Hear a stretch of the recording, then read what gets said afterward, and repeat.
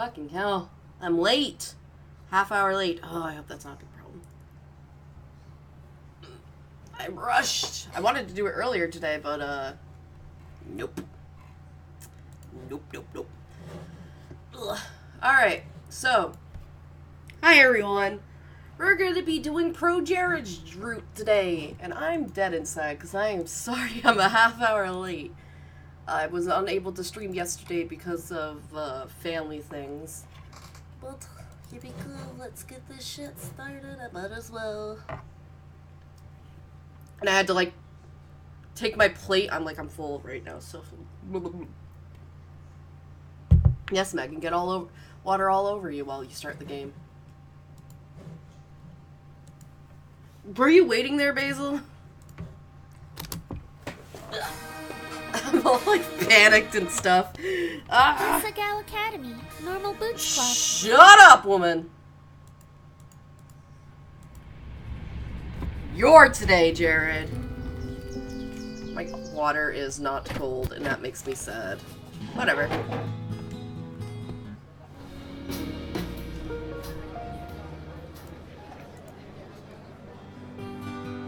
Skippity skip skip.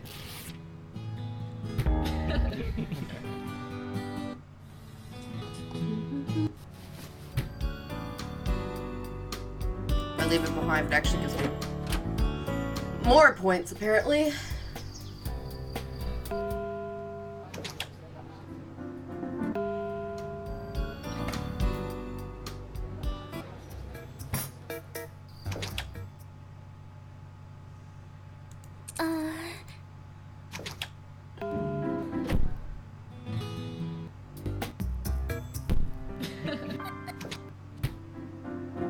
All these sounds, like, bam, bam.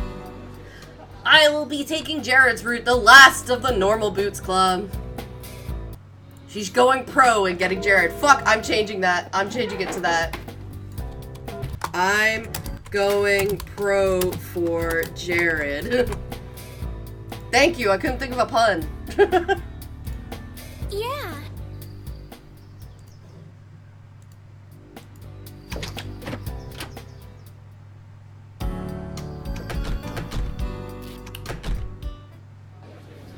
Alright, here's the scene where I take over. Nope, that's the next scene.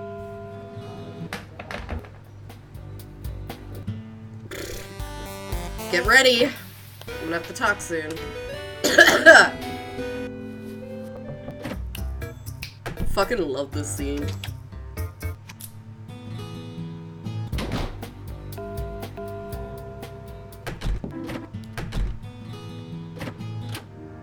There's a lot of door opening and closing in this. Alright, now, I think the fashion show. Alright. Yes, thanks for knowing what's up, Hannah. I want you to win president again, Paul. I really do, but the fashion show will be greater for the school. Plus, my posters were here first. I have special rights? It's misspelled. Dude, your fashion show isn't that cool. Jealousy, rage, a killer jump kick. They should call you the man with 3 features. I'm not some cheap action figure. Well, whatever. I guess I can put my posters somewhere with free walls. I'm able to get a janitor or 2 to vote for me. Thanks for being truthful, Hannah. I'm going to try harder and see if I can change the students' mind about this. It was amazing, but they care about what I thought. And skip. Yes? Skippity skip skip.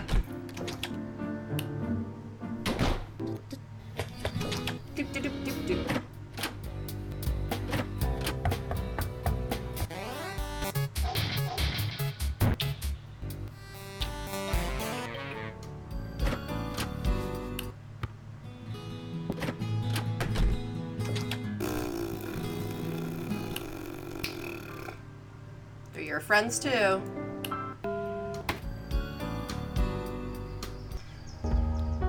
So much sad and then happy music. Okay. Let's see how many I can get. I probably got all of them.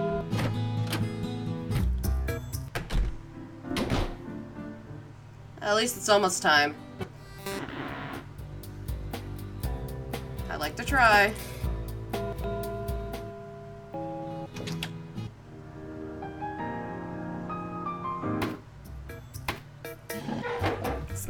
Run it. Oh, okay, here we are. The fuck did I just do? Well, here we go. Jared. I watched Mai through my eyelashes. Her eyes widened and she looked away for a minute. I'm sorry, Mai, I just... No, Hana, don't be sorry. Don't be sorry at all. Of course you'd fall for Jared. Jared is the most attractive man that's ever walked the earth. You probably have a way better chance of being with him than I ever did anyways. You actually talked to him. You do too? I can't hear a thing. This is loud for me. Yeah, no wonder. Ah! No, it's better this way. Well, go on. What? Go and get your man. Wait, you mean now? Yeah. Ma hit me on the head and practically shoved me towards the door. As I began to leave, my legs turned to jelly, and we're going through this fucking scene again. I'm just gonna, quickly. You're my best friend. You're more important to me than some dumb boy, Hana. You're my best friend. Mar blurred as tears filled my vision. Mai, thank you. Mai beamed at me. Yeah. No time to talk, Hana. This is gonna be your big day. You're a main character, unless you mess up real badly, and blah, blah, blah. And with my final shove, I was at the door. Now, where would I find him? It's okay, Hana. You can do this. I'd been standing in front of Jared's door for several minutes. My knees kept trembling, my hands were sweating. But I had to do it. There was no way I could go back and face Mai if I didn't, especially after she gave me her support. That was it then. I turned and walked out to the beginning of the hall. I just walked up in one swift motion. Hey. Hey man, what do you think about adding an extra Hana. I forgot to knock on the door! Jared, sitting at the desk, hastily shoved whatever he was reading under and stood to face me.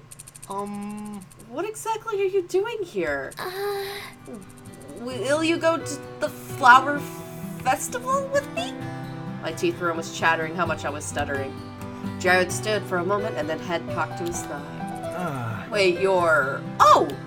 He flipped his hair in an instant, restored to his complete assurance. Of course I'll go to the festival with you. In fact, I was planning on asking you myself. Really? But this is even better. It was brave of you to ask me out, Hana. I know it can be, step closer. Intimidating.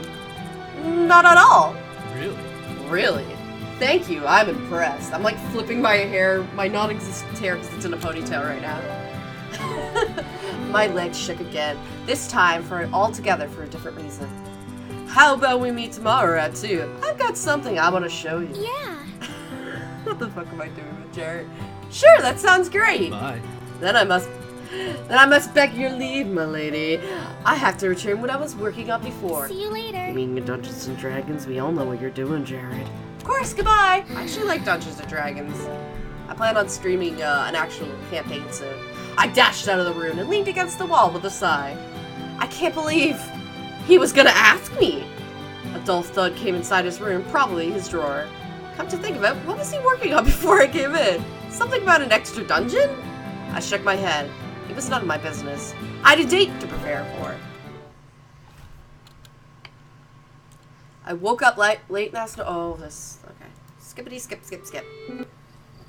Later, I emerged into the sunlight in my yukata, feeling somewhat self-conscious.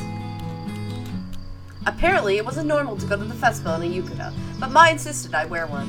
I asked what she was doing for the rest of the festival. She didn't quite respond. Oh, you know, I got plans. I didn't really buy it, though. I shifted nervously on the steps of my door. Where was Jared? Was it possibly he stood me up? It was a crisp spring day. The birds were chattering in the trees, and the sunlight bouncing off the cement walkway lifted my spirits. A breeze wafted through the air, carrying it with a brief hint of ocean and something else. Ham. Hana! Why is his shirt opened up even more? I know he wears the blue shirt. That's like a symbol. Why is it like that? Game, you're confusing me. This man is married in real life. Jared appeared from over the corner, somewhat disheveled. He smiled brightly at me, his teeth grinning in the light. I'm sorry I'm late. Not at all. You're perfect. You look beautiful. Not many can pull off a yukata so purple. Yet with you, it only brings out your beauty. Oh, you're just saying that. Together, we make the most attractive pair Asagao has ever seen. And I would know. I keep track of that kind of stuff. So what are we going to do today? I wanted to show you something. Have you been off campus yet? No, I've been so busy, I kind of forgot the rest of the world existed. Just because you're married doesn't mean you can't be gorgeous. His wife is gorgeous in real life. She's a cosplayer. Great. Well, not great, but I have something to show you. Come on.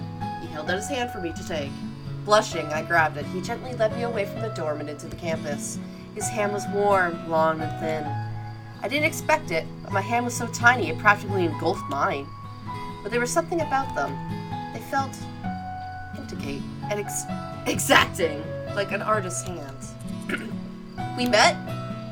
Jared was looking at me expectantly. What? Sorry about that. What did you think of me when we first met? Because he was the first person we met in this game. We weren't even to the 5 minutes into the festival, and he was already asking me this? When we first met. Jared was the first person I met when I first came to Asagao, wasn't you? You were the most beautiful person I'd ever met. I know, that's what I'm saying, man. Like, that shirt's a little riding low. In real life, he doesn't wear stuff like that. Oh, fuck, I missed some lines. I was absolutely terrified of coming here, and I was terrified of you. So scared, I could hardly remember anything about meeting him. You remember my name. You figured out my name, and I didn't get yours. Jared, please remove all the buttons from that shirt. No, please keep it buttoned. In fact, button it up so tight that it goes across your neck and all we can see is your eyes. Of course I remember your name. I was struck by you. I'm sorry? I can't really put my finger on it. He rubbed his hand across his forehead, deep in thought. I'm not used to being able to explain things. This is weird. Okay, you know when you have a cute little puppy, and when it's in front of you, it's the most captivating, magnificent creature that you've ever seen. You just want to watch it and cuddle it and make sure no one steps on it. It was kind of like that, except you're a girl, not a puppy. And you don't need to keep... Speaking of puppy... and you don't need to keep... You don't need me to keep people from stepping on you. It is his ultimate form, Ultra Turtleneck Death, ready to fight. Anyways, I was working on something at that time, and I couldn't stay focused, so I had to talk to you. What were you working on?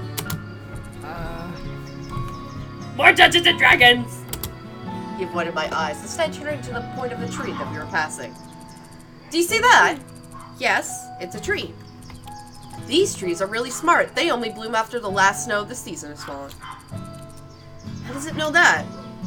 He sighed. Oh my god, Dad, you know I'm streaming. I told you. I always tell you when I stream so you guys can shut the fuck up. But of course, he's egging the dog on.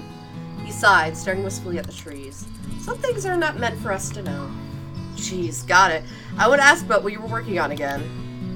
We left campus, but instead of heading for the nearby train station, Jared led me towards the empty field. Oh, I've been here before. Crying. Sad, depressed, contemplating suicide. Good. I was worried that you were a recluse.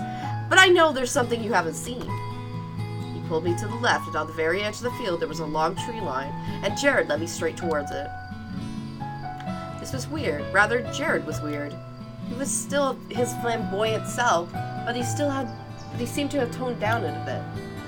I wasn't sure what he did, but it wasn't what I expected. Not that it was bad. Being surrounded by Jared's intensity for a number of hours seemed like it would wear on me quickly. I was confused. We entered the trees, creeping over the scrubs, and fallen log. A brown path was worn into the ground from someone else. Jared? Walking on it, but it had been falling out of slight disrepair as the weeds were struggling to consume it again. God damn it, chat. Was he the only one who knew about this place? People always said they had private places, but it usually wasn't actually private. Jared stopped in front of me and I bumped into his back. We're here. Where? Looking around, there were just trees. And then Jared stepped aside. Look. Flowers! In fact, tulips. Oh my goodness! This is a secret place, at least I hope it is. Don't tell people about it. The flowers are here the most beautiful I've ever seen ever. I think it's because the soil here is allowed to go through its natural cycles. Things die in it, they decompose, and flowers get to eat. And then the flowers die in the winter, just like everything else here. But in spring, they bloom again, and each year they're more vibrant. They'll pop open to sing to the sky, sweet melodies of light and water of sundrops. Ah, never mind, they're just really pretty flowers. You seem to know a lot about flowers. To my utter surprise, Jared blushed. Yeah, I do. He didn't say anything else. A strange tension hung in the air. Did I say something wrong? No, not at all. I'm just really bad at talking about myself. I never know exactly what I want to say. Something about that phrasing confused me, but Jared continued before I could figure out what. My family owns a school for traditional Japanese arts. Really? He stuck his hand into his pocket and looked away from me. He didn't seem too pleased to be discussing this. We're masters of all traditional arts. Tea ceremonies, flower arrangements, kabutai theater, dance. Old families send their kids to us to be cultured, and girls from all over Japan get sent to learn how to be good women. You don't seem the type. I flinched, not expecting his sudden aggression. The more I thought about it, the more it made sense. Jared was good at many things, but more than that, he was poised, charismatic, and elegant. The first thing you thought when you saw him was how much of an impact his presence made, not how his intelligence was. He was beautiful. Almost like he was sculpted by an artisan. It only now just occurred to me, perhaps he'd already been. Is that why you're at Asagao? Only the best for me. You don't know how much talking it took to get my mom to send me here, or to let me start modeling. Jared looked at me warily. Oops. I didn't know what to say, so instead I turned back to the flowers. The sun was getting kind of hot, beaming straight down onto my neck. A single sweat drop rolled into my back and melted the band of my obi. I shuddered. Well, would you like to keep walking? There are a few other nice places I could take you. Yeah. Anything to dispel this awkwardness. So tell me a bit about yourself. How'd you get in Asagao? I laughed nervously. Well, I'm kind of a scholarship student.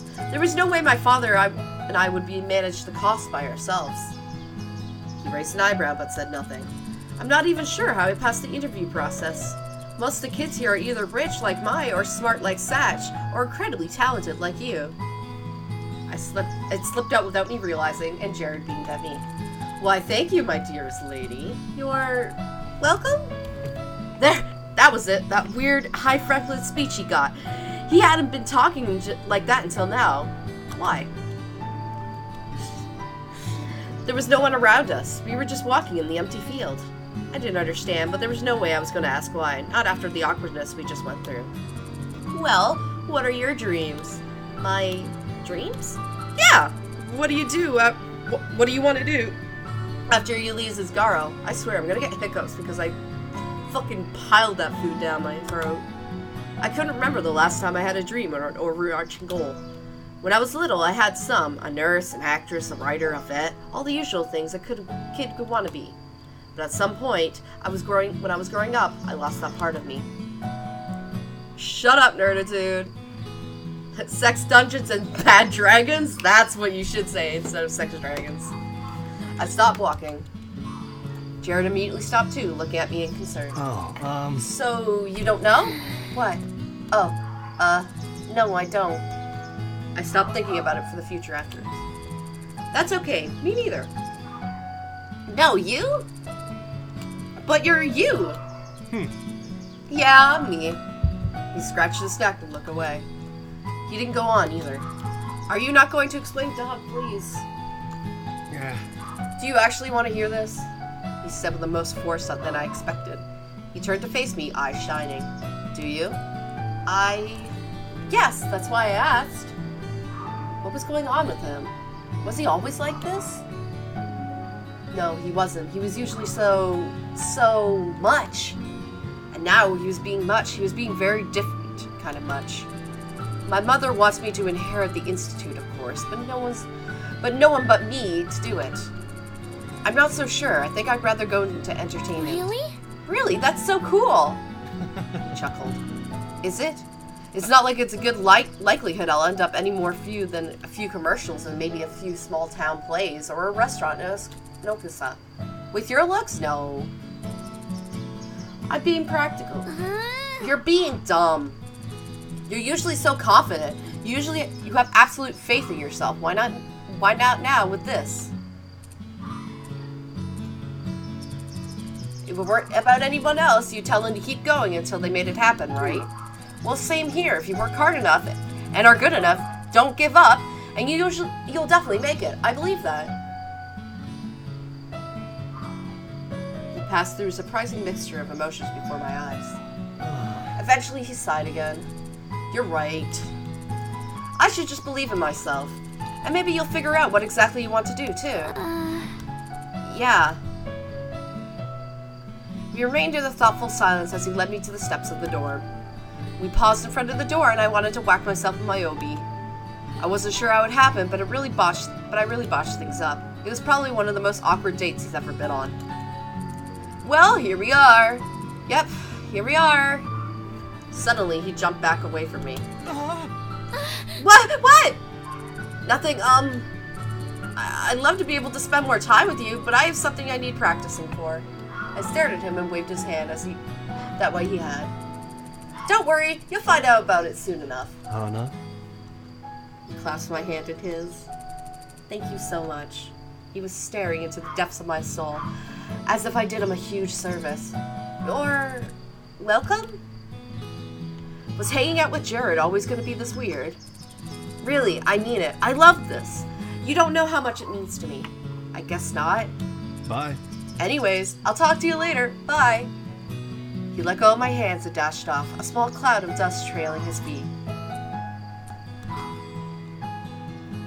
Well, that was a fun date and all. Oh, my stomach. Fuck, I'm gonna run like 20 miles tomorrow, and then my knee's gonna collapse because I have a fuck-up knee. Chapter 2! Calling it. Nope, I fucked up. By the time I got back, the sun was setting. Oh, Mai! Mai was laying on her bed, facing the wall. She was already in her PJs. Didn't she say that she was going to the festival with somebody else? Hana, you're back already? The festival's still going. Yeah, we were just together for the day. Jared said he has some other stuff to work on. Oh, I see. Did you not go? I heard shuffling from her bunk. I went, but I left pretty quickly. You know, once you've been to one, you've been to them all. Plus, I didn't want to get roped into helping Miss Shiz sell flowers. She's been crazy since her boyfriend broke up with her. Another one? Yeah. An awkward silence filled the room. I really wanted to talk with her about what happened. I felt like I was going to explode, but maybe that wasn't a good idea. I crawled into my bed. Mai said it was all right. She'd liked Jared for a while. It was kind to her to let me go to the festival with him, but I guess it would have been unreasonable for her to do so otherwise. Wouldn't it? Or should I have not gone? Rustling came from above me. Mai's hair appeared from over the side of her bunk. Hiya. A pair of lively green eyes blinked at me. So, how'd it go? It was amazing! A second too late. I realized I probably should restrain myself. I mean, you know, he's a cool guy and I've never been on a date before. So it was pretty interesting. He was very suave. Isn't he? He's so cute. Really, there's no other person I could approve of him dating. If it wasn't you, I'd probably kill her. The anger behind her voice made me question whether really that was a joke. We're not officially dating yet, you know. Yeah. I suppose he could have messed up badly enough that he'd never want to see you again. And that's probably why he hovered around and walked you back. So you noticed. It smells like him. I self-consciously smelled myself, getting nothing but the scent of smoke. How could you smell it from here? I couldn't even smell it. Hana. Oh, Hana, my adorable friend. Finally finding a man who understands how wonderful you are. I'm glad you have fun, and if you didn't... She patted her fist menacingly. No, it was wonderful, absolutely wonderful. What did you all do? I filled her on the date. The flowers, the conversation, and Jared's compliments. Mai whistled. He's suave as hell. I told you. This is a call for a celebration, Hana. We have to celebrate. Let's go for ice cream soon. Oh, please, don't talk about food. I've eaten, like... I went for Mother's Day dinner last night with my Nana and my mom. And we ate, like, so much food I wanted to puke. What a good friend she was. Like, we ate so much fucking food, you understand. And then we eat again tonight. I eat a lot of food. I'm gonna run tomorrow. If you don't mind, I'm gonna shower. I definitely mind. I want to smell you forever. Ugh, you're the worst. The halls and bathroom were completely barren of girls. It seemed like everyone was out at the festival, with friends or boyfriends. Why do you hate Shane so much? Because if you play through Satch's route, it makes you hate him even more. He's an asshole. That's why. Something told me she hadn't. I got back to the room, humming quietly to myself. I hung my towel in the closet and turned to ask Mime what she did at the festival, but when I saw her, she noticed me looking at her. I'm gonna go to bed, alright? Yeah, okay, I'll turn in too. I turned off the lights and crossed the room, curling into bed. I wasn't okay with this after all, but after knowing how sad Mai was, I was still happy he asked me instead of her. Jared was a wonderful guy, for more reason than his irresistible attractiveness. Most people couldn't tell, but there was something deeper in Jared, something genuine trying to get out. Mai shifted above me and a pang struck my heart. As sad as she was, I couldn't deny that I was happy. And that thought only made me feel worse. Now chapter 2? There we go. I woke the next morning to the sound of Mai's hot hairdryer. Oh, sorry, Hannah. Mimi was using all the outlets want to get. What a jerk. Why can't that girl learn to blow dry her hair and straighten her head instead of doing 4 different straightening irons? It's beyond me. You're fine. I got dressed, watched Mai from the corner of my eye. She seemed energetic as usual. In fact, almost too energetic. I wondered whether the whole issue with Jared was still bothering with her. I can't believe this. It's so dumb we have the class after the day after the festival. Like, who does that? Obviously, Asagao does. Dumb school prestige. Whatever. Shields will probably be hungover, so it's not like we'll have to try. And I'm like, I'm stuck to my chair. I'm not wearing pants. Regardless of whether it was or wasn't, Mai was trying to behave normally around me. I should do the same for her. And then I was like, just leave me alone. And then I threw my raw meat on him. You what? Yeah, well, he totally deserved it. You can't just go stalking people when they turn you down. That's creepy. Hana! Wait, this is the robot. Well, it's not the robot girl, but I give her the robot voice. What's wrong? Is everything okay? I glanced around the room. Everyone, including PPG, John, and Shane, was watching me in complete silence. I do not stream in the nude. I'm not even nude. I don't like pants. Hey, what's going on? You have a problem with my friend? No, it's... She stepped to the side. Behind her, I saw my desk covered with a bouquet of beautiful pink and white and yellow flowers. What is that? Nobody said anything. Even Mai was completely speechless. I slowly approached my desk as we were waiting for a gerbil to pop out of the bouquet and attack. The gentle fragrance of the flowers wafted up to me. This is unbelievably beautiful. The flowers were arranged in such a way that the smaller flowers and the larger one complemented each other. They were more beautiful together than they were on their own, and I couldn't stop looking at them. Home where the pants are, that's exactly what it is, Nerd2. Something white poked out from between the 2 pink and yellow flowers. A card? I fished it out. It was cream with gold embroidery. No company name was listed. Instead, it read Capanu Bayer. I think that's his actual last name. I can't pronounce it. A brief handwritten in flowing loops and smooth lines read, Hana, thank you so much for attending the flower festival with me. I could not have had a lovelier time than someone as more beautiful as you, in both heart and mind as yourself. The pink flowers are amaryllis, the symbol of shyness. The white flowers are anemones, they symbolize insincerity. The yellow ones are gardenias, they symbolize how I feel about you. I hope you have a great day today, and I'll see you soon, Jared. Damn! I jumped. I held up a hand. It's fine, Hannah. These are amazing. You must have really impressed him. I guess so. So they are from Jared. Yeah, they are. My best friend went to him with the flower festival together. Got a problem with it? Phoebe's face clearly indicated she did. Whatever. I love how I give her the robot voice and there's actually a robot girl in this game. She slunked off to her own chair. It feels yellow about you. They're wilting. Oh my gosh, you guys are terrible. Hana, this is great. He's head over heels for you. Why? I shook her head. I'm really happy for you. Do you like them? Yeah, I do. Yeah, these are amazing. I didn't expect it at all. It must be because we're in a different classes, so we won't get to see you. Congratulations, though. Miss Shiz walked in, barely registered. Oh, shit. Class, get into your seats and self-study or something.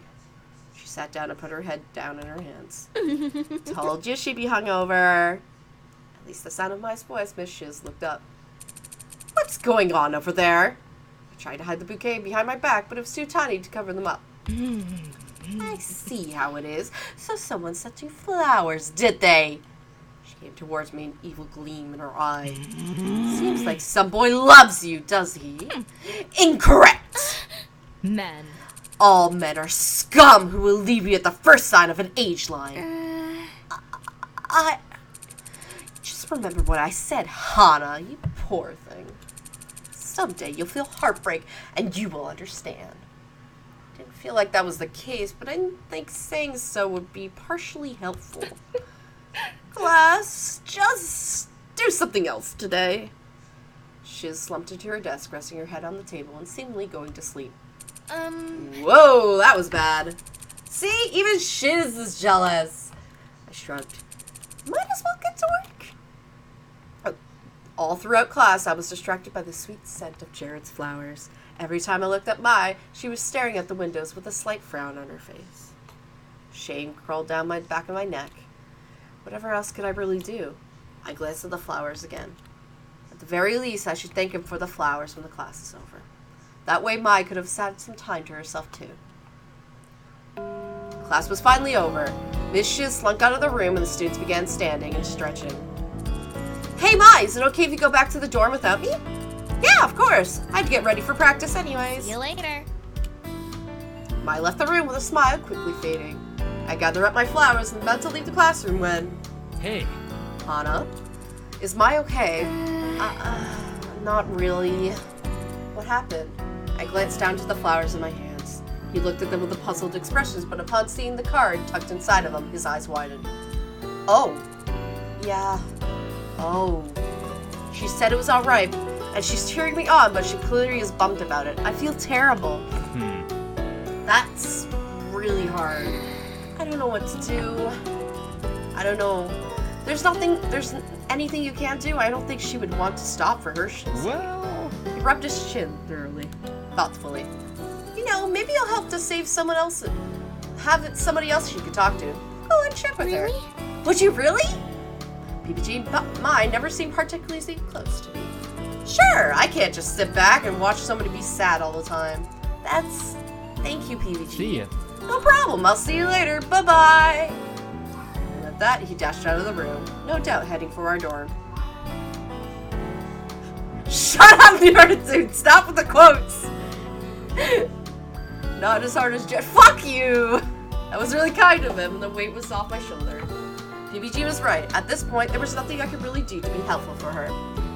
Trying to hide my happiness would only make us both feel guilty. I hope he helps. Shaking my head, I left the classroom and started searching for Jared. Now that I've thought about it, I didn't really know where Jared hung out. I checked by his classroom and by his class lockers, but he was nowhere to be found. He wasn't in the campus center, nor the ice cream shop. Could they be having a meeting? P-booms. Was I allowed to go in the clubroom? I wasn't a member after all. I inched towards the door of Norwood's clubroom. Loud bangs and screams were echoing within. I didn't know what they were doing in there, but I wasn't quite sure. I wanted to find out. But the scent of flowers in my hand reminded me of Jared's kindness. I had to try. I knocked on the door and spoke as loud as I could without yelling. Excuse me, is Jared in there? Perfect. Hana, perfect! You're just in time. He grabbed my arm and dragged me into the room, pulling the door shut behind me. Inside, Shane, Gerard, John, and all of Continue were all standing on top of their desks. Shane's tie was pulled up around his neck as he was drunk. John was wearing the normal boots jacket like a cape. Meanwhile, Continue were gripping on each other's for dear life. They'd form a human pyramid. What was going on? Alas, I turned to Jared in confusion. The mayor has finally arrived. Please tell us how you save us from the scourge that has ridden above the water city of Atlantis. I gaped at him. A grunt came from behind me. Turned to see Shane pulling his tie back down around his neck. I don't think non-members should be allowed in the club room. Oh, come on, Shane. I jumped. What did I be taking an oddly carved statue lamp was actually Gerard holding a lampshade above his head. Hannah's basically a member. No. No, she's competing in the tournament with us right now. She's not a member. Jared folded his arms. Everyone take 5. As a normal boots member climbed off their desk in an awkward silence, Juvabo move killed. Yeah, that's why I hate Shane, by the way. He's such an asshat every time he's, like, in the fucking room. Jared just me to the door. I'm sorry about that, Hannah. No, that's okay. I mean, he had a point. I'm not a member. No, but that didn't give him the right to be rude about it. Yeah, I paused. Something on your mind? Well, It seems like he's never really liked me. Jared ran through his hair, and when he finished, it somehow was even more perfect than before. Try not to take anything Shane seriously. He's had a bad history with girls, so it takes him a while to warm up to them. Just try to not take it personally. Bad history with girls? That might explain his behavior, but it was really a good enough reason to be mean to me. I didn't do anything to him after all. He shouldn't be taking it out on me. But I had problems making friends after leaving my old school. Maybe I shouldn't judge. I'll try. Thanks, Anna. But, can you tell me what was going on in there?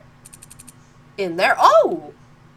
An odd expression came over Jared. His mouth was scrunched, and he was trying not to smile. Was he blushing? That's something called improv. Improvisation. It's a kind of branch of theater work that involves creating scenes on the spur of the moment. It sounds easy, but you have to try and make a coherent scene that has conflict, beginning, ending. All I'm remembering not to neglect what your teammates had before have created. So we were doing an exercise about always saying yes to the situation. Holy fuck. As you saw, it could get a little crazy. No doubt. You should try it sometimes. I think you will quite enjoy it. I'd like that. It seems like a lot of fun, but I don't think it'll be happening anytime soon, the way Shane and I are. You make a good point. Despite the fact that I basically rejected him, Jared seemed happier than ever before. It's probably for the best. He was so cute, the way he smiled. It almost burned. I looked down to avoid his beauty, but was reminded of the flowers in my hands. Oh, I came by to say thank you for the flowers. They're so beautiful. No one's ever done something like this for me. Fucking Jared's music. Jared waved a hand through the air. Don't thank me. I'm actually sorry for them. What? Why? I was trying to find flowers as beautiful as you. That's impossible. Jared reached a hand towards my face, closing the distance between us. Was he going to... Hey, guys! Fucking Gerard! Jared sucked the air between his teeth. Try reading the atmosphere sometime, bud. Huh? What are you talking about? Air pressure's always the same. I love this game. Never mind. Bye. Looks like I gotta go, Hannah. I'll be seeing you around. Goodbye. Smooth as fuck. I love this game. I really do. Because I know all the references and stuff. That's probably why I love it so much. Jared made us seem upset about being interrupted, but I wasn't. I didn't know what I could have handled, what was going to happen next. A scream imminent from the club room again. I scurried home, certain that I was resembling a walking tomato. Oh, Hannah. When I was finally made it back to the dorms, I let out a sigh of relief. That was a much busier day than I ever expected. I tried the door to the room and it was locked. Weird. What? Wasn't my bag back by now? Shaking my head, I pulled out my keys to unlock the door. Those flowers were so pretty, though. There's just no way. I paused, my hand hovering over the keyhole. Are they talking about me? Do you ever really think they're kind of official couple pairing? Of course not. Jared's a god compared to Hannah. There's no way he'd be interested in someone like her. I locked the door and quickly rushed inside. The last thing I heard before shutting the door was Kazubu saying, "Yeah, you're right." Fuck, women are mean. Why are girls so mean? Why can't everybody be nice to each other? I see that a lot. I hate girls. And we talk shit. I set my flowers down on the desk and turned to my vanity mirror. Maybe they were right? I glanced at the flowers on my desk. They were already starting to wilt. Oh, man! Mai stretched out in front of me. I'm so tired of sitting around inside. It had been a few weeks since school started. The cold early spring weather was gradually shifting into a warm, lazy summer. The campus outside was overrun with wildlife, butterflies, squirrels, and to the like. Together, we stood together, staring outside the open cafeteria window. A small gust of wind blew through, carrying the scent of fresh-cut grass. What do you say we sit outside and eat today? Yeah! Oh my gosh, yes! Thank you, Hannah! Thank you! Carefully carried our trays to the grassy nook on the campus. Getting soup wasn't the best idea. It took me so long getting there that Mai already went to our dorm and back. Now she sat on the ground with a blanket. Hey yo! It's about time! I'll say. Okay, while you were gone, I was thinking we should play a game. I kneeled on the grass and broke open my chopsticks. A game? What about I Spy? Ugh, no. She took a bite of her ham sandwich.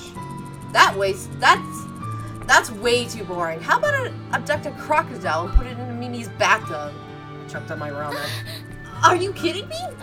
No? Is that not a good prank? I suppose we could also, like, go into her room and clean it up or something. She'd never know who did it. Mai. She was a regular Winston when it came to pranks. I slurped my broth in my ramen. Chicken flavor, nice and savory. Hey! How about a ninja? Ninja? What's that? I sprang to my feet. I challenge you to a battle!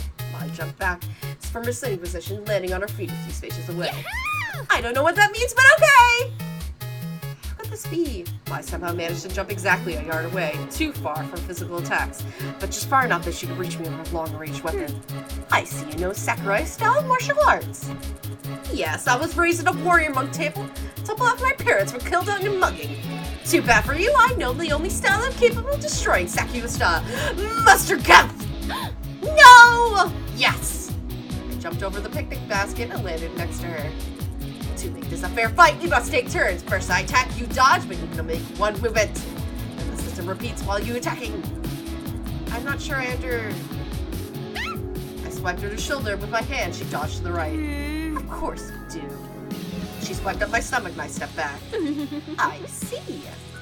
It's only a matter of time until your downfall. Hey. Hey, what's going on over here? Screaming Mai slammed to the back into her PPG's face. Oh no! PPG, are you okay? PPG collapsed to the ground, revealing a Jared behind him, doubling over in laughter.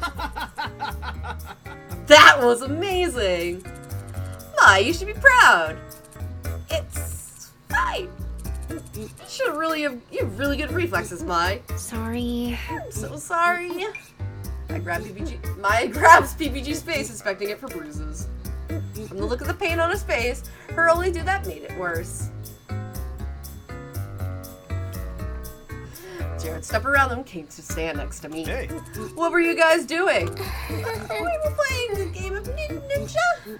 How embarrassing, caught up playing around like a couple of children. By surprise, Jared's face lit up. All right. Ninja? What's that? It sounds awesome. Really? Yeah! You should play with us! I sprayed up from behind us nowhere and PPG at her side. I mean, if you're up for it. She glanced sheepishly at PPG. Sure, it sounds fun. Don't feel bad, Mai. It was just my luck. Besides, now I know who to call if I never need a bodyguard. We laughed as Mai blushed, but Seriously? that's probably the truest statement I've heard all day. Why do you guys come up here anyways? We saw you two beautiful girls were missing and had to come see what you were up to. There was no way I could survive without knowing your beauty shines light upon me. In that case, I aimed at a sharp jab at Jared's thigh. He jumped back and reappeared a few feet away in the blur. How did you do that? Unlike you two, I was raised to be a self-destructress. I was raised by a small fleet of humor-eyed Cheetos. We'll see about that. By the time the warning bell rang, we collapsed into the picnic classes and watching our shifting shapes of the clouds. That was fun. We should do it again. Jared leaned to his elbow and smiled down at me. Yeah, we should. Senpai, please. Well, time to head to class. I'll see you around. See you ladies later. See ya, PBG. He waved and sauntered away. PBG whistled. Smooth as ever. That guy. No wonder he's got such a big head. I wish I knew how to sparkle. Class that day consisted with the kind of busy work. We gathered around a collection of desks and we were pushed together in the center of the room. In front of us was a map grid. A group of red ruffians was on one end, while our forces were on the other one in blue. There was a bunch of different classes. Great knights, priests, lords, tacticians. We were supposed to be finding a way to kill the ruffians without losing any of our own troops. Why were we doing this again? Asagao was a military academy. I was trying to focus on the task, but kept getting distracted by mine.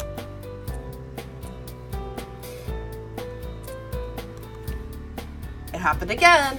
She kept looking across the room and making that face. But in the jumble of bodies, I couldn't tell what or who she was looking at. Shane, PBG, John, Ian, and Luke were all standing in a bunch across from her. What exactly was going on? Seeing as you have no need to write down your strategy, Miss Saki, I expect you've already memorized the function of each of your rooms. This one right here. She gestured to a pink-haired shoulder. What is this one's function on the battlefield? Crap, I didn't know any of this, and she hated strategy assignments.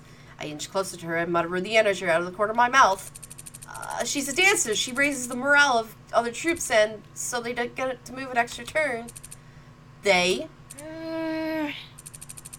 No, just one of them. Well done, Miss Sakurai. You should write that down. My sign of relief. Thanks, Hana. You do the same for me. In fact, you've done it before. The rest of the class had buried herself in a notebook, scribbling her tactics without ever looking up. It took a bit of effort to get her back into the classroom without being murdered by 15 jealous fangirls. I had no idea Jared was so popular around Asagao. I mean, sure, he was incredibly attractive, charismatic, kind, and smooth. Us to all get out. Okay, maybe I should have seen this one coming. Still, there was no reason they should have had anything out for me. It was one festival date, and it wasn't like we were official. An image of Jared holding hands at a crowded boardwalk edged itself into my mind.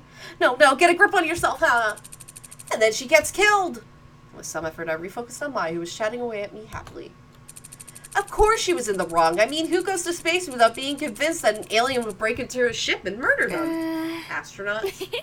She bounced on her heels, beaming and gestured with a charismatic, wild enthusiasm. It was like night and day compared to the distant daydreaming Maya I'd seen before. What happened to make her so happy?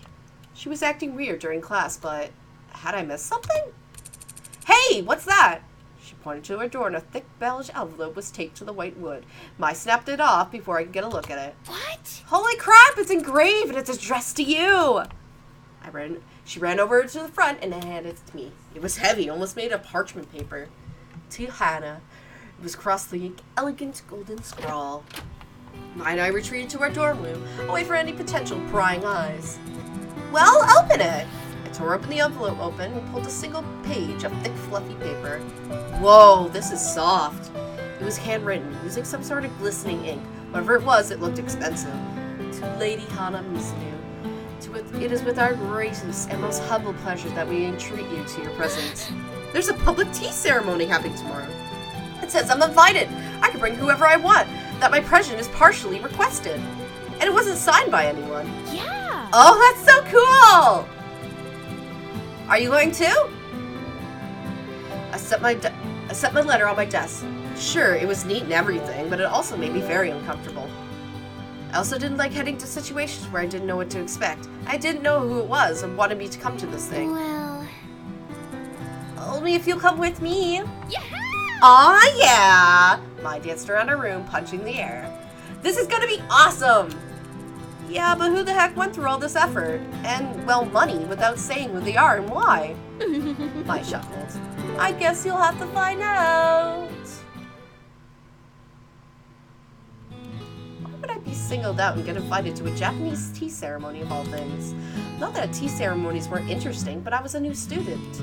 The last time something like this happened, it ended up being an elaborate prank. If you'd call trying to turn me into a literal piñata a prank. Maybe things will get better, though. I was probably just overthinking it. You guys are going to the ceremony tonight, right? Yeah. Of course, man. I wouldn't miss it for the world. Great. I'll see you there, and maybe we can sit at each other. You bet.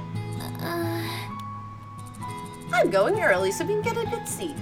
You're so lucky. I have tennis practice tonight, so I can't go. Oh, wait. This is the robot. You're so lucky. I have tennis practice tonight, so I can't go. Take pictures for me, okay? Sure, but you'll have to pay. What? Now, children, settle down. I know it's a big night, but don't forget you have homework. Jeez, what kind of school is this? Kids getting excited by tea ceremony. When I was your age? Well, I'm still your age. Never mind. Miss Misanu, please sit. You're distracting the class. Sorry. I stared at the floor as I rushed to my seat. Mai leaned to me, whispering in my ear. What was that about? Why does everyone know about the ceremony? Oh, well, Jared's the one who's doing it, so of course it's a big deal now. Jared. Jared? You. Miss Misanu, would you like to tell us why you're yelling a man's name into the classroom? No, sorry! I stood and bowed and sat down again, Myra snickering at the seat behind me. Jared was doing the ceremony? Did that mean my invitation was from him? If it was, why did he want me to come? I didn't remember mentioning anything about, my family owns the school for traditional Japanese arts. What does that have to do with that? Maybe the school asked him to put it on. But still, why me? I felt stupid, getting so worked up about something like this. Shaking my head, I focused on the algebra in front of me. It was just tea, no big deal. As soon as the class ended, excited chattering burst out again. I'll meet you in front of the theater. We can go together. Ugh, I'd be happy when this is all over. Mai and I gathered our things and we were on our way when... Hana. Hey, Anna! PBG and John dropped in front of us, blocking the way to the door. Hey. Hey, how you guys doing? Doing good, you guys? We're fine. Blah. You're good. What's going on? John kept glancing at PBG's out of the corner of his eye, but PBG was visually sweating. Ew. Well, are you going to the tea ceremony tonight? Yeah, we'll be there. Although the thought of avoiding it had altogether crossed my mind. They both let out something suspiciously like a sigh of relief. What's going on here? What? What? You guys are acting strange. They're always strange, Hana. Good point. Oh no, it's just, we were wondering if you wanted to go there together. Kind of freaks me out going to a super formal events like that by myself. Really? Going to the tea ceremony, flanked by the normal boots guys? No one would dare touch me while I was with them. Yeah. Sure, that sounds great. Cool, we'll meet up in front of our dorm. Sound good? Please don't spoil anything. Sure, see you then. Oh, jeez, you can't count on them. You can't count on them for anything. What do you mean? You know, they're just so weird. There's no hope for them. It's a little harsh, but she kind of did have a point. Do you think we should wear the kimono? I don't know. It's a school event after all. Normally you wear a kimono, but isn't that too formal? Guess we're just watching too. Mai giggled. Yeah, we're just watching. Mai, do you know something? I know lots of things. For example, Shane sucks his thumb when he sleeps. What? How did you find that out? I have my ways. Sometimes Mai was a little bit scary, but she checked the clock resting on my nightstand. We should probably head out. Don't want to be too late. You're an honored guest after all. Yeah, I guess so. I put my black Asagao loafers and followed Mai to the doorway. Mai, why aren't we leaving? She was standing with one hand on the doorknob, deep in thought. Well... I was just wondering, what do you think of PBG? PBG? Where's this coming from? Mai inspected the doorknob. Well, PPG's really kind and he's really friendly. So friendly, it's almost like we've known each other for years. It's almost like you used to be friends when you were little kids and you used to play together. You know what I mean? And you forgot about it. Yeah, I do. Why do you ask? Do you find him attractive? Attractive? PPG? I don't know. I don't know. He seems almost like a big brother to me. I mean, he's great and all, but he's nothing like Jared. I froze with horror. Did I just say that out loud? Oh, Hana. No, I didn't. Our Hana's got a crush. Haven't we been over this already? He's nothing like my beautiful Jared. Oh, Jared, no one could ever match up to you. Well, but it's fine. I get it. I'll let you off the hook, and I won't tell PPG what you said. What? What? You were asking for him? La la la. A good friend never reveals her secrets. That's the opposite of friendship. Whatever. Come on, hurry up. We're definitely going to be late now. Whose fault was that? We made it to the front of the boys' dorm just as PPG and Satch were rambling out. Where's John? Probably had something he needed to do. Hey, PPG, you'll never guess what Hana said about I jumped up and covered her mouth with my hands. What? What was that? Nothing. You know how my gets. Something wet and slimy hit my palm. You left me! What the hell? You were blocking my right of free speech. They have that in Japan, right? Well, whatever. It was rude. Were you born in Japan? Yeah, but my creators weren't. Your parents? Let's just move on from this. I wiped my palm gingerly against my skirt. Disgusting. I see you're all as lively as ever. Yeah. Of course we are. The tea ceremony's tonight, after all. Speaking of which, we should probably get going. We started off in the direction of the theater. All around us, herds of Asagao students made their way across the lawn. The dying sunlight cast long shadows across the ground, making it seem like an army of shadows were attempting to take over the school. This thing's really popular, isn't it? Well, it's Jared who's doing it. Guess that'd be expected of him. There were 4 of us, but we were all so quiet.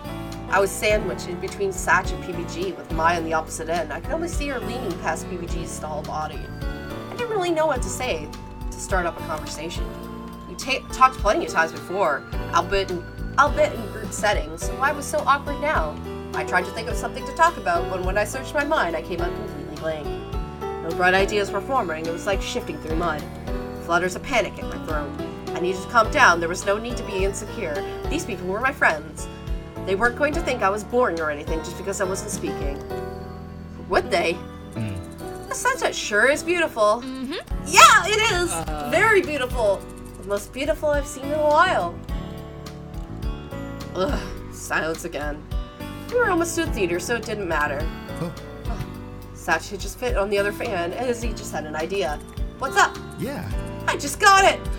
It seems like there'll be more than one thing coming to this fruition tonight. Fruition? Silly Satch. Tea can't come to fruition. I can't fucking speak. And it's not like there's anything else that'll be happening tonight, right? You're so silly sometimes. Maybe it'd be better if you didn't talk, PPG. Noted. We finally reached the entrance of the theater. A storm of relief crashed over me. I was very nervous for the ceremony before, but after surviving that hell of a walk, it seemed like anything was possible. Satch opened one of the doors and a blast of air-conditioned air hit me, fluttering my hair and skirt. After you, Hana. I gulped. Here goes nothing. The theater was filled to bursting Asagao colors. The exciting chattering filled the air, students shoving another out of the way to get better seats. I thought that rich kids would be better behaved than students at my old school, but I was seen wrong. Satch, PPG, and I stood up at the top of the steps, wondering where we should go. Yeah. Look, there's our spots. 4 seats right in the front row. We were roped onto perfect velvet, a small car with the words reserved sat on the chairs. We got reserved seats? Of course, you're the special guest after all. Sinky feeling hit my stomach, and nerves bubbled into my throat. We trudged down the central passage and scooted into our seats. Aww. Jared's got us the best seats in the house. So, What do you guys know about this? Isn't this just some tea ceremony? The crowd was here acting like they were going to a football game, not to an elegant cultural display. Just wait and see, you'll be fine.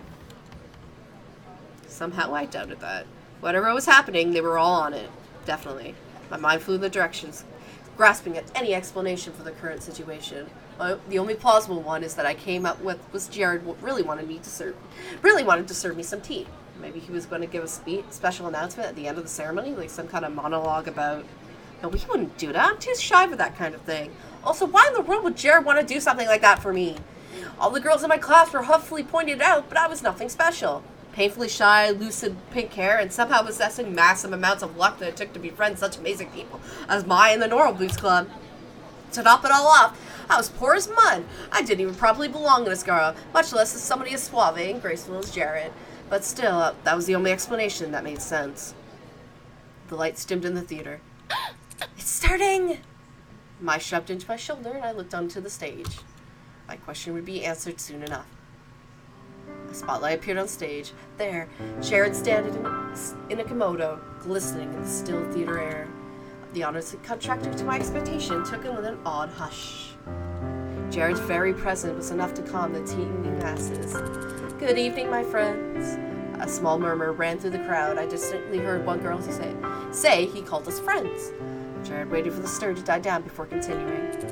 Thank you all so much for coming. This is a great turnout. I didn't expect this at all. Thank you so much for your interest in the traditional arts. He bowed and the girls behind me sighed. I'm even more grateful that you all came out because something very special, important to me I wanted to do tonight. He was looking straight at me. Oh no. There's someone very special to me in the audience. Someone I care a lot about. I would like to do tonight's ceremony with her. The heat of the 200 girls combined apparatus rose in the air behind me, but just as quickly dispersed.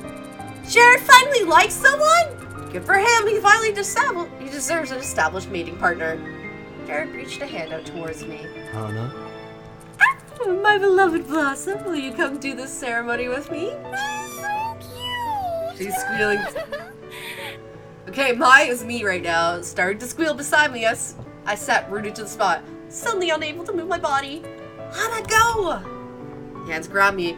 First Mai and PBGs, then hands from the people I didn't even know, each pushing me out of the chair, across the row of people, and then out on the stage. I stood in the darkened edge. Come. Ah! Jared waved me over. I tiptoed to the spotlight in the center of the stage and took Jared's hand. Polite, not too enthusiastic applause from the theater. Jared kneeled down with me. My lady. Directly in front of him, under the strong beams of the spotlight, he seemed ethereal. He motioned to a small cushion set on one side of the tea table. After you. Okay, I'm not usually this kind of girl that ees a lot, but fuck, this game makes me e. It brings out my femininity. I sat on my ankles. I was pretty sure that you were supposed to, in this kind of situation, I would have paid more attention to stuff in school. The lady tips for Doris. Shut up, nerditude. Jared moved to the seat opposite to me and then turned to and faced the audience. As some of you know, I've been trained in the art of tea ceremonies almost since birth. However, as many of you might already realize, this ceremony will not be a formal or a traditional one. I altered it to add my own special flair, to express myself, and to accommodate my lovely partner. I hope you all forgive my transgressions against their tradition. Someone must follow their hearts and forge their own path. He tossed his head, flipping his hair in a graceful arc out of his face. The girls gasped throughout the theater and started cheering at once, as we were on a baseball stadium. Anything for you, Jared! Jared held his hands and the cheering faded. Now that that's out of the way, I hope you'll enjoy the ceremony. Please try to contain yourself, ladies. I want everybody to be able to enjoy it in its purest form, that meaning taking the perfection of silence. In spite of myself, I was impressed. Jared often used honey-glazed words to charm his audience, but if anything else was to say to that, there was no way it would work. Something about Jared warped universes. Please, help me try to make my feelings clear. My mouth went dry. What was I supposed to do in this situation? Was he really trying to confess me via public tea ceremony? I didn't believe it, but there was nothing else to think. Finally, Jared sat in front of me.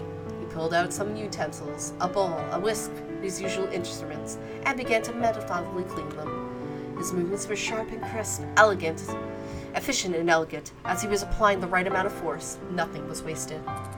You know, Hana, I flinched. He was whispering, his head bowed towards the bowl in his hands. The audience might not have been able to tell if he was talking. If they looked sharply enough, they wouldn't be able to hear what he was saying. You caught my eye from the first moment I met you on that train. I didn't trust my voice to respond to him without cracking or carrying deceit just a few away from us. Instead, I tilted my head at him. I mean it. I know it might have seemed like I say like this all about girls, but I really mean it. You were quiet, scared, and small. Despite your fear, you also seemed bored, almost apathetic about your situation. Yet I could feel there was something inside you, something pent-up energy that it couldn't be contained for long. Was he paying that much attention? I thought back to my first day as Garo. Jared was the first person I met. We shared a train car, and he was sitting reading a paper. Our conversation was empty, the bare minimum small talk. I couldn't even remember half of what I said. I was so nervous. Jared finished cleaning the bowl and turned to the kettle. He had it on some kind of stove. Gently, he picked it up and poured the water over into a cup, and began to stir it with a whisk. It wasn't just that, though. You were scared, but you weren't hiding. You were afraid of the people you met, what they would think of you, but you didn't think to fake your own feelings. You have always been, from the first moment I met you, genuine. You were the honest about your feelings. You don't hide them when you're upset. I don't think you ever can. And you're not deceived by appearances. You treat people like people, seen beneath the dazzle and the beauty. For an instant, his stirring slowed, and then was back up to par. If I hadn't been staring at his hands and rather his face, I wouldn't have noticed. In fact, maybe I didn't see anything at all. You were a brave person, Hana. You try to trust people, even though it's clear you've been somehow hurt. He poured into the tea into the cup and handed it to me from across the table. When he next spoke, it was clear in a ringing voice and it echoed across the theater. Hana? You captivate me, Hana. I offer you the tea as a sign of my respect and admiration. I nodded and turned the bowl 3 times in my hands and drank from it. A soft cooing drifted from the audience. Please, if you like, finish the tea. There's something else I want to get for you now. Jared's student disappeared into the opening towards the back of the room. I sat, holding my tea, with eyes of several hundred teenagers resting on me. Oh dear Lord, please hurry back, Jared! I tried to sip my tea with poise, but ended up gulping it down in swift chunks. However, Jared suddenly reappeared, his hands behind his back. He sat down again and looked at me expectantly, almost— Ah! God damn it, Jared! Hana? My dear Hana. I put down the tea bowl, eyeing him warily. He took his hands from behind his back and held them out in front of him. I gasped. On the small cut of macaroon, somehow shaped like a beautiful cherry blossom, sprinkled with sugar, lined with petals, a small ring of cream could be seen underneath the pink crust. The pink was rather bright for cherry blossom, though. I realized that pink was the color of my hair. The day we first met, the cherry blossoms were blooming. As I was going to bed that night, I realized I would never look at petals the same way. They gained a beauty that I had no idea was possible. Cherry blossoms petal fall quickly as their beauty swiftly vanishes, but I don't want to lose the beauty I found with you. Please, Hana, tell me, will you be my girlfriend? This is the second chapter! The crowd squealed. I was reeling, almost as to hit him in the face. I felt like a dream. It was crazy enough to be a dream, but as I leaned slightly forward, a pang hit my ankles, having to sat on them so long. This was no dream. This was actually happening. Jared beamed at me, seemingly the picture of confidence. But as I sat in front of him, I could see his hand was just the slightest bit, almost trembling. Jared was scared. What should I do? Take the macaroon and eat it! I took the macaroon from his outstretched palm and immediately bit into it. Oh my gosh! The cookie part of the macaroon crumbled in my mouth, the perfect combination of soft and flaky. There's something else too. Strawberries! Oh, I love strawberries! Use strawberries to make the frosting. Actual, real strawberries. I didn't even know that was possible. As I stood there, losing my mind to the macaroon, Jared beamed and helped me stand. All right. Ladies and gentlemen, she said yes. I can't help myself. The crowd applauded and cheered. I chewed frantically, torn between the savoring taste of the macaroon and the possibility of accidentally smiling with food in my teeth. Jared lifted our hands into the air and nodded at me. We bowed together. Thank you all for coming. I hope you enjoyed the performance tonight. I'm so glad you could be a part of this, and have a good night. There was one last round of applause, and the crowd dispersed in a clatter of murmuring and shoes on wood. Jared turned to me as I swallowed my bite. Do you like it? Yeah. It's amazing! And to prove my point, I took another bite. Jared laughed. You have crumbs all over your face and your clothes too. I looked down to see my blazer and skirt littered with flakes. I flushed. It wasn't my fault the macaroon was so wonderfully flaky. Here. Jared leaned towards me, brushing the crumbs off my shoulder. The familiarity of it made my head spin. But he was my boyfriend, so I can make this sense. My boyfriend! Got a little something there, too. With a glint in his eye, he stepped forward towards me. There was Jared's face, a soft blush, a hint of warmth on my cheek. When he pulled away, I was suddenly glad I had my mouth full. I had no idea to respond to kiss! You're so cute when you blushed. And all of that just for a kiss on the cheek. I didn't say anything else, but the implication was there. How was I going to deal with this more? Practically certain my ears were smoking, I shook my head frantically. Jared laughed again as I gulped down the last of my macaroon. He glanced up, almost not completely empty auditorium. Only Satch and PBG and Mai stayed behind. You better get going. I'd love to walk you back, but I have to clean all this up, and students are allowed here after a show. Plus, it's past curfew. I checked the clock on the back of the wall. Past 9 already? Bye. You go home. I'll see you tomorrow, okay? But Jared had already walked away, now gathering his supplies. I wanted to help him, but Satch tapped my shoulder and nodded to the exit. Outside, PBG and Satch began to celebrate. Yeah! 3 cheers for a job well done! I knew you were in on it! Mm-hmm. Of course, anything for my best friend. Leave it to Jared to be so suave. Yeah. That's what I'm saying. The guy's a real entertainer. A real ham. As we stepped away from the theater doors, I hesitated. Guys, I'm gonna wait for Jared. What? What? But it's late out, past curfew. I'll be fine. I'll just be waiting for the door, so it's not like something's gonna happen. Satch and I traded looks. No one trusted me to be able to take care of myself, especially convincing I was my measly 5'2". I was about to protest again, so I cut her off. Seriously? I'll be completely fine, and Jared will walk me home. You guys will be in trouble if you don't leave now. I've made my decision. Um, Shall we stay with you? I want to be alone time with him. There was so much they could say to that. All right, but if you're not back by the door in an hour, I'm coming after you. You hear? Yes, ma'am. You sound so cute squealing over this, Megan. Yes. Sorry, I can't help myself sometimes. We said our goodbyes, and they finally disappeared into the shifting moonlight. I stood by the theater door and waited. It was almost a beautiful night. While not perfectly clear, the clouds were passing over the moon, creating a shifting pattern across the grassy grounds. A flower. Now a Pegasus. Now a sword. It was lonely, but it was also peaceful. I was around Mai for so long, sharing our rooms. I hadn't had time to myself to think. So much has changed since coming to Asagao. I have friends, a potential club, and a tournament, and now even a boyfriend! I always thought of having a boyfriend would feel somehow different. Not sure how. I thought it would, but it completely the same. The facts jarred me. My fingers, my hand, my face, everything was the same. I shivered. It was much colder than I thought it'd be. Or maybe I was just feeling more because I wasn't moving. I bounced on my feet, hoping to stir some warmth into my body. Jared was taking quite a while. I should have brought my phone, then I'd be able to practice. How was Dad doing? I hadn't heard from him in a while. Was he eating right? Now that I wasn't there to care for him? He seemed kind of to give up after Mom died. His only sparks of life came when I was with him, or working on a pottery for the shop. The pottery shop was Mom's dream. She and Dad worked together, starting a life career from scratch. I wasn't sure, but I thought through their marriage was troubled. I didn't think my grandparents wanted my mother to marry my father.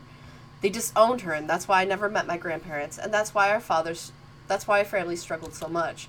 My mother was refined, elegant behavior. She covered her mouth when she smiled and laughed. She floated around the workshop with like twinkling of bells. She always seemed to fill the space of whatever room she was in. It wasn't like she was loud, she was just bright. Always cheerful, always working hard, always passionate about her art. I missed her terribly. As I stared at the moon, dancing behind the clouds, the same old worry came to me, the one I constantly tried to block out. What was my passion? The door opened next to me, and Jared stepped out of the theater holding a giant box of random kitchen supplies, and his kimono folded on top. The whiskey was in his mouth. Jared. He jumped, almost dropping the box, and I held it a rush from underneath. He continued to stare at me in alarm, and seemed to be trying to say something. After a moment's hesitation, I plucked the whisk from his mouth. What are you doing out here? I didn't want to walk Didn't want you to walk home alone, but it's been half an hour. I flaunted. It was embarrassing, but I might as well say it. I was really happy you wanted to date me. Honestly, I couldn't believe it was happening. I still can't. It feels like a dream. I can't believe you might actually feel the same way about me like I do about you. I couldn't just leave you alone after that. I'm your girlfriend after all. Jared stared at me, mouth agape. I couldn't believe it. He was actually speechless. Hana,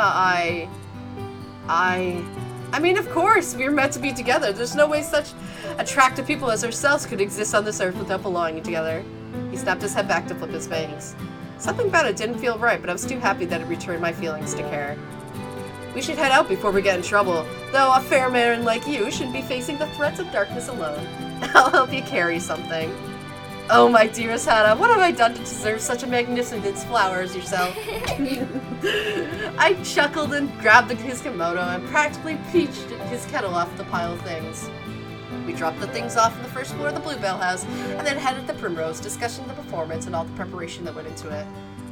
The hardest part was that macaroon. You don't want to know how many times I had to go through to make that. I feel bad that I had to eat it, though. It was so pretty, almost a work of art. You have no idea how relieved that you enjoyed it. I was so worried of that. All of that batch that didn't end up tasting good. It was delicious. Please make them for me again sometime. Of course, anything you ask, I will do. Anything for you, my lady. I wish I could have been taking a picture of it. I still think it was good that I ate it. I understand your feelings as much though its taste as its appearance. It was beautiful, so of course, but the taste like that warmth and care I didn't get just from looking at it. Jared stared at me, a giant grin on his face. Was that stupid to say? Of course not. No, you're just saying cute words. Anyways, it seems we're here. I looked up. Somehow we came to the dorm in record time. I hadn't even noticed it was happening. Already? I made a face up the building.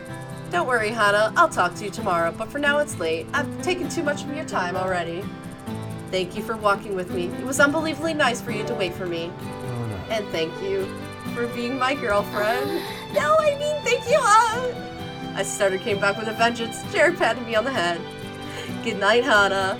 Good night. And with that, I dashed into the Primrose house. Jared stood outside watching until I got past the main doors, and it was clear I was safe. Then began his walk home. I had a boyfriend. A boyfriend. Jared was my boyfriend. Oh man, no amount of saying it would ever make it feel real. Oh my god, this is such a cute route. I love it.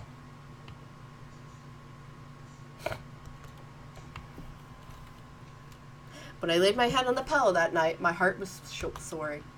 Jared's girlfriend. I was Jared's girlfriend. Only a few weeks ago, I arrived at Academy knowing no one. Unsure would even make a friend. Water, please. And now, Hana Misanu was dating the most beautiful guy in school. I kept trying to picture what our dating Jared would be like, but my mind came up blank. The more I thought about it, the more joyous butterflies in my stomach turned to heavy seeds of doubt. Jared was experienced in a way that I was not. Heck, he even kissed me on the cheek as it was nothing to him. It was nothing to him. But the same thing meant to me a lot, and I didn't know how to deal with it. I'd never had a boyfriend before. I'd never been kissed before. With Jared, it seemed like everything happened so fast, like the tea ceremony. It was certainly the most romantic thing anyone has ever done for me, and I liked it a lot. Only after it happened did I realize how overwhelming it all been. I didn't know what we were having a boyfriend would be like or what my limits were. The unknown was facing me like a dark abyss. My chest tightened and my thoughts raced out of control. What if things with Jared moved too fast? What if he expected too much of me as his girlfriend? What if I disappointed him? What if he disappointed me? What if he tried to kiss me tomorrow? I flung out of bed. There was no point of trying to sleep with my mind racing like this. Is something wrong? Shuffling came from Mai's top bunk. Did I wake her? Dog, please. I flipped on the light switch. Mai sat up in her bed, completely awake. Did I wake her, or was she having a hard time sleeping too? Everything okay? No. I think I'm kind of freaked out. Freaked out? Why? Jared and I are so different. He probably has a really different idea of how relationships will go. I'm kind of scared. Mai crawled up from the her bunk and plopped herself onto mine. Okay, but you know, relationships are two-way streets. It's not like you just have to sit there and let him do whatever he wants. You can tell him if you don't want to do something. I guess. Is there something else? I've never kissed anybody before. He'll probably want to kiss me tomorrow. How am I supposed to? I see. Don't worry, Hana. Just leave it to me. What? Yeah! I've got a kiss to go. What the fuck? I caught myself on the floor in front of Maya. She grabbed a pencil off her desk and whirled it to face me. Hana? What is the #1 rule of kissing? What is the #1 rule? I don't know! Don't drool! Really? Really? Wouldn't it be like, don't hurt? Say it with me! Don't drool! Maya walked through the parent cardinal sins of kissing. Don't bump your teeth together. Don't miss. Don't shove your tongue into his mouth. Don't even think about biting until you reach an advanced kissing rink. Practice kissing on Maya, that's what I was thinking too. Whether she tried to teach you where to place my hands, how to tilt my head, whether her lips would go above or below. Wow. Jared's taller than you, so you probably go below. The whole thing made my head spin. The more she told me, the more worried I got. There was too much to remember. You know, I can probably help you practice if you want. What? It doesn't count if it's between friends and you don't know what to expect. Lie. Fine. It never hurts to ask. By the time I finished, it was early morning, and there was no way that either of us would be practically good when we woke up. But at least we were finally tired enough to sleep. Before we left the next morning, I made a final check. Teeth brushed? Check. Light dabs of perfume? Check. Show me your teeth.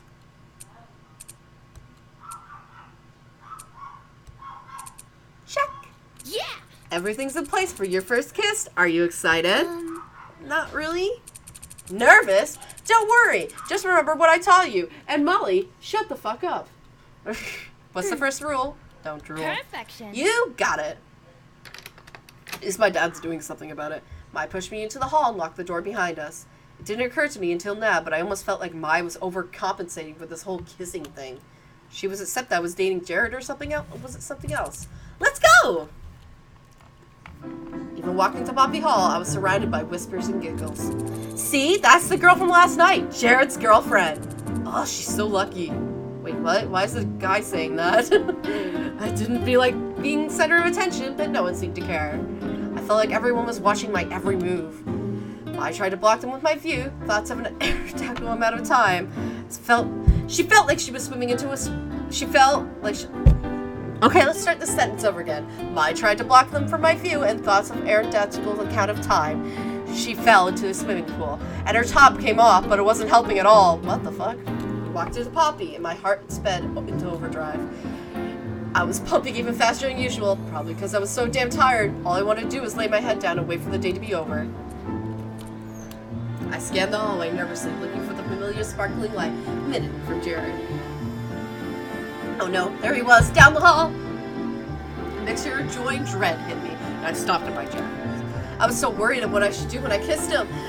I forgot what an actual conclusion. Whatever, I was okay with our first kiss being like this. I pressed a smile on my back, ushering me forward. Come on, Hannah, no need to be nervous. You'll do great! I'm so excited for you! Good morning. Hannah, good morning. Good morning. Well, I need to head in class because I have a test I gotta talk to. PPG passed us in the moment, carefully avoiding Jared to my eyes. PPG, I need to talk to PPG. What? Let's go! Hana. Hi. Hi, Jared. Out of the corner of my eye, I noticed a few girls had stopped in the middle of the hallway to watch. I tried to ignore them and focus on Jared. Before Hana throws up in Jared's mouth, please, no! It's sunny today. It is. Nice one. Maybe I should have allocated some of my training to small talk. More and more students gathered around. I felt trapped. The cafeteria is serving pulled pork sandwiches today. Nice. I really like pork. In one sweeping motion, Jared closed the distance between us and pulled me into his arms, probably to shut me up. I didn't know whether to be grateful or nervous. For the way Jared grabbed me, my hands were shoved up against his chest. It was rather difficult to move. I squirmed, uncomfortable, so sudden to be close. How was I supposed to put my hand on his neck if I were like this? He was really warm, though. Lean and weary, his chest was so flat. Were all the boys' chests this flat? Something pressed against the top of my head, and I glanced up to see Jared smiling down at me. I took a deep breath to calm my heart, but it was no use. The crowd around us giggled and whispered. My cheeks grew unbearably warm. I'm even blushing too. He was saying something to me, but I couldn't quite make it out with the words. I just felt his chin bumping against the top of my head. I grew more tense, becoming a plank of wood more than a human girl, but Jared didn't seem to notice. It would have been so bad, but I could feel 40 pairs of eyes staring up the side of my face. My mind was in overdrive. Suddenly, Mr. Sadamo appeared to the left of us, and I exhaled a sigh of relief. Asagao had a strict PDA policy. Mr. Sadamo would disperse the crowd and save me from this hell. Oh, young love, as bleeding as blossoms himself. It's so nostalgic. He left. I left with my horror gaze to Jared. He'd be talking this entire time without a word getting through to me. Hana? I gulped. And he started coming closer and closer and closer. He really was going to kiss me then? But I couldn't get my hand to his face. And I was supposed to tilt. What was I? I squeezed my eyes shut. I couldn't do this. I couldn't do it. I shoved Jared away. Ignore. Gas rippled through the surrounding crowd. Hana? What's wrong? What happened? I'm sorry, Jared stared at me with the expression that could only be described as hurt. God, what a way to fuck it up, Hannah.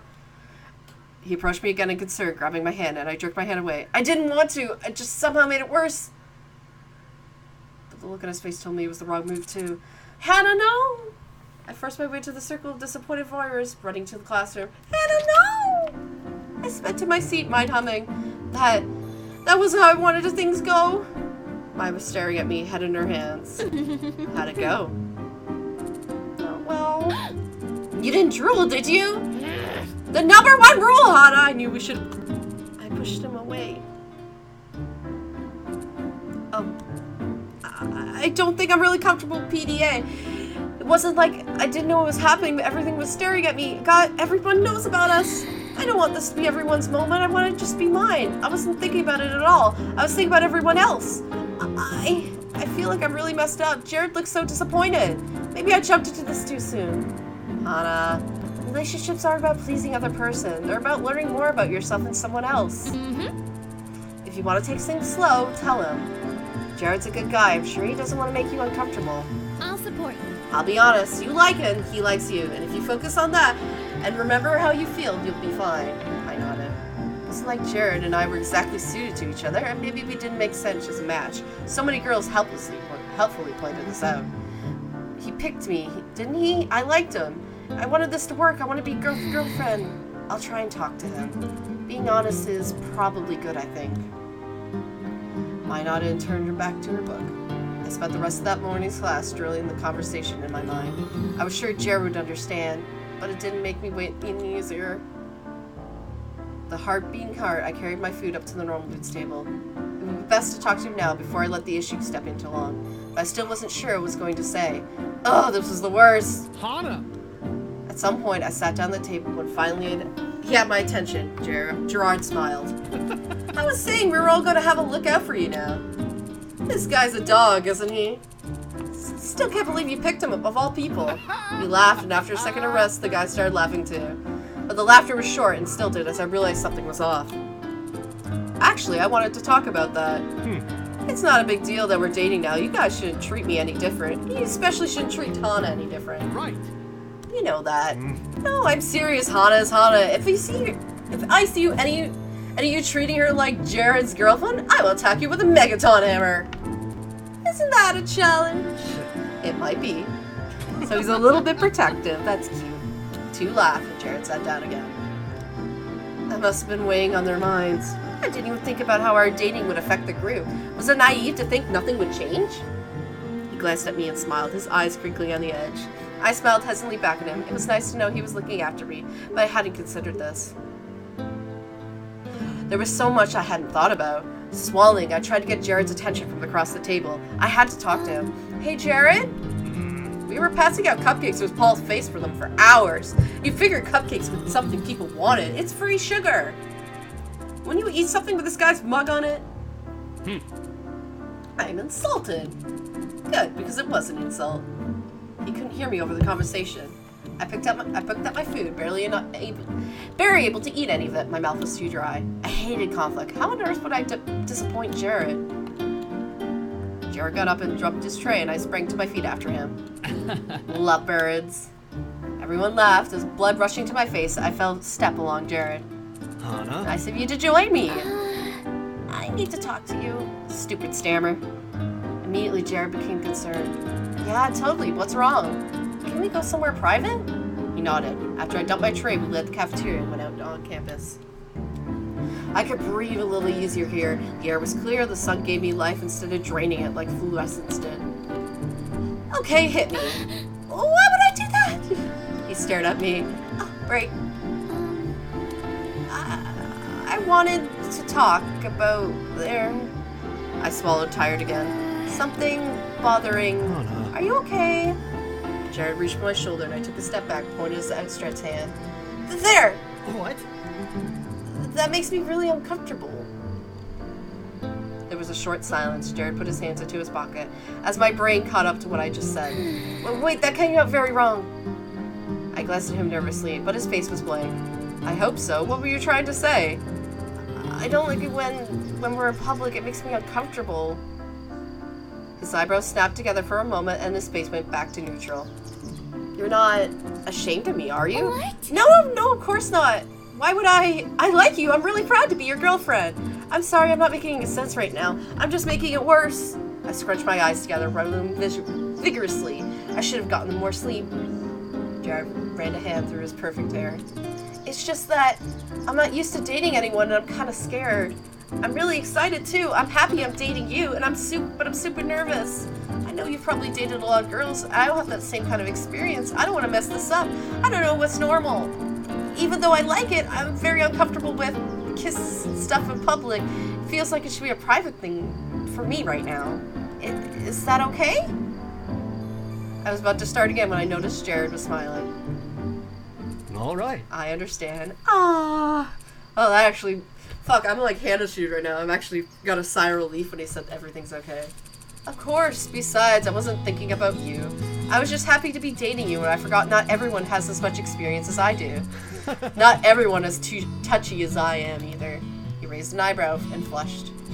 I wanted you and everyone else to know how I felt about you. I don't mind that. It's nice. I'm just not used to it. I'm usually not the center of attention, so I'm a little nervous. Give it time. Don't feel bad about it, Hannah.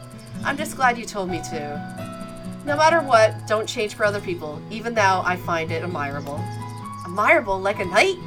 Sure! Something like that. Although I'd rather you be your knight. I'd like that. Jared, thank you. I was so nervous about talking to you.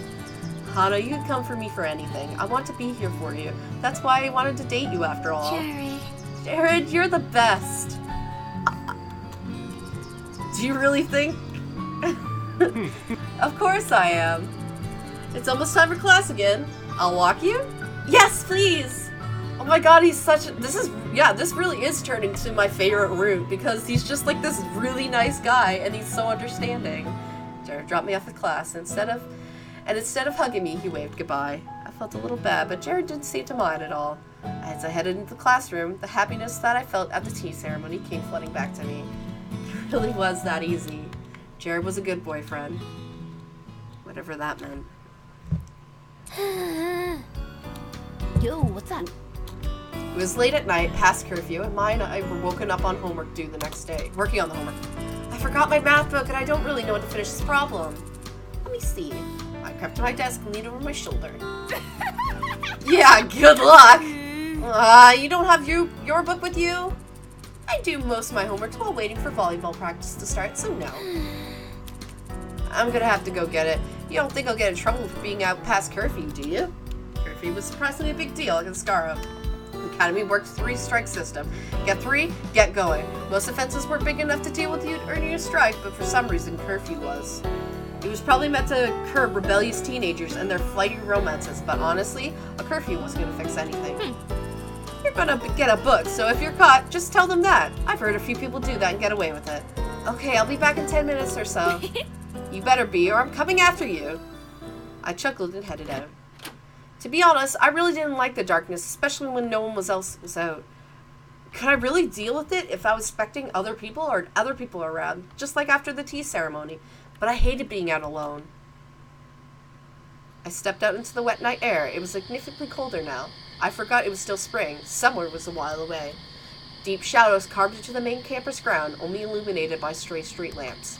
Considering most of the students weren't supposed to be out this late, the lamps were few and far between. Long stretches of darkness, deep darkness, where no one would notice a small girl getting mugged, separated me and Poppy. Fucking hell. Be brave, Hana. Yeah. This was just a weird village of being raised as a girl. In reality, I could handle anything that came my way.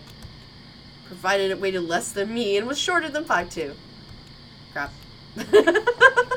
I sped walk across campus pass, and the wind blew through the trees across the lawn, those crevices of the buildings creating sounds somewhere between whistling and moaning. The moon wasn't giving much light tonight either. The clouds guarded it like a jealous lovers. Oh, thank goodness. Finally made it to the doors of the Poppy Hall and crept inside, heart hammering with relief. Quickly and quietly, I climbed the stairs to the 3rd floor and fumbled past the lockers. It was much harder to find mine when it was pitch black in the building. Wait. My heart leaped into my throat and I squinted into the darkness, hoping I wouldn't see what I thought it was. A silver light peeked from underneath the door at the end of the hall. Adrenaline pumped through my veins, giving me a pleasant floating feeling, but also making me kind of sick. The thing was, though, I didn't think the door led to a teacher's office. It looked more like one of smaller classrooms. A quiet curiosity seized me. Sure, it might be a teacher, and I might get in trouble, but what if it wasn't? Surely it wouldn't hurt just to creep past and see if I can find anything out, right? We didn't have cults at the school, did we? I quickly opened my locker, got my book out, and tucked it under my arm. No harm in just taking my way out. I scuffed through the door, careful not to put too much weight behind my steps. As I came closer, I heard the soft murmuring of voices. I'll hold his arms and we'll slave him up in his stomach. No, we need to go after his girlfriend. Once he's out of the way, her dad will pay so much. We'll get caught immediately if we do that. I think we should just tuck him out of the way and not kill him ourselves. We can't get charged. They were going to kill someone? In a surge of bravery, I thrust the door open. Oh my god, this is amazing.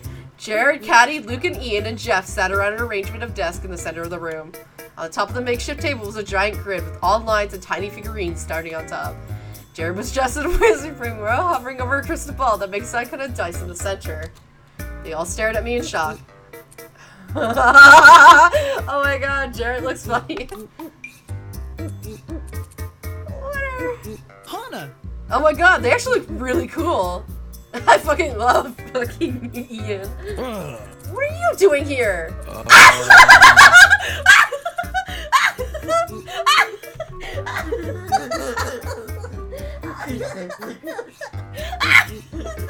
Fucking young man. I can't breathe.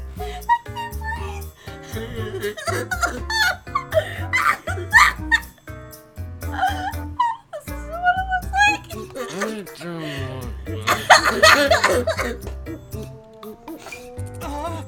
Quick, grab her and lock the door.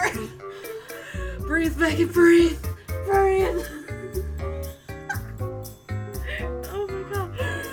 I thought I'm saying like Ian looks cool and stuff like that. They had these cool outfits and the fucking Luke comes up and I'm like, oh my god, breathe. Breathe. I dodged to the left and two collapsed in a heap on the ground. Get her faster! I got a buster sword! Oh yeah! I'll destroy you with my knee! Screaming in terror, I jumped to the side over Jess and Ian's clap bodies. The door stood open wide for my escape. Hana! I bolted around the corner and down the stairs. Thankfully, they were entangled in a room that was barely big enough to fit them, so it took them a while to come after me. By the time I made it to the first floor of Poppy Hall, feet slammed heavy behind me. Hana! Oh god, oh god! I bursted into the damp night air and ran. I didn't know where I was heading, I just ran.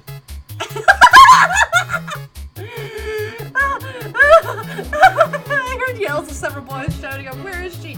Bouncing off the walls of school buildings. Glancing over my shoulder, I saw them split into groups, each heading in a different direction. There! All at once, a cascade of stomping, they were after me. I ran down the hill that led into the soccer field and sprinted across the grounds. Lungs burning. Can't breathe. Out of nowhere, a solitary figure appeared in front of me, and I lunged to the side to avoid it, but it didn't seem to notice me as I passed. I glanced behind it after me. DBG was standing in the middle of the field, staring out of the night sky, his arm wide above his head. What in the hell?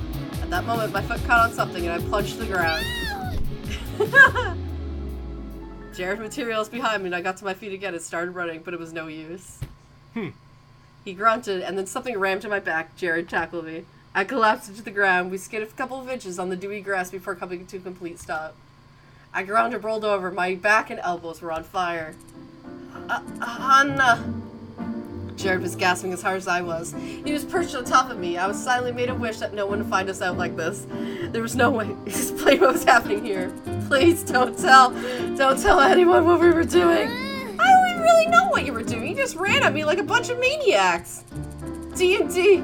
We were playing D&D. What? You can't tell anyone. Seriously, I'm begging you, Hannah. If you tell, it'll be ruined. Completely ruined. Please promise me. I don't even understand. Promise me. Why? He sat back in frustration, putting pressure on my legs. Please. It's something I don't want people to know about. Can we leave it just as that? No, if you're gonna make me promise, I want to know why I'm signing up for this. Isn't that enough? I want you to. No, who do you think you are? He groaned and fidgeted, almost like a small child denied candy. Well, Fine, I'm embarrassed by it. By D&D? Yes, people, they just don't think it's lame. They think it's a part of an occult. And we're literally breaking school rules to play it. We're so nerdy. What's wrong with that? He tipped his head back in expiration. Nothing, not really. I just don't want people to know, okay? So promise me, please. I tried desperately to hide the amused smile growing on my face, but failed. Fine, I promise. all right. Thank you, Hannah. I still don't see what the big deal is, though. D&D always looked fun to me. Really? Yeah, but I had no idea to start playing. It's not the kind of thing you can jump into without someone more experienced, I think. Jared stared at me, completely taken back. I didn't think it was that big of a deal that somebody would want to play D&D, but to Jared, it was like the second coming. So, you want to play with us? I guess. Really? Would you let me? Really? I mean, I have to ask the other guys, but that could be a thing. Jared, that would be so great. I grabbed his hand and jerked him up and down, and Jared laughed. Yeah, well, I'll ask them then, and then that's that. I still need to get that Pathfinder campaign going. I have like all the Pathfinder books behind me. This has been hell of a night, hasn't it? I'll say. We should head back. It's way too late to stay out. Okay. He dropped this too.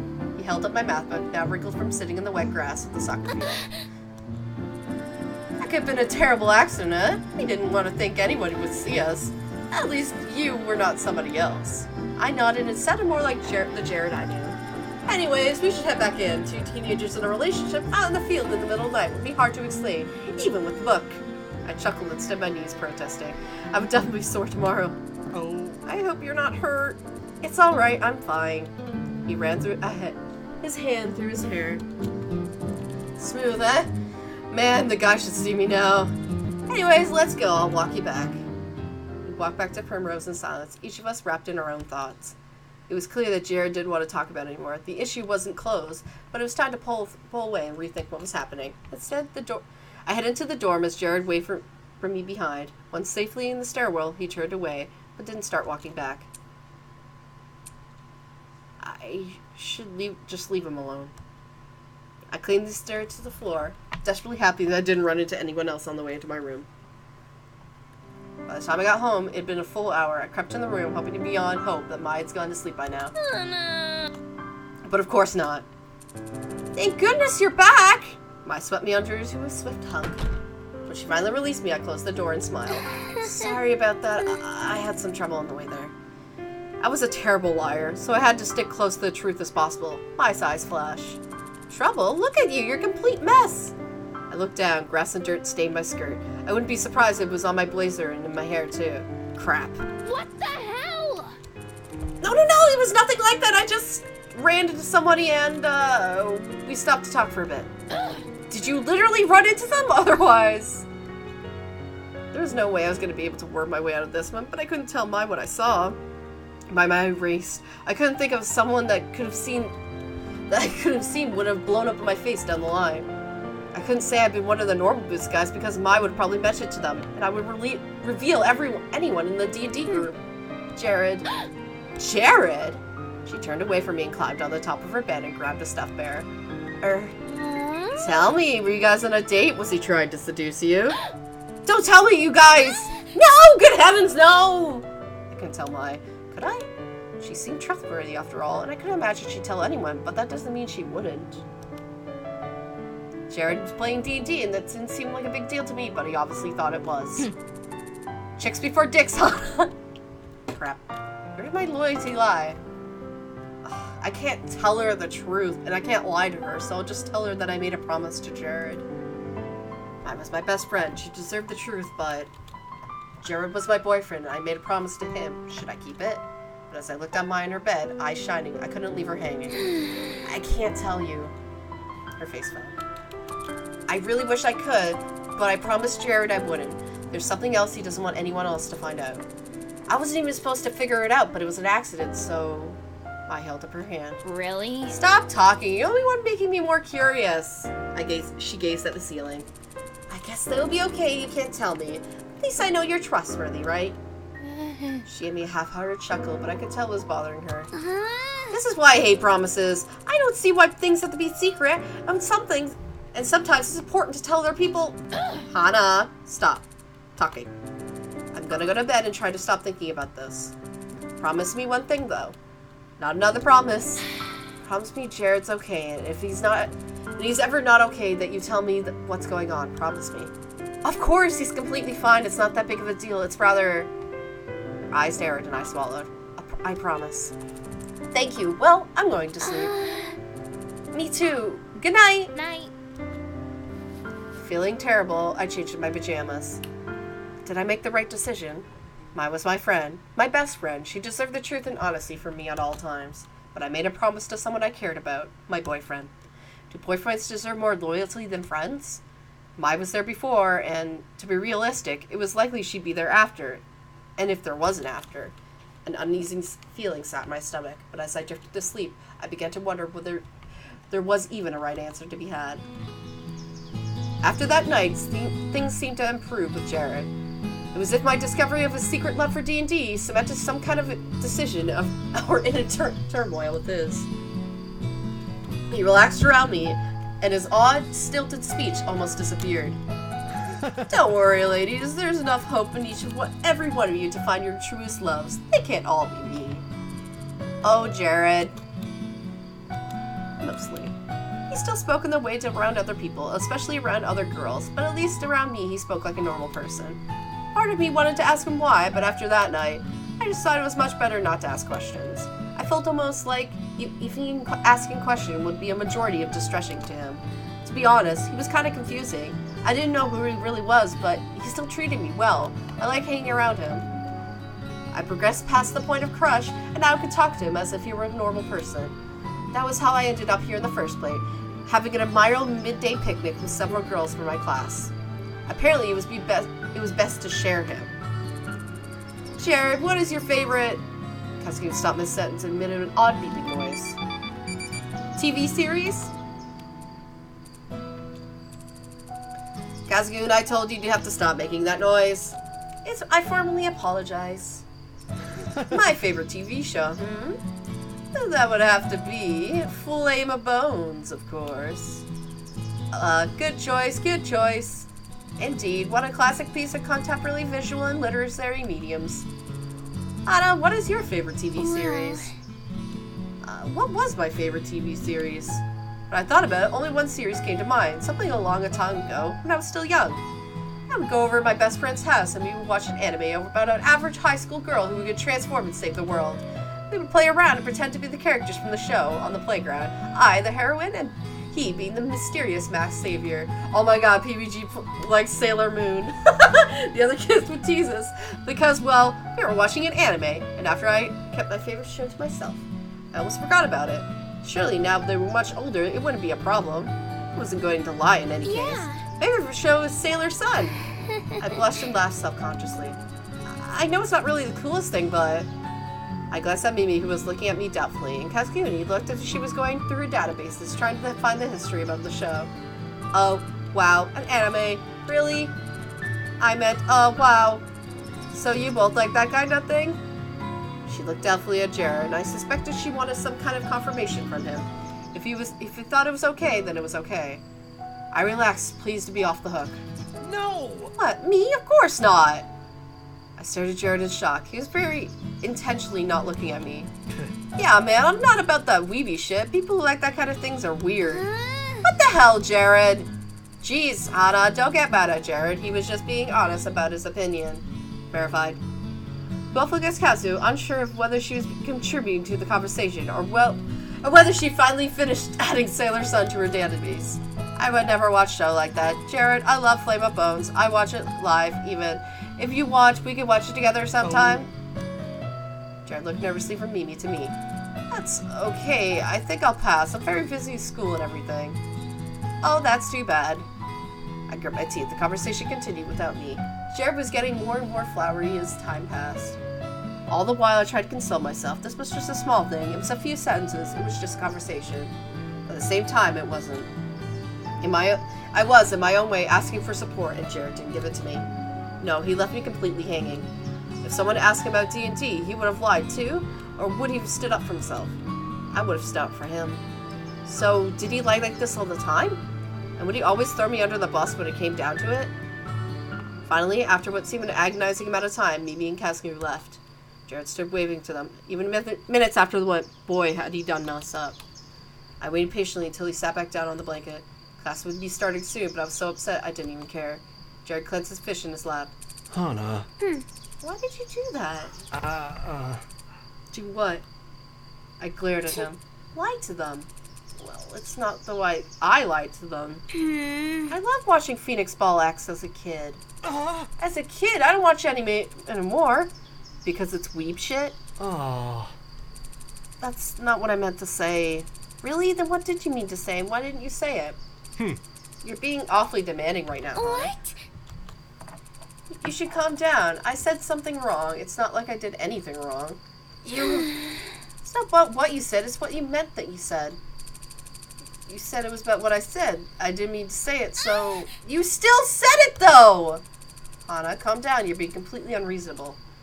I shut my mouth. So livid I no longer had the capability to express it physically. Instead, I felt an eerily calm, especially steady pounding of my heart. I'm done talking with you. I stood and grabbed my bag, heading for the classroom. Hana! Hana, really? I ignored him and kept walking. I wouldn't have been able to talk with him in that moment, even if I wanted to. I made it to class just before the bell rang and slugged my backpack on its hook. Mai must have seen the look on my face because the cheery greeting she usually gave me died on her lips at the sight of me. She sat there fumbling for the entire new class. My mind kept running over and over what he said. Why didn't I say anything back? Why didn't I get up and leave right then? What if I was overreacting? And more importantly, why was Jared like this? Was it even worth dating him?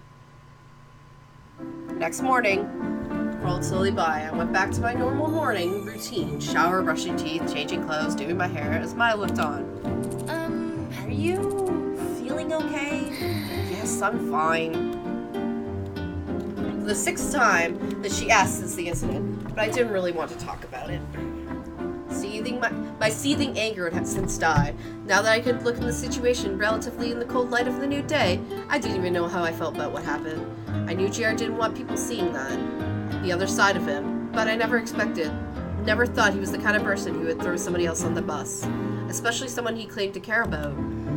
What was that really bothering me? I kept murmuring comforting platitudes about no one remembering things like this when they were on their deathbeds, but I was worried about the embarrassment. The longer I dated Jared, the more I felt like I didn't know him at all. I caught a glimpse of one Jared, but just as I thought when I thought I figured him out, he'd do something to knock me off completely off the kilter. If I didn't know who he was, how could I say that I liked him? Was it my duty as a girlfriend to accept all of him, even when he was being a jerk? I wanted to stay mad, I wanted to hold it against him, to make sure that he wouldn't repeat something like that again. But I also wanted to make up with him, to never see him again at the same time. How could that be? Is this how relationships are for everyone? They're awful. Why would anyone date anyone ever? My heart jumped to the throat. I recognized that knock. Were you expecting someone? No? Mai stood watching me for a moment. I turned my back and began shuffling through my papers, pretending to look for something. Finally, Mai answered the door. Hey, Mai, is Hannah there? It's rather early, don't you think? Sorry, I just really want to talk to her about something. You better. Mai looked over her shoulder, a question in her face. Do you want me to tell him or shove it off? I'll be there in a second. Could you wait outside when she finishes getting ready? Sure. I tipped over me and leaned down to my ear. The doors were really thin, and she clearly didn't want to be heard. What is he doing here? I don't know. Don't ask me. Are you sure you want to go with him? He's a total asshat yesterday. I slipped my bag over my shoulder. I want to at least hear him out, I think. Okay. We'll see you in a little bit anyways. You come to tell me what happened afterwards, alright? Don't let me be afraid to kick his ass. He totally deserves it. I smiled weakly at her. Yes, ma'am. I closed the door behind me, not bothering to look at Jared. To be honest, I didn't know whether he was supposed to be mad or happy, so I figured it'd be best to put a decision until he revealed what he came for. And my poker face was terrible. Hana. Do you want to walk to class together? I want to talk to you. I nodded, still avoiding his eyes, as we headed down the hallway together. A few scattered girls who were running from the bathroom shot us wide-eyed looks. I didn't even know what they knew what happened yesterday, but regardless, it was an extreme rarity to see a boy in the hall, period, let alone boy first thing in the morning. Let alone Jared. We stepped into the crisp morning air with happy sighs. It was thankfully it wasn't humid today, and the sunlight poured onto the lawn, flickering lightly as the clouds blew across its surface. There was a silence for a moment before we both wondered what to do next. The trees rustled in the distance. It almost sounded like a storm was coming. Hana.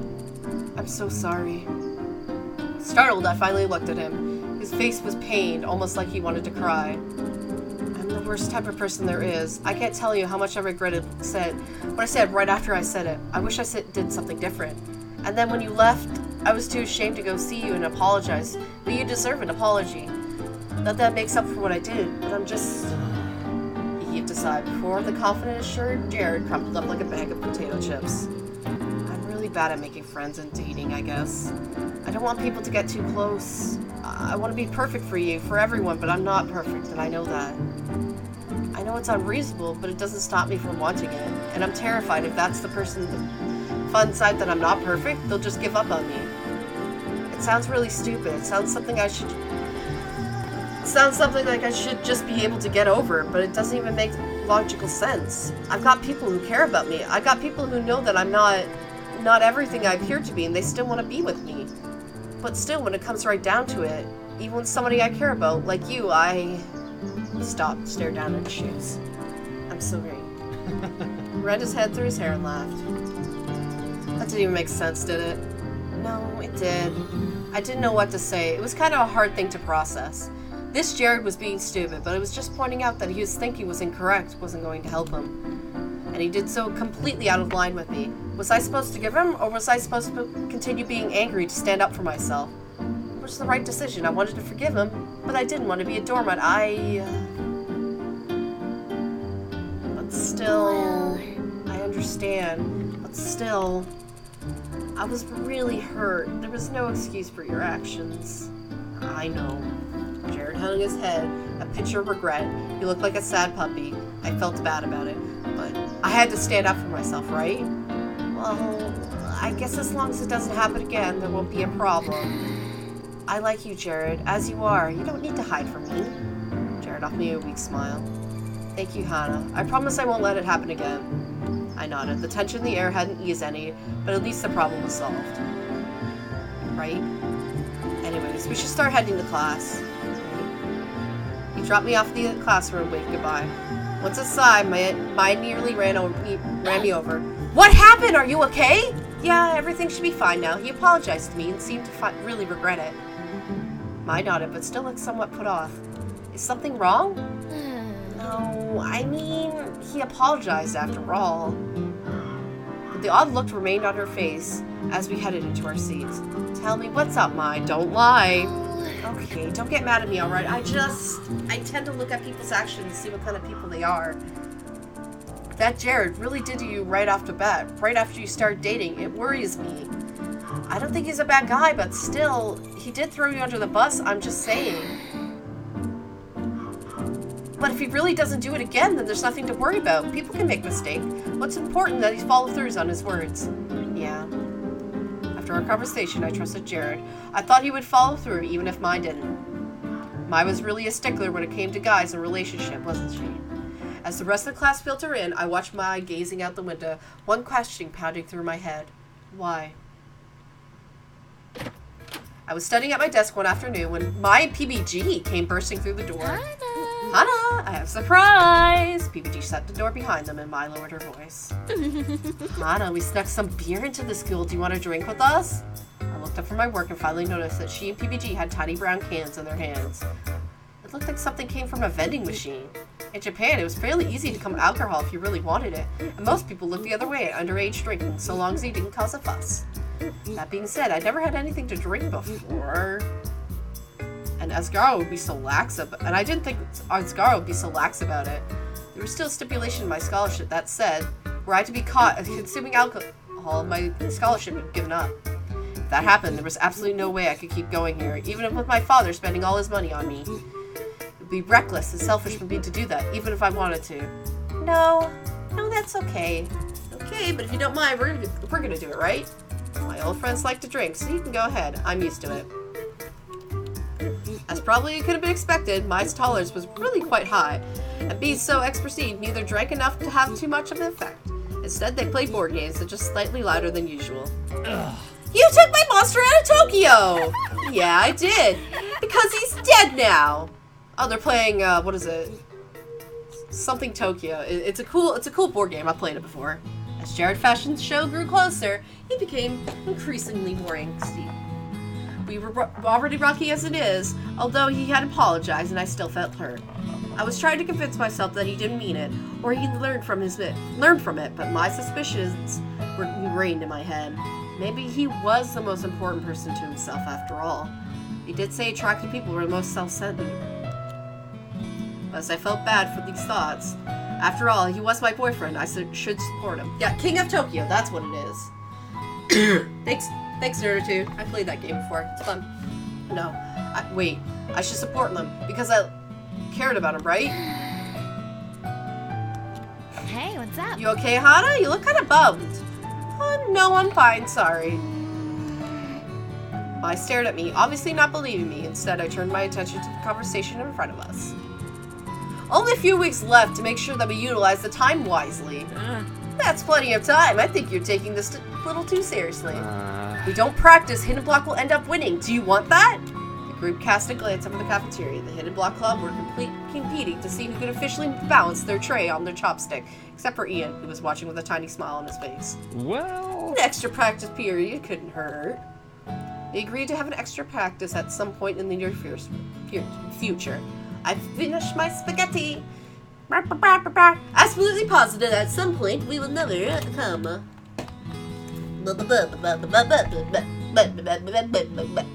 Sorry, guys. I headed back to Poppy Hall with Mai grilling me about what I was doing. I was about to cave in and expel all my doubts when a piercing scream hit the air. Mai and I turned. Birds were scattering off in the distance from the direction of the field. Did you hear that? Should we go look? Yes, we should go look! We ran off the field with everything in our bodies, passing the other students who evidently had the same idea. When we got to the field, we found it completely empty. No dead bodies, no raging fire, no alien robots taking over. Lame. Agreed. Walt eventually ran here with everybody else and was glaring across the field. I swear, there's a noise here. All these people didn't hallucinate and scream at the sign. Unless you want to stay and search and risk being late for class. What are you doing in here, dog? Hold on, I gotta kick her out. I'll be right back. And I need more water. Molly, get out of my room. I'll let you out later, after the stream. Let me just get some water. What a man! Stop looking at me with that cute face.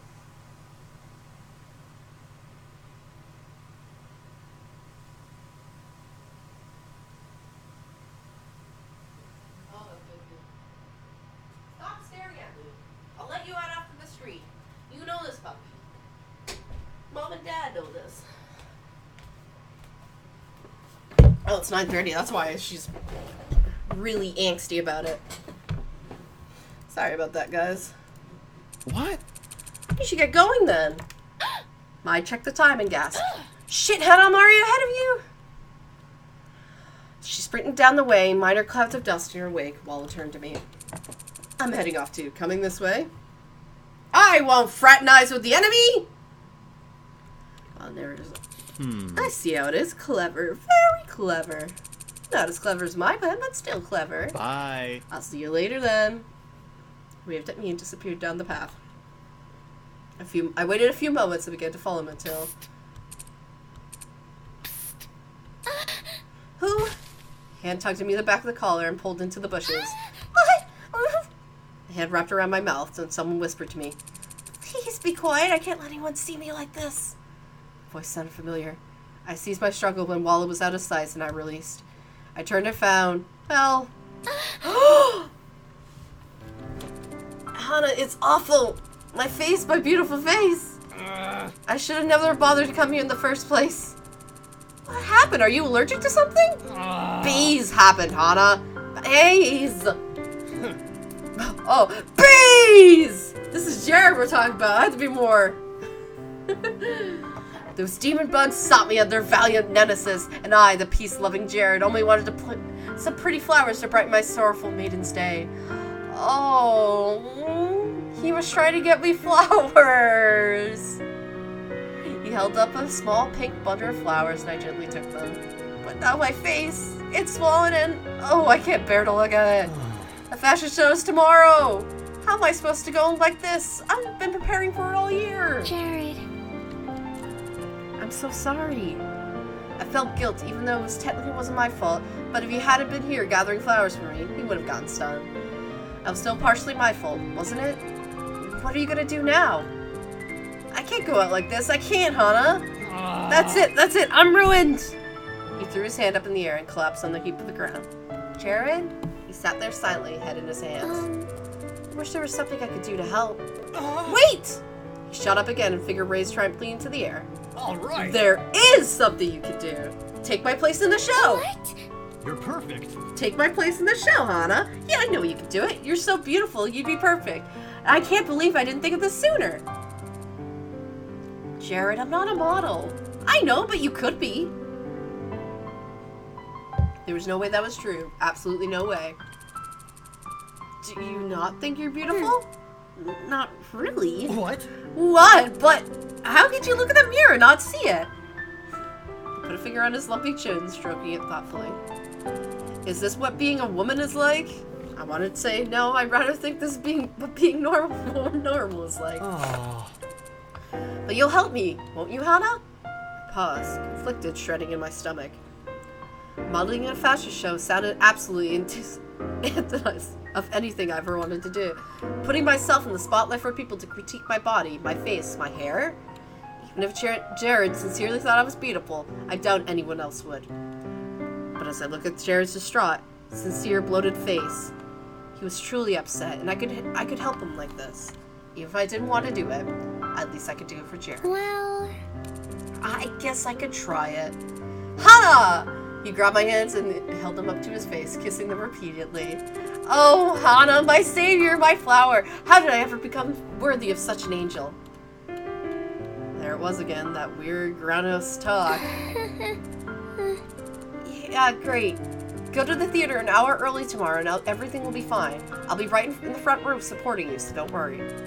Oh, and Hana? Yeah? He looked at me, eyes shining, but shook his head. Never mind. You should get to class or you'll be late. Ah, right! I'll be going then! Be safe! I waved and dashed the field, hoping I would make it in time. I didn't. Miss Shiz berated me in front of the class, but to be honest, I was so nervous about what happened, it touched me. I was going to be in the fashion show, in front of the entire school, in front of everyone? Why did it matter so much to Jared? Did he really care, or was he trying to save his image? I wasn't the type kind to do this thing, I really wasn't, but I would just have to deal with it and go through with it. I accepted it after all, and even if I wanted to help Jared, even if personally I thought everything he did just to save his image was stupid, but it still mattered to him. He was in genuine distress. If it made him feel better then, even if I was terrified. There was no way. No way. Just no way. What was I going to do? It was the day of the fashion show and I caved. I rushed into my dorm and found my stash of alcohol. It wasn't like that I wanted to get drunk. It was that I couldn't handle it. And I didn't think I was going to be able to handle it. So I knew it was wrong. I didn't know it was a good way. I knew it was a good way to cope. But at that moment, with the responsibility that had suddenly thrust upon me, and alcohol emerged in the heavens as if the hand of God, I opened the can and took my first sip. Ugh, what is this? It's disgusting. But I guess people don't drink it for the taste. I drank first the 1 can, and then 2. I didn't know how much to drink to have an effect. I'd seen people drinking before. They all seemed to need 3 or 4 cans before they started getting tipsy. I made it through 3 cans before I looked up and realized the room was wobbling before my face. I moved my head left to right and tilted it shoulder to shoulder. I feel, my head feels so heavy. Oh, I shouldn't be speaking out loud, I should be thinking. I giggled, feeling very distant from the gnawing anxiety that still clawed at my stomach. I think it worked. I looked at the clock, 12. 40? What was the show? 1, 2? I shook my head. I should get going. I stood and immediately fell back on the floor, giggling. I was prepared for the amount of pressure that was going to be on my knees. Don't worry, I'll do better this time. I stood again, this time more carefully. It took a second for my head to catch up where my body was, but when it did, my balance was fine. Yeah. To the fashion show!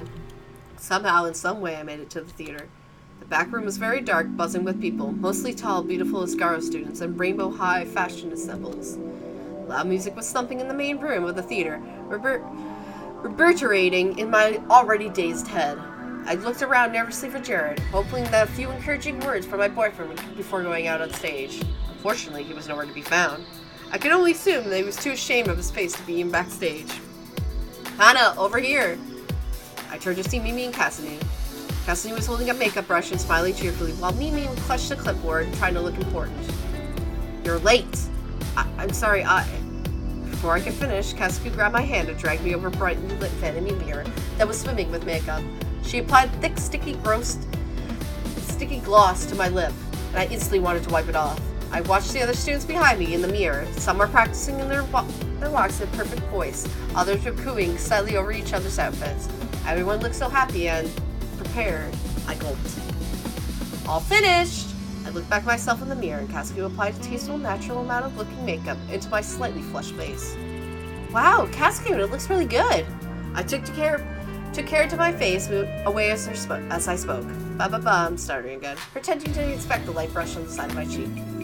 Last thing I needed was Cassidy to give me an exact readout of my current blood alcohol level. Affirmative. Maybe we'll help you in the dress now.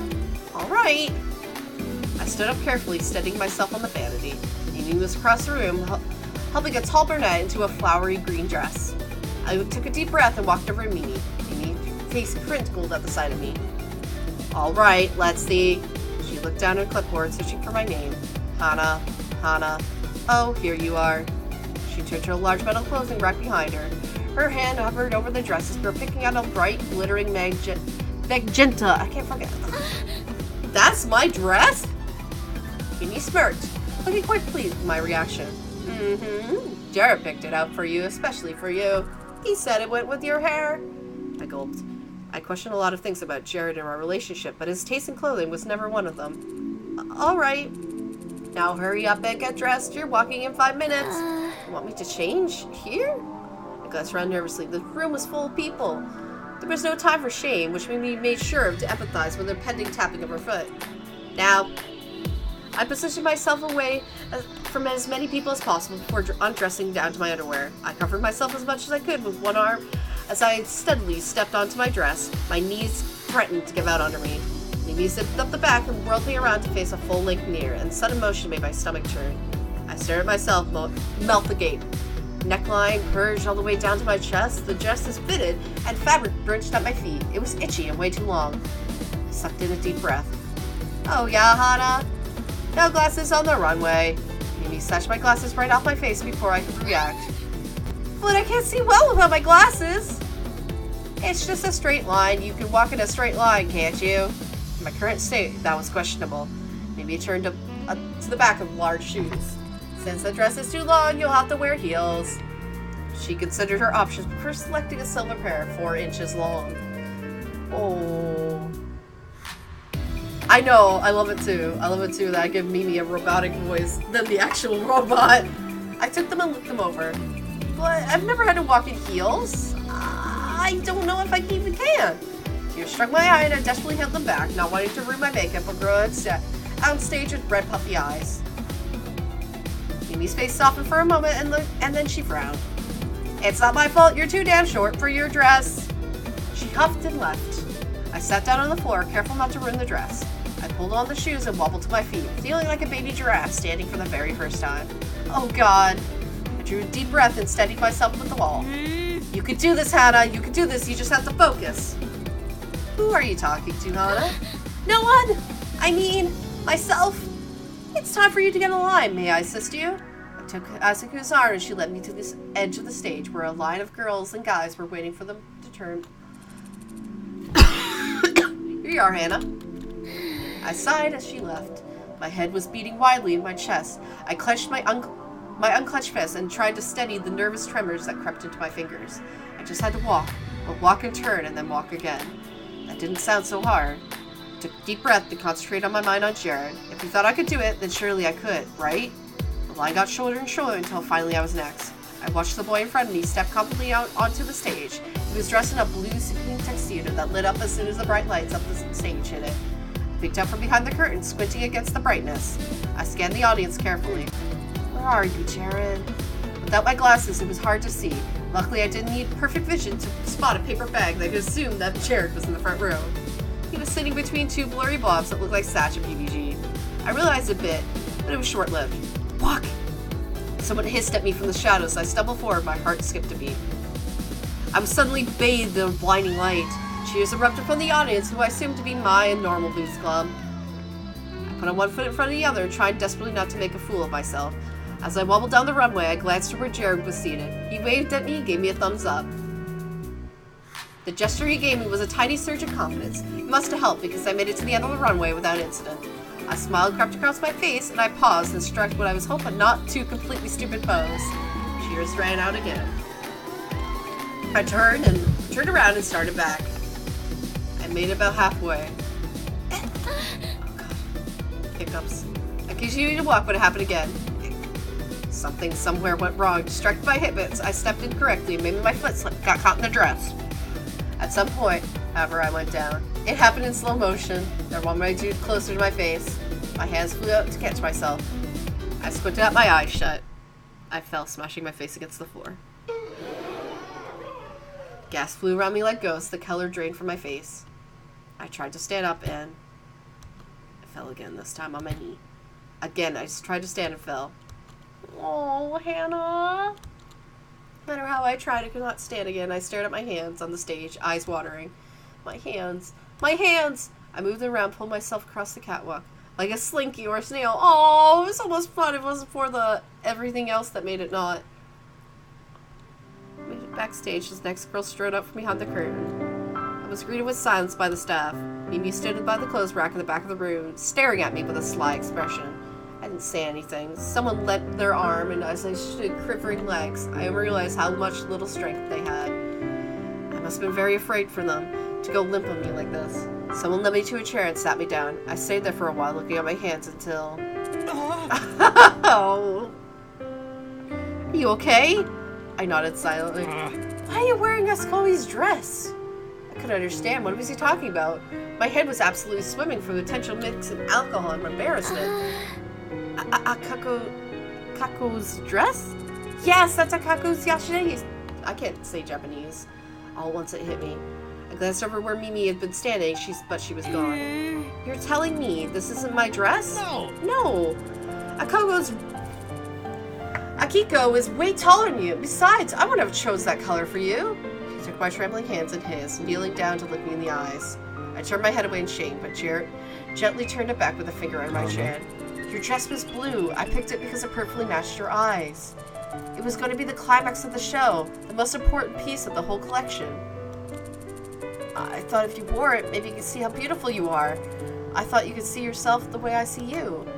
I opened my mouth to tell him what Mimi did, and then I shook my head. Mimi may have tried to sabotage me, but I knew my own position was ultimately the reason I fell on the stage. I had to be honest with him. I need to come clean. Jared, I'm drunk. He blinked at me. God, that explains why you drunk. I didn't even know you drank. I don't. I was just so scared. I just wanted to have a little. But I didn't think I had too much. How much do you drink? 3 cans? Hana, you're tiny and a woman. You have no tolerance, and you're not even used to the effects. I know, it was stupid. Tears prickled at the back of my eyes. Jared shook his head. No, I didn't mean. You should have told me it was such a big deal for you. I wanted to help you, and you said I was beautiful, and it was such a big deal for you. Shh. Jared pulled me into a hug. Is this okay? Not too much PDA? I shook my head. This is fine. I needed this. Thank you for doing this for me, Hana. I nodded into his shoulder. Why was it such a big deal for you? He pulled away from me, looking me in the eyes. I guess after all this, you deserve to know, don't you? Thing is... Hello, you two. The nurse showed up out of nowhere and made me a beeline right for me. Terror flowed right through me. If he found I was drunk, my entire scholarship would be in jeopardy. Are you feeling alright? I was in the audience and saw your fall. Are you alright? You look quite painful. I'm fine. I held my breath, too terrified to speak, and suddenly self-conscious about my every action. If only I could get a hold if I was moving, then it wouldn't be apparent, right? I glanced at Jared, who was looking at me at creeps with much fear as I was. I'll do a quick checkup on your leg just to make sure. He bent down in front of me and tweaked my ankle. Do you feel anything there? No. His head shot off and gave me a very strange look. And do you feel this? He tapped on the top of my knee. No. He gave me a sharp look. Speak to me again. I clamped my mouth shut and shook my head. He placed the head next to mine, eye to eye with me. What is your name? Hana Misunu? I see. He stepped away from me. And who snuck alcohol into the school? I froze, stared at him, eyes wide. I could smell it on your breath. What? What? What should I do? I couldn't tell him what was mine, but if I said it was me, my scholarship... My thoughts were slow and sluggish. I was trying to hold on to wet rubber balls and then dropping them into a muddy stream. I should. Not going to tell me? I drew in a deep breath. It was... I did it. Jared stood up to me and my jaw dropped open. Jared? I did it. I'm sorry. McPaster frowned. Jared, we're going to head to the headmaster's office. Miss Mizuno. I know what kind of situation you're in. Go straight to your room to sober up. Try not to get caught by anyone else on the way. I don't know what to be as lenient as I'm being. He looked regretfully for a moment then. If you're really on so much stress, you should come see me. There are healthier ways you could learn how to deal with this. Tears filled my eyes, but I said nothing. Well then, come with me, Jared. Jared shot me one last look, but it's not what I expected to see. He didn't seem angry. He didn't look sad. Instead, he seemed urgent, as if he was saying, gotta get out of here. He wasn't even worried about himself. I wiped the tears from my face and stood up from my chair. I left out the back door and walked quietly. I could make it in time. I made it to the room without incident, but as I walked in to shut the door, I collapsed on the ground. I was so tired. Why was I so tired? I rushed to my side. I saw you fall, but they wouldn't let me backstage again. Are you okay? Jared got in trouble. What? Tell me what happened. I told her about how Jared took the fall for her and me, my tears making it difficult to talk. Jared did that for me? For you? What are we going to do? I don't know. Look, you're in no shape to be thinking about this, and I'm not sure there's anything we can do. She lifted me by the arm and led me to the bed. Don't worry about anything. She handed me a full glass of water. Drink. I obeyed. Now sleep this off. I'm sure by the time you wake up, things would have stabilized themselves somehow. I nodded. Ma helped me onto my PJs and crawled under my covers. I was so tired. My eyes were so heavy. I just wanted to forget all this happened. He sparkles with even bag on his head. I didn't even notice that.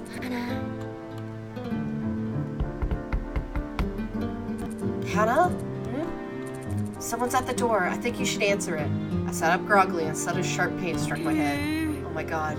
My stomach felt raw. It was like on fire. It was like I was trying to return to normal functioning. It was nausea. The most burning form of nausea I ever experienced. Oh gosh, are you hungover? Never mind, it can wait later. Answer the door. I pulled on some clothes, making movements with care, as not to upset my stomach even further. I crossed the room, and after a curiosity glance in the mirror, I opened the door. Hana. Jared! Jared, why would you do that? Why would you take the blame? You have a perfect reputation, and you're gonna get so much trouble, and... It's fine. Creeps made up a story that I stuck alcohol in the backstage would cope for the pressure from the sew. He said that's why I didn't form in the first place. They didn't say anything about you or any students. I still got in trouble because of my perfect reputation. They're mostly letting it slide. Why? You were in trouble, and I don't know. I don't know. I did it on impulse. I guess I wanted to protect you, and I did. I could tell he was smiling weakly under the bag. With my own anxiety faded, I noticed how lethargic he seemed. I stepped down in the hallway with him, and I shut the door behind me. What's wrong? You can tell something is bothering me. Is it obvious, even through the bag? I don't think it's obvious, but... He sighed. Let's go for a walk. He stepped onto the night air, and I remembered just a few weeks earlier, I was on another night running from Jared in fear. It was then that I found out he had a terrible secret. Now he's gonna tell me another one? We walked in silence for a while. Jared had his hands in his jacket pockets. I imagined his hands were warmer than my own, but I was glad my hands were cold and distracted me from the pounding in my head. It's about my family. I might have mentioned that I was raised to know a lot about traditional Japanese arts. That's true. My family is well known. Well, you know that. My family name isn't Kabur, it's Nadashiko. I stopped in my tracks. Nadashiko? Isn't that the name of Nadashiko School of Traditional Arts, founded in 1644? We've been around for hundreds of years, pioneers in traditional forms of dance, calligraphy, flower arrangements, adornment, kento, and yes, tea ceremonies. The Nadashiko School of Traditional Japanese Arts among artisans was probably known for the Institute. My parents talked about it all the time in my shop. Mom wanted to get me into a class there, and we've been saving up before she got sick. My dad always looked to their designs for inspiration when arranging the flower displays. Each spring, when a new designs came out, their name floated around the dining room table for weeks. And here was the apparent flesh and blood of the Institute itself, standing right before me.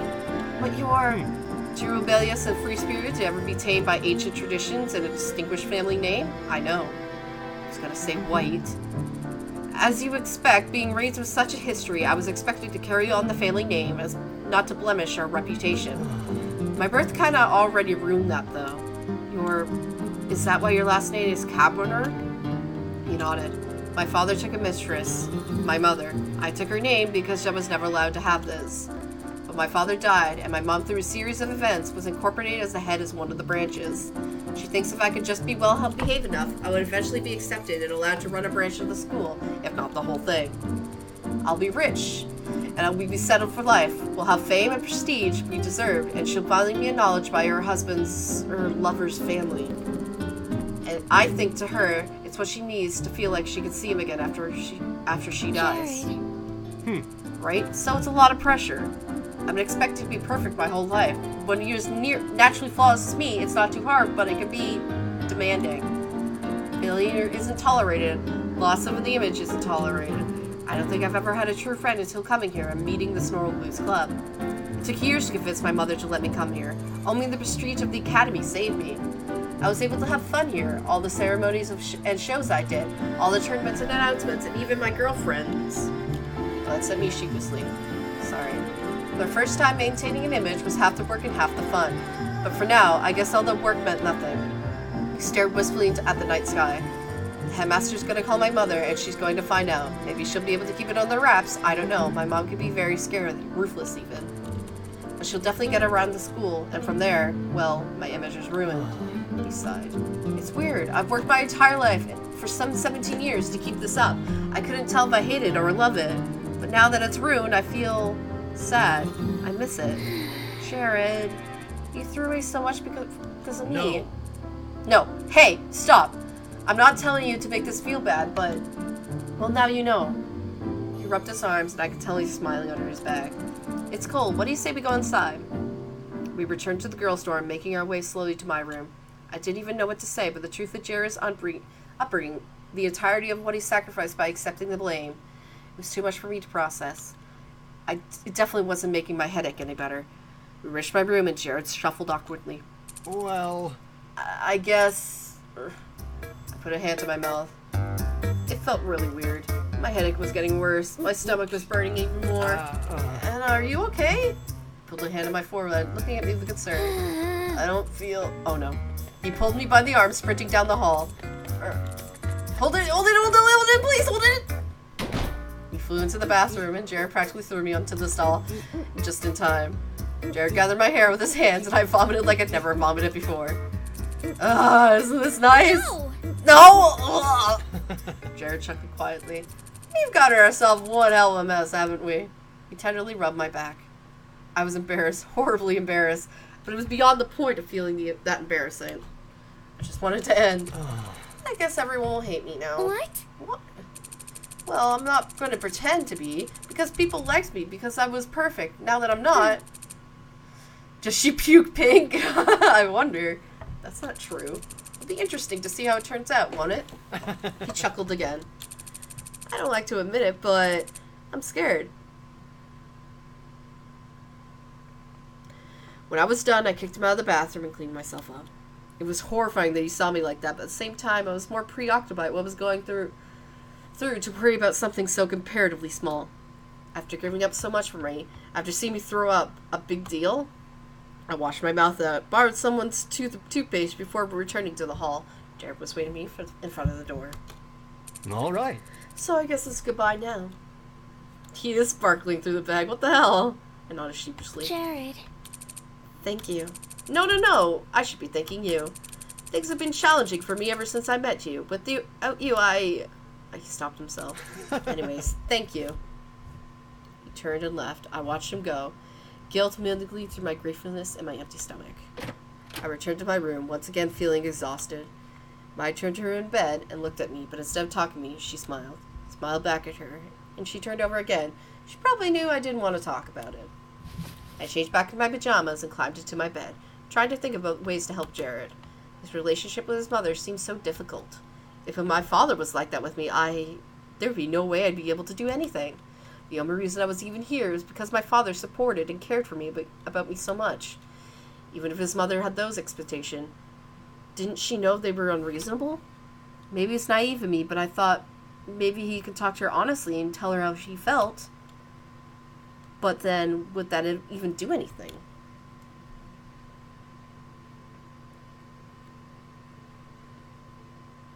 Chapter 4. Wow, we're going through this fast. I was not eager to head to class the next day. The fashion show, combined with my glorious encore immediately following, filled me with embarrassment and horror. I walked through the doors of Poppy Hall so early that morning I didn't even think Mai was awake. Consequently, the halls were mostly deserted, except the one odd student who looked away when they saw me coming. I reached for the door of my classroom and with a sigh, before an odd flicker of movement caught my eye. Jared was standing behind me on a row of lockers. And then another one further down the hall. Like this, he darted between locker groups heading for the staircase to the 3rd floor? Jared. He jumped. Well, I guess... Hana! Oh, Hana, it's just you. He pulled a hand over his heart, wheezing. Thank God it's just you. How are you? He leaned against the neighboring wall, flipping his hair dramatically. I'm fine?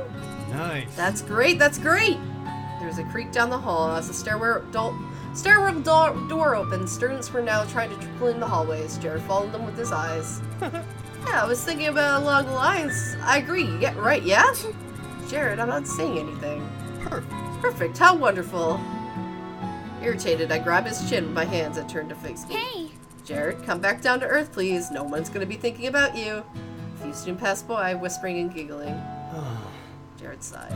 If that doesn't look like they're talking about me, then what does? I don't think anybody's talking about you at that rate. They all would have to be doing that was talking.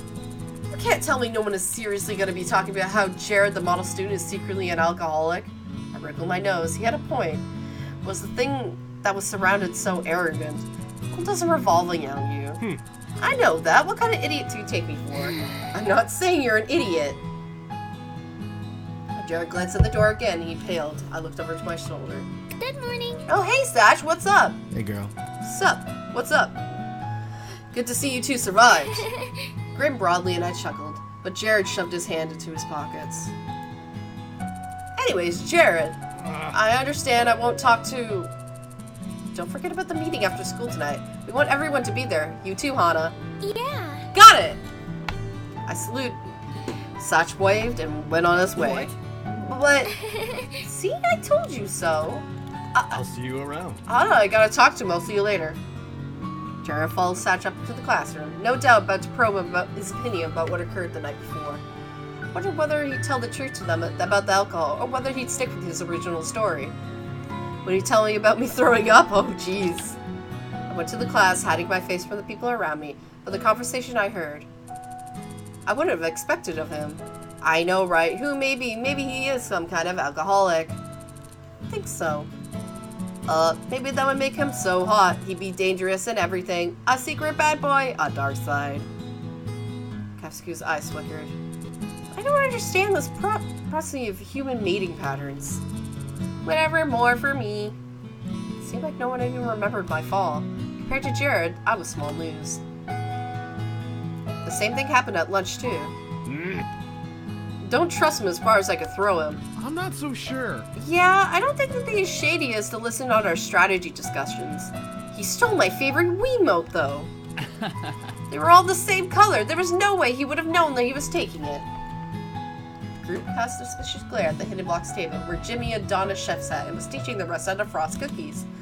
They were experiencing varying degrees of success, with Ian producing the cutest smiling cookies and Catting creating miniature of a dead moose.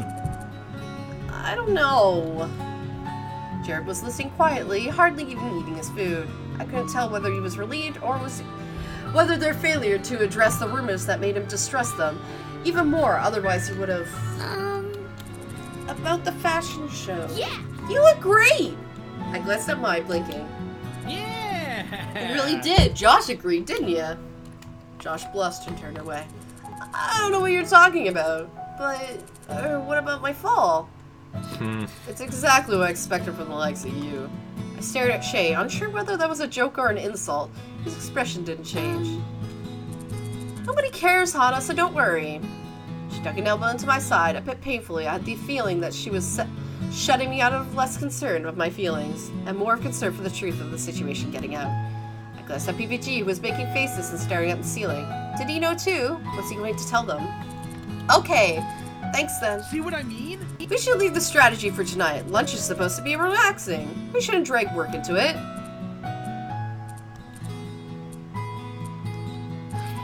This is the wrong group of people to be saying that to.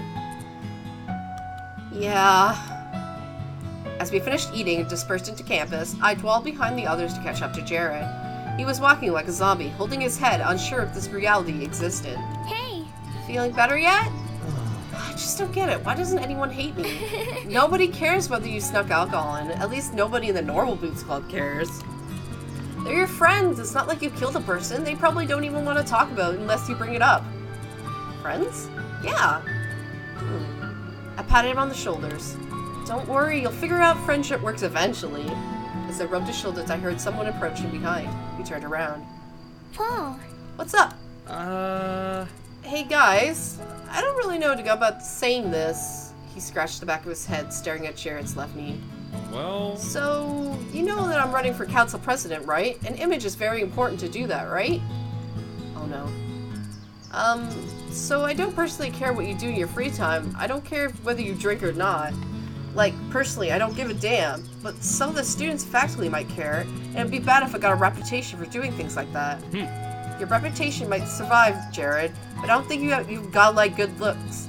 But I don't have your godlike good looks, and I can't afford to people thinking I'm an alcoholic because of you, so... Just because of him? What I'm saying is I need to spend less time around you, or I'd appreciate it if you could spend less time around me. Or us. I feel really bad, man. It's just how it is. What the hell, Paul? You should be better than this. I turned to Jared in desperation. Right? Tell him, Jared! Jared held up his hand and shook his head. No, it's fine. I get it. Image is everything. Paul sighed as his tired body relaxing as the bowstring was untied. Glad you understand, Jared. It's really nothing to do with you. Yeah, it's fine. I get it. I raised an eyebrow, but Paul simply grinned. Awesome, I gotta go to class. Can't be late, but I'll see you. I stopped and made goodbye. I mean, bye. We dashed down the lane. Wind blew through the trees above us, stirring small flakes of dirt that speckled my socks. Jared turned to me with a half-hearted smile. I knew they really accepted me.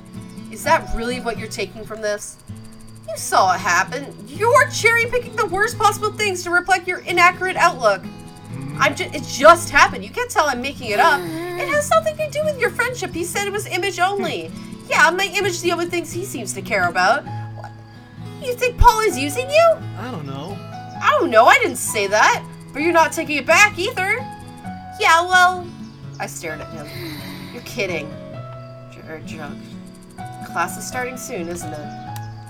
It is. We should get back then. Fine. I'm going ahead. I shouldered my bag and stalked off. I made it to class in the nick of time, right as the bell chimed, and I sat with my desk with a mixture of fury and sadness in my heart. Paul shouldn't have done that. I almost believe he actually did. But Jared's selective attention to the worst interpretation and single from every situation was filling me with rage. I didn't understand why either. Sure, it was annoying that he was behaving like that, but it shouldn't be causing this extent of anger. What's going on? When class ended, I started walking out with Mai, but... Anna. Where are you going? We have practice today in the library, remember? I glanced at Mai, who shrugged. I should get some extra volleyball practice in. I've been slacking off recently anyways. Okay. Right, then let's go. Shade and I headed past the tables of gossiping, frustrated sleeping students in the back of the room. There at the table to the right sat the Normal Boots Club, or most of them. As I scanned the familiar faces, I noticed two things. One, everyone seemed stressed beyond belief. Two, Jared and Paul were nowhere to be found. As Shane and I sat our bags on the table, I soon found out why. Asked you not to come, so I expect you not to be here. Can handle being around public, but this is a library. No one comes to the cooking and new age section. I saw a flash of green between the books across the way. Jared and Paul were arguing a few bookcases over, but despite this, their voices could be heard as clear as day. Satch glanced back at them.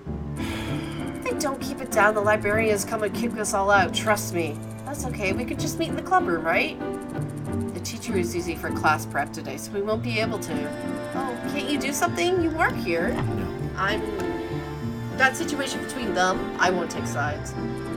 No one is gonna see. But if they do, it won't happen. You can't know that it won't. You can't know that it will. The two were going in circles. If anything, this would hurt Paul's rep more than just being seen with Jared. Well, we all came here for a reason. Just because those two are idiots doesn't mean we have to waste our time. He's right. They'll sort out their business. In the meantime, we have a strategy to discuss. I watched flashes of movement before the bookcases.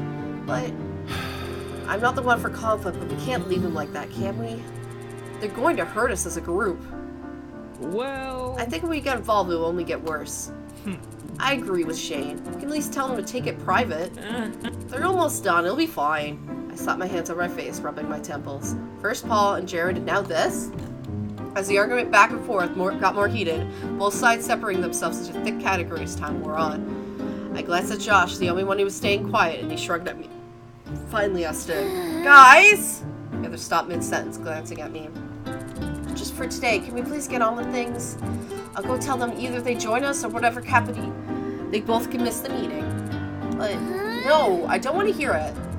I've had a very frustrating day, so either we sit down and do the strategy meeting, or we go find a carton of eggs to smash them all across your faces. Good. Josh, start the meeting. I'll go talk to the other two. I woke my way in between the bookcases, hearing the slow talk of strategy and business start up behind me. As I approached Jared and Paul, their voices became quieter and more urgent. They must have seen me coming, but by the time I got to their bookcase, they were standing in silence, looking at books on the other side of them. Guys, are you ready to join us? They exchanged looks. Jared's cocked an eyebrow. Paul threw up his hands and Jared shook. Fine, whatever. Yeah, we're ready. He pointed to Jared and muttered something quietly to them. Whoever it was, Jared seemed to expect it. He only rolled his eyes. Please join us. Paul nodded and stepped past Jared. Going towards the table, I waited for Jared by the bookcase and... So... I could stick around for today, basically. Oh, good. That's good, right? Jared shrugged as we head back to the table. I tried to make small talk, but Jared's jaw remained tightly clenched. As calmly as he seemed to be taking this, things were not well. I couldn't tell whether he was mad at me for our argument earlier that day, or whether he was angry at Paul. But for the moment, I said nothing to him. It seemed to stir a response. We made it to the table and resumed our seats. The boys were grouped in separate bunches, each offering their own ideas and other strategies. Despite having figured out a few ways to make my score better, multiplayer matches were still got the best of me. I was a slow combo builder, and when I played against others, they usually got their combos in before I could get mine fully into place. It would be extremely helpful to get a few ideas how to make my speed faster. But Jared just sat on the fringes of the group, arms crossed, deep in thought. He really looked like he used someone to talk to, but I didn't know whether or what he heard from me. I wasn't even sure whether I was ready to talk with him. My boiling rage subsided, but the anger was still there. What should I do? I should practice. The tournament's coming up soon. Shane? I raised a timid hand. Shane came to my side. Yes? I've been having difficulty with this, so could you... A wide smile curled across his lips. I'm not surprised. I stared at him, and he was being mean, or was he actually teasing me? Don't worry, we'll get you shipshape in no time. I nodded quietly, darting a glance at Jared. He watched me over at Shane, expression unchanging. Was he mad that I didn't go talk to him, or was he just upset over what happened with Paul, and I was being too self-conscious to see it? Didn't have too much to do with me. In the end, Shane helped me settle on a strategy involving eliminating certain colored stones before others based on how many there were on screen. When I practiced with him, and he was fairly good despite insisting otherwise, my speed slowly got better and better until I was able to constantly beat him. He shook his head after our last match, grinning. Yeah. Fast learner. I beamed, somewhat pride tickling my spine. Thank you. But you still got a lot to learn. There's still a few weeks left until the tournament. Don't forget. I saluted. I won't. Why? Good God, Hannah, what is it? Oh, you're in uniform. Did practice just end? I literally just set down my bag and I was about to take a shower. We got a game in a few weekends. Things are... She stopped squinting at me. Hey, what's up? Hey, you okay? You seem really tense. No! I collapsed onto the ground, face down. Mai stood over me. I began to roll across the carpet like a tiny pork pie sausage. Mai, I hate everything! Did you have another fight with Jared? I explained the entire situation to her, from the incident early this morning up until the practice session we just had. When I was finished, I put my face into my hands. My dating sucks. It's really complicated. I have no idea what's right and wrong, and what I should do or shouldn't do, and whether I was overreacting again. I don't want to be crazy. I don't want to be, like, in an unhealthy relationship. Is that what this is? I don't know. Mai sat down to me, putting an arm on my shoulder. Well, I can't tell you're certainly not a really good spot right now, but relationships always go through rough patches. Realistically, something like this is bound to happen in any relationship. It's a matter of whether you can overcome it, or whether you even want to, I guess. Is it? She shrugged. There's no real good answer. That's why relationships are so hard. Half the time is a matter of perspective. Jared's definitely stepped out of line more than a few times, but from his angle, I'm sure you would too. I shut my mouth as much as I would like to pretend it was only Jared doing things wrong. Maybe I'd done things wrong too. But that was just me being a doormat? I didn't want to lie down and take rude behavior, or should I? Because people make mistakes and mess up and take their anger out on others all the time. What was permissible? What wasn't? My head hurts. Look, what it comes down to is, I guess, do you still even want to date Jared? Of course No. No, Hannah, really think about it. Just because you like someone doesn't mean you have to date them. My mom used to say that all the time. Oh, I can't help it, it's because I love him, as if it was a good enough reason to take any behavior. If you ask me, it's an excuse, a reason not to not take the hard road. You don't owe Jared anything, not his girlfriend, and not as a human being. So it's a matter of your happiness. You think about that, not his. I'm sure Jared would have wanted to date him. Wouldn't want to date him if you were just doing it to make him happy either. Do you feel like he likes you sincerely? Jared said I'd done a lot of things for me. Sometimes it felt like his words meant nothing. All the pretty poetry he spouted at me, all my beauty and immortal goddesses or whatever meant nothing. Goodness or whatever. As worthless as raindrops in Seattle. But there were times where Jared seemed sincere. You look beautiful. You were scared, but you weren't hiding. You were afraid of the people you met and what they think of you, and you didn't want to fake your feelings. You've always been, for the first minute I met you, genuine. You're a brave person, Hana. And I'm terrified if someone finds out that I'm not the perfect, they'll just give up on me. I did it. I'm sorry. Yeah. He does. I'm sure that he does. And I guess there's only one other question is, do you care for him? And do you think it's worth it to try and get through this? Day faded into night. As I turned the situation over and over in my mind. I cared about Jared. I really did. Perhaps it was the question of commitment, then. Not of one right or wrong.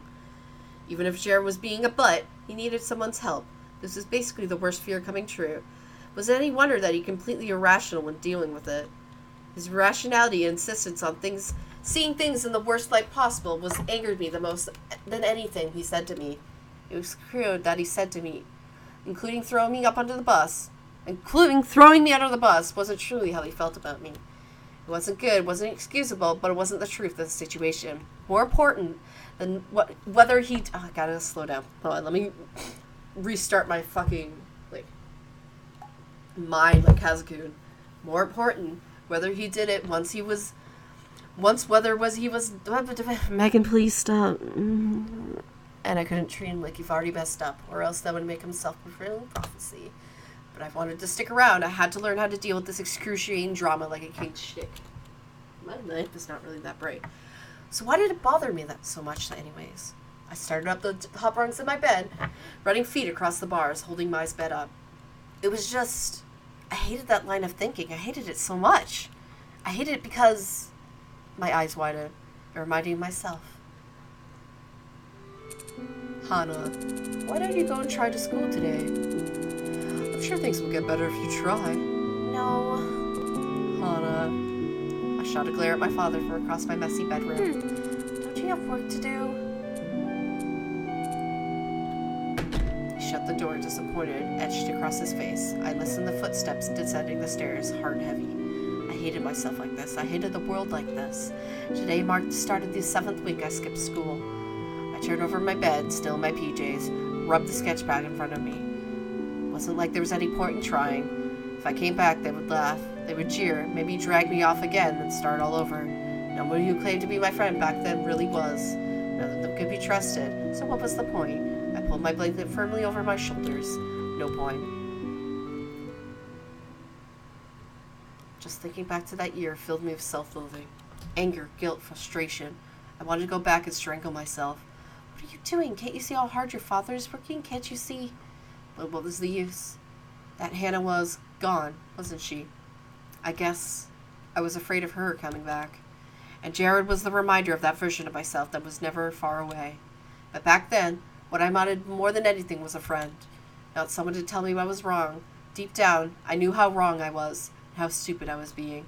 At the time, I felt like I couldn't help it. I was hurt, and I needed help to overcome it. Help that I got was from Asagao, from my, and the Normal Boots Club. From my friends. Jared didn't seem to believe that the Normal Boots Club truly liked him. But despite that, he seemed to trust me. He told me exactly how Paul's behavior made him feel. To some extent, he trusted me. That means there was still hope. And if Jared needed help, I was the best person for the job. Maybe he was behaving like a baby. Maybe some people would think that the reason that enough to discard him. He was certainly making my life harder. That was the honest truth. When I thought about Jared, that I liked, I knew he was worth it. I nodded to myself.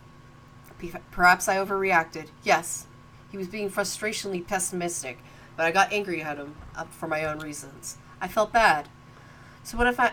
So I knew what I needed to do. I would apologize. I didn't see Jared in the hallway before class, but I kept my spirits up. I figured I would see Jared at lunch and be able to apologize to him and there, but when my guy got to the table, he was nowhere to be found. We sat and I scanned the lunch line for him. Was he running late?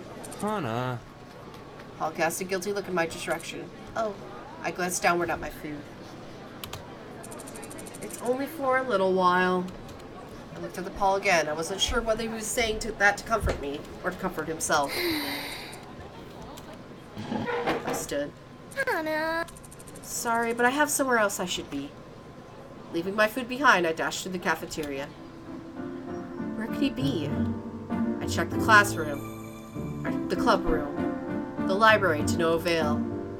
Running out of time, I dashed to the boy's door. Jared? I made it to his door, wheezing beyond belief. Jared, let me in. I knocked feebly on his door, unsure if he was even there. Where else should I go? I slumped down against his door, utterly exhausted. All I wanted was to apologize. Jared's door opened with a click, and I fell backwards into the room. Hana? I stood. Hey! Jared, there you are! You came to find me? Why? Something wrong? No, nothing's wrong. Well, kind of. Can I come in? By all means. He stood back and held the door open me, and I wandered in, dusting off my skirt. The closet door stood open a crack, and I could see some kind of machine glimmering half-light. I peered at it, trying to get a closer look. So, Jared cleared his throat. What brings you here? Well, I know that things between us have been tense over the past few days, and we've been going through a lot. I was reflecting on my behavior, and I wanted to apologize. I stopped. Jared's phone was ringing. Jared immediately dug through his pockets. Sorry, I shut it off. He glanced at who was calling and froze. I'm sorry, Hannah, I need to take this. I clamped my mouth shut, frustration and concern mingling through inside me. Jared placed his phone to his ear. Hello? Jared! A fierce female voice shot at the other end, so loud I could hear it clearly when she was standing. Hi, Mother. Mother? How dare you sneak alcohol into the school? Who do you think you are? How do you think this is gonna play out when the tabloids get a hold of it? Jared glanced at me across the room. I could no longer make out the words of the conversation. And we saw raw, angry screeching of his mother, increasingly panicked platitudes he made. I knew it was a stupid mistake. No, I would have never... I'm very sorry, Yes, I will take responsibility. His voice rose higher and higher in a pitch, but as his mother's voice increased in volume, it didn't take long before he was holding the phone away from his ear, and I could hear what she was saying again. Despicable, worthless creature! I should have listened to your father when he told me to get rid. Maybe you should step outside. Jared tried to whisper to me, but his mother immediately stopped talking. Who is that? What? No one. Who are you talking to? Anna? Is this a girl you're hanging out with? I knew it. I knew we would never behave in this manner. A girl is to blame for the situation, isn't she? That doesn't surprise me. Anna. Mother's mother was shouting through the receiver, apparently now talking with me. Like talking the one responsible for the situation my beloved son is now trapped in. Beloved? Really? Jared shook his head fervently. I could tell when he was trying to warn me away, or trying to get me to deny I was responsible. What should I do? Take the phone. This bitch needs to learn a lesson. A sudden rush of courage filled through my veins, and I crossed the room. What are you? I took the phone from his hands. Yes, I am, and you should take your anger out on me, not him. Jared's saving from a terrible situation. I would have lost my scholarship and been unable to attend school if it weren't for him.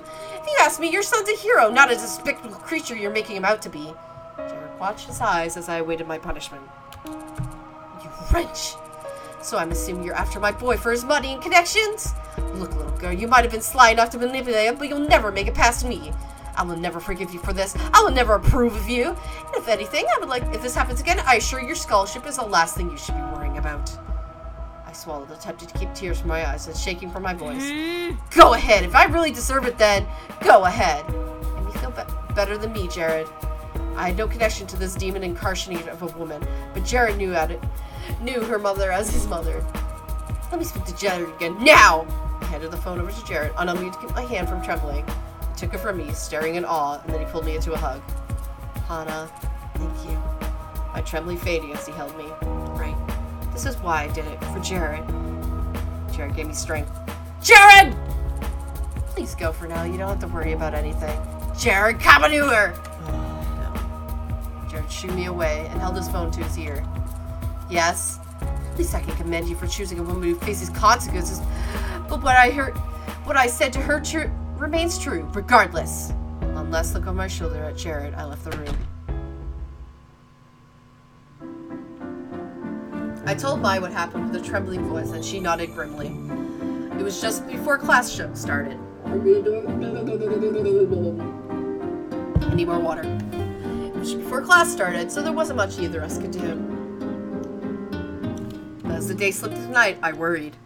I didn't hear back from Jared, not at any point. Was he okay? Did he even go to class? Had his mother always been like that? These questions circled in my mind as I hovered over my homework. Another essay from Miss Shiz. Hannah. If you don't focus, you'll miss the deadline. What? Huh? I stepped out on my mental fog. Mine was watching me with concern. Right, sorry. I went back to my work, but I felt Mai's gaze on me for a while longer. In the end, Jared never told me what was going on. Not then and not the next day. I was worried, but I didn't want to bother him. Surely he was dealing with enough on his own, and if he wasn't talking to me, he didn't want to be bothered. Right? The next day, I waited for Mai in the theater before class. She said she had something very urgent she wanted to talk to me about, and it can only be done there. I was confused, but if Mai needed my help, I would do it. I accepted her request without asking questions. Now I sat in the front row, staring at the stage.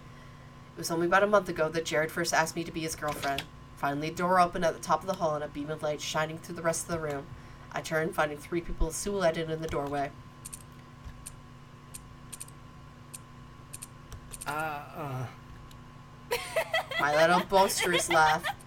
Congratulations, my friends. You two have won the first class tickets to the wondrous Sexy Reef beachfront.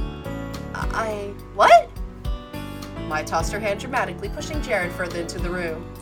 Well, it's clear that everyone has been, way too stressed out recently. We've got Paul, and now we've got the overbearing mothers, and we've got tournament classes and misunderstandings. It's all way too much. What we need is a vacation. But we have class in a half hour. You mean we had class? Jared glanced from Mai to me and PBG back. Grab it, Peeps! PBG grabbed Jared around his waist as he lunged for the door. No, I need to go to class! Jeez, Jared, I never knew you were such a nerd. No. You don't understand! Get a grip on yourself, Jared. We're going and that's that. But I have scholarship! I dove at me, an iron grip closed around my waist. Before I even knew it, the battle was lost. You're coming with us. I gulped. There's no point in struggling. Whatever you say, Mai. It wasn't until we were safely on the train that Jared and I were let go. Mai cackled wildly as she and PBG shared a high five. Jared assumed a fetal position, muttering to himself under his breath. This will be fine. This will be fine. This will be fine. This will not be fine! Don't worry, Jared, this is for your own good. We care about you, so we're doing you a favor. We've got your back. I jumped up, got an arm around PBG's neck, pulling him forward toward Jared and grinning at him. He looked us between them, realized the realization dawned over his face. You do? Bingo. Of course! I watched this all happen, a small worrying echoing itself into my heart. Of course it was nothing, I shouldn't be concerned. But the doubt was there, it was all a matter of whether I acted on it.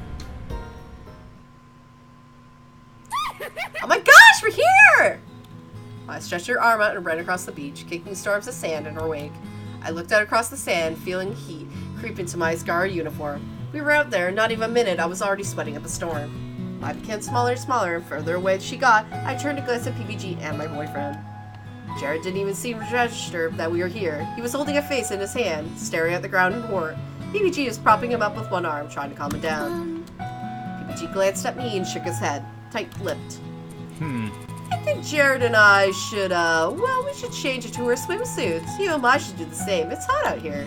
I smiled nervously. I looked at Jared, hoping to find some kind of signal from him, but he was non-responsive, as if his mind was blue screening. Okay, I'll find mine and do that. Great, we'll meet back here. PBG put one of Jared's arm around his neck and helped him off the side of the beach. There were a number of shabby changing booths stood. I, on the other hand, shrugged off in the direction of my elusive best friend. I found her crouched on the far end of the beach, picking seashells out of the sand. I collapsed next to her, feeling sweat drink down my spine, and shuddered. Hey, I'm sorry we stole you guys away, but I hope you were just trying to help. I know you are. Jared doesn't seem to be taking it too well. PBG assured me that he has him under control, and I trust him. They've been a friend for ages. If anyone should know how to handle Jared, it's PBG. He never judges anyone. That's what's great about him. I nodded, loosening the collar of my shirt. Can we please change it to our swimsuits? I'm gonna die. Oh, right! Sorry, I forgot you were wearing your blazer. You should go without it more often. I think the regular shirts fit you. Mai tossed me a small canvas bag when I opened to find my swimsuit, 2 bottles of sunscreen, sunglasses, and a bottle of water. I've been preparing this for a while. Yeah! Anything to help my best friend. Come on! She led me across the corner where we even more changing booths. I stepped into one, pulling the bright orange curtain up behind me. My old swimsuit was not a swimsuit I liked. No, it was more accurate to say I never owned a swimsuit I liked. I was always self-conscious about my body, not particularly proud of how I was very, well, endowed. Swimsuits made me exceptionally paranoid, and about that, I didn't like people seeing my stomach either. Overall, I felt like I looked like a boy. The swimsuit shouted these thoughts at me as I held it up. I was gonna die of a heat stroke if I didn't put it on. With a sigh, I got changed. Oh, right, that's her swimsuit, not her underwear. Hesitantly, I poked my head around the curtain, praying to the high heavens that boys hadn't show up in the interim. Instead, I found Mai eagerly waiting for me outside in front of my booth. Oh my god, Hannah! So cute! I blushed and stepped out into the sun, wrinkling my toes in the warm sand. Thank you? But you... I struggled to find the words the way Mai looked. Hot, sexy, like a bombshell? Mai had a dream body and her swimsuit only cultivated the... What the fuck? You look unbelievable. Mai struck a pose and giggled. I try. She cast a glance down to the beach. The boys don't seem to be out yet. I saw a volleyball court down the way. Want to play a game? Against you, there's no way I'll win. You're actually on the team. Oh, come on, please. I won't seriously destroy you or anything. Just for fun. Okay, as long as you go easy on me. I did not go easy on me. She said she did. Oh boy, did she say that she did. But the height of her jumps, the ferocity of her severe spikes, and the sheer force behind each and every smack of the ball almost felt me like there was something wrong. As I dove to the left and right trying to get the ball, every single hit was matched by Mai and sent back to me. I started to get worried, more and more worried I already was. Was Mai really throwing up this trip to help me, or was she merely trying to help Jared? The game got more and more difficult, and I got more and more frustrated until I couldn't take it anymore. So, Mai, you sure you're not upset about me and Jared? I hit the ball over the net at her. For the first time, she missed it. What? What? No, I'm not upset about it. Why on earth would I be? She walked across the court, get the ball, and as I caught my breath, you liked him for a long time, a really long time, and then you came along and took him. You've been really supportive, but we never really talked about it. Oh, and I was just wondering, when Mai came back with the ball, her face was flushed. I couldn't tell whether it was because of the sun, the exercise, or the conversation. No, I'm fine with it. Put those feelings away when you started dating. It's hard, but he's yours now. I ain't no homewrecker. She tossed the ball in the air and served it to me. I dashed across the field and caught it with my hands, chuckling softly. Fine, fine, I believe you. Let's do something else. I'm tired of getting my butt handed to me. Aw, I was having fun. I wasn't. Mai clasped her hand together and kicked off the sand, seeming sweet. Now might be a good time to tell you something, though. She ducked under the net and stood next to me, leaning close to my ear. I have a crush on somebody else now. She spoke at a normal conversation volume, seemingly having difficulty with the concept of whispering. I immediately took a step back, clasped my hands to my ear before registering what she said. Wait, a crush on who? I giggled menacingly. I can't tell you. You can't tell me? No, why not? I looked away. I have a feeling you'd be a little protective. Like, a little too protective, so... What? No, I wouldn't. I mean, obviously you had to pass very high standards I set for my best friend, but that's just a normal thing. Mai gave me a lopsided smile and shook her head. You don't get it. Don't worry about it. I'm sure you'll find out eventually. Now she was beaming and I gasped. You think you're gonna date? Bingo. I said it's heading for that direction. It is... Spoiler alert. It's actually PBG that she's liking.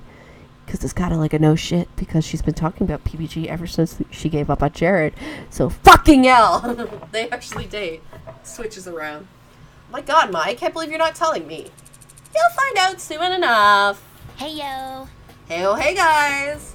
Mai right across the beach and sprinted straight up to the water, where I could see PBG and Jared had at some point swam over to our side of the beach. Mai put a hand on Jared's arm, asking if he wanted something in a hushed tone. Jared nodded sadly and then smiled at her.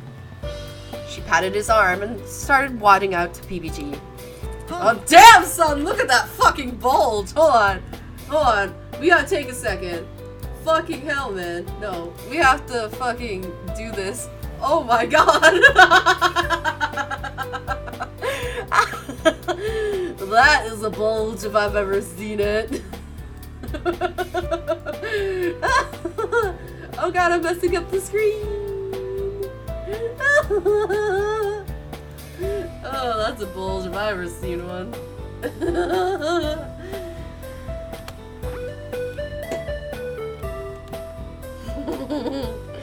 Jared stretched an arm out to me and Mai turned around. Yeah! Yeah, Hana, the water's way better than I thought. I ignored the impulse to cover up entirety of my body with tiny little stick arms, but instead I flushed and tiptoed into the surface of the water and touched it with a toe. My gosh, this is way better than you thought! Well, it's still early spring and I thought it'd be way worse. No, I'm fine. Maybe I'll just stay on the sand. Oh, no, you don't. I can't, like, yeah, I get bitch from his whole body, but that fucking, the bulge, it's everything you can stare at. He pulled me by the arm and into the water, falling behind the surface with me. I sprang up immediately, teeth clattering. Jared, you turd! He doubled over in laughter, wiping waters from his face. You should have seen how you looked. He was priceless. You were so cute. I stammered a foot and deeply. Cute? You're being even cuter right now. You fucking little shit. Stop flirting with me. Your playful act won't work on me. I mean, this time. I mean, it's always been, but... I shoved into the water and he screamed like a banshee. He popped up a wide smile on his face. Didn't know you had it in you. You should have known better by that now. Alright, take this. Grabbed my arm and pulled me under again. It was epic war that began. PBG and Mai watched us fight, placing bet generally of having a much more relaxing time floating on the waves together. Well out of our reach, at least we dragged them in as well. Jared and I attacked each other, never doing something dangerous, but always trying and one-up each other. As we swirled the water, as Jared tried to chase me down, was the way faster swimmer. As I jumped onto his shoulder to dunk him into the water, as we watched the fish swim beneath our feet, I felt like I was truly happy to be dating Jared. A few hours passed and the water was starting to feel genuinely cold to me. I was floating on my back, watching the clouds drift by, listening to Mai try to freak PBG out. This is a safe beach. I looked up. The net outside so big, fish can't even get through. Really think a shark can rip through a little net? I checked. It's a special reinforced net, so you think they can't jump over it? As I floated, my head bumped into something squishy, and I turned. Jared beamed down at me, a look of pure, sincere affection on his face. I'm really happy right now. I can tell. My eyes widened and my heart stopped. You look so happy. He pulled me into his arm and I flushed, caught his feet. That between both of us were practically naked. Jared buried his head into my hair, nuzzling me happily. Oh, no? Thank you, Hana, for putting up with me. Thank you for being my girlfriend. It's our anniversary today, isn't it? Is it? 3 weeks, thank you. I flushed, holding onto his arm, feeling tightening beneath my hands. It was strange to feel his muscles beneath my skin. His own arms were so thin and frail, and his skin was so rough.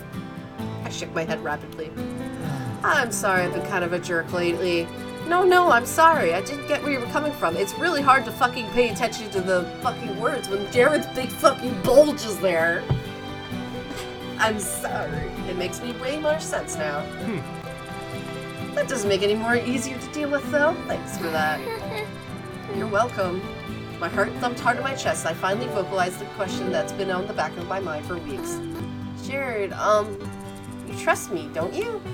I felt his body go rigid and he swallowed quickly. Yeah, of course I do. I trust nobody more than you. The goosebumps rippled across my skin. There it was. There was that weirdness again. I gently took his arms around me and looked him right in the eyes. He looked at me uncertainly, all the affection and calm that had been there and now replaced with dejected fear. Hey! Jared. He was acting like that again. I couldn't make him stop being like that, but maybe I should just talk to him about it. Do you even know I was putting up walls like this? I didn't like it. I liked it much better when we got along we were doing before. But now it wasn't an option, because he decided, what, that I was going to hurt him? That I didn't accept him the way he was? He was regarding me like he was gonna suddenly explode or draw a knife on him underneath my swimsuit. I bit my lip. Should I bring it up or should I just leave it where it was? No, we should leave it be. This is a happy day. Now was not the time. In fact, as I thought about, maybe there would never be a time. I placed my head on hand on Jared's shoulder, and then, after a moment, pulled him into a hug. His eyes grew wide, his body stiff, but eventually he put his arm around my shoulders. I didn't feel the need to say anything. In fact, nothing I would have said would have been able to communicate what I was feeling. More than anything, I wanted Jared to feel comfortable. I wanted to feel safe. I guess I really wanted to feel accepted. If he was going to be like that, maybe this was all I could do. Maybe I just had to accept it. Perhaps in time, his walls will come down on their own. I lay my head on his chest, slowly relaxed, eventually running a hand through my hair. I giggled at his touch, and he giggled in response. In no time, we were both laughing like maniacs. Ew, gross! My shouted across the water from us. Too cute! Stop being gross! I stuck my tongue out at her, and Jared flipped her off. Jared! Jared laughed and kissed my forehead. He did it like it was nothing, but I felt my face grow hot. Hot enough that I felt like the water in my hair would evaporate. Hey. You know, we'll have to go soon or we won't be back in time for curfew. Aw, man, I don't wanna. I don't care if you wanna. You still have to do it. I giggled and donkey paddled my way to the shore. Mai swam up next to me, possibly humming with happiness. Don't say it. Don't say it. You owe me an ice cream for this with sprinkles. Fine. I'll buy you an ice cream sometime. Thanks, Mai. You're my best friend, Hana. Anything for best girl. Racing to the shore. Mai and I raced to the shore as Jared tried to piggyback PBG through the water. Mai won, obviously. The next week at Asagao was peaceful and happy. Jared returned to Asagao and accepted the reprimand that he received for skipping class, and a broad smile that his teacher couldn't find it into dole a punishment. For once, the misunderstandings between Jared and me seemed to vanish. He started avoiding the normal booths during lunch, and instead we ate together on the field, having private little picnics to ourselves. We laughed together, and we talked before class, and we spent time after class. I saw less and less of Mai, but I always gave her a brief update when I got back to our dorm. I was worried she would feel lonely, but as days passed, she seemed to only get happier and happier. I often saw her at her desk writing something and grinning like a madman. I couldn't tell what. Even with the tournament that weekend, I was too worried about it. I felt like I could handle anything, come win, come or lose. I still wanted to join the Normal Boots Club, but I wasn't desperate to like I was before. I chuckled softly to myself as I finished outlining Jared's most recent dungeon on his large grid map. Jared wasn't artistically inclined as I was, so he asked me to help out with his dungeon mastering every now and then, explaining to me how the game worked and reenacting their adventures in live form. I hoped that eventually we would feel comfortable enough to have me join in an actual campaign. This time, however, I didn't think I would hear another story. Jared shut the door behind him, having to return for him to get the mail. I walked slowly to his sleep, reading and rereading something in his hands. He looked pale, and I sat down my marker as he collapsed onto his chair. Jared, is something wrong? He held out an ornate piece of paper, lined with in golden gravy, and it reminded me a bit of the letter I received for my presence at the tea ceremony. The Asagao family would cordially invite you to... His voice caught his throat. He put his hand in his hands. Why didn't I see this coming? What is it? He snatched the letter from his hands. The Asagao family cordially invites you to our yearly public tea ceremony at the arts exhibition. Below the ornate script was very clearly another message was supposed to go. It was a jerkily angry scrawl. We request the presence of Jared Carpenter and his significant other to the special performance, demonstrating the stability of an elegant feature that the Asagao family. His significant other was dented into the paper, as though someone for some reason tried to kill the people with those words. Well, that's not too bad, right?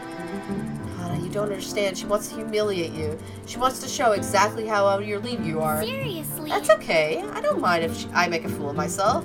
I mean, it'll suck in the moment for sure. But what do I care what these people think about me? You don't get it. Even if you don't care, I do. If you're going to go with me, we're going to have to practice. I'll have to drill you on the basics, and maybe, by the grace of Thor, you won't completely embarrass yourself or me. I clamped my mouth shut and stung. An embarrassment to you? Really? The way you can go is if you practice, and you will, won't you? Enough about your image. Jared, you gotta stop this. You can't live under your mother's thumb forever. You have to stand up for yourself. Jared's eyes darkened. Don't you dare talk about my mother. I froze. You don't know a thing about her or about me. You can't tell me what I do or I should live. You understand? Jared, Tears sprinkled my eyes, and Jared ran a hand through his hair. I'm sorry. I should have. My mother is still my mother, all right? She loves me, and I love her. I want to do what I can make her proud, even if...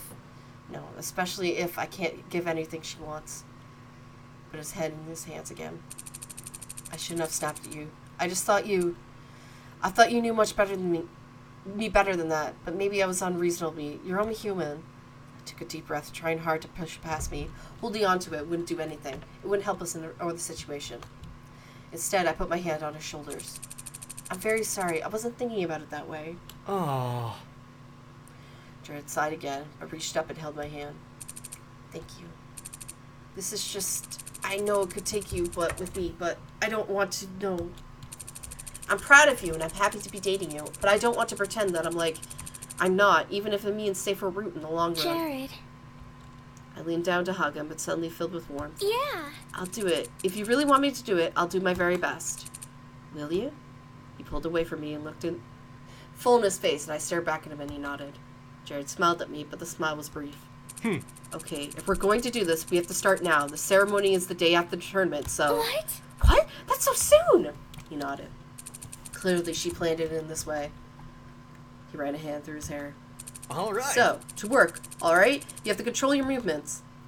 Jared drilled me on the tear ceremony protocol deep into the night, trying to condition my body to have a great sense of grace and poise. It was slow going, but at the end of the night, we both thought we had a chance. Maybe. Jared and I practiced what we could for the tea ceremony right up until the day of the tournament. I woke that morning groggy and nauseous. I spent so much time worrying about my relationship with Jared that I hardly practiced. Even now, I spent the entire night after the tea ceremony feverishly batting strangers online. I felt horribly guilty. Tournament. How would things go? Would I really be able to beat Anne, even if I wanted to join the Normal Boots Club? With these thoughts in my mind, I changed to my Asagao uniform and crept out of the room. It was early Saturday morning, and Maya had come home late even than me, and I wanted to let her sleep. I stepped out into the fresh spring air, taking a deep breath. My event was one of the first, so I had to be there earlier than most. I set my shoulders across the campus. There was an arcade in which the tournament was being held, and it was a lot smaller than I expected. I felt like I found some kind of convention, but instead it was a small local arcade filled with machines. Smaller rooms split off, which were probably where the individual competitions would take place throughout the day. A few people milled about the space, generally older folk in their 20s and 30s. I glanced at my agenda in my hand, and I made my way to one of the back rooms. When I entered the competition room, I found 2 chairs on an elevated platform, a computer with a project sitting in between them and hooked up to the separate controllers. Ian sat in one of the chairs, looking bored out of his mind. Good morning. Hey. It's about time you showed up. I was starting to get worried that you died. Aw, how sweet of you to be concerned. Is it? Yeah. I got into the chair next to him, and a man came over to me and checked my name and club affiliation. I said I was part of the Normal Boots Club. A small surge of pride made me sit up straight as I did. There were chairs lined up for people to watch us compete, and to my surprise, the entire room was so filled. I searched the crowd to find the guys. There they were, everyone but Jared and Paul. Where were they? As I started worrying about into the crowd, a blurred movement caught my eye. Jimmy was sitting in the chair on the edge of the rest of the Hidden Blocks Club, beaming at me. When he saw me looking, he raised an eyebrow and he rolled his eyes. Really? But you need to root for your own teammate. I giggled. Finally, the lights around us dimmed and the projector started up, showing the main menu of Double Doom's Revenge on screen. It was time to start. As the MC began his introduction to explain the rules of the game, Ian turned to me, a smirk on his face. Sure you're ready for this? Yeah. You bet I am. Ready to go? The man turned to us. Ian and I nodded. Then, 3, 2, 1, start! The game began. I immediately clicked in to fill my screen with 2 more lines of blocks. Ian began working what he had. I scanned the blocks for pink cards, eliminating one by one, making combos where I could. Still wasn't advanced enough to plan a ton of combos ahead of time, but I could make much more likely combos appear through probability. The pinks were all gone, but the green leaves were next.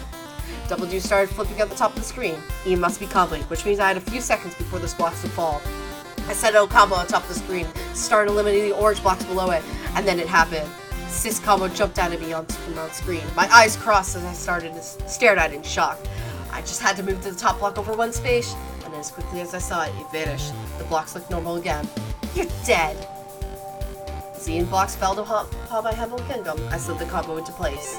2, 3, 4 combo, 5 combo, 6 combo, 7 combo, 8 combo.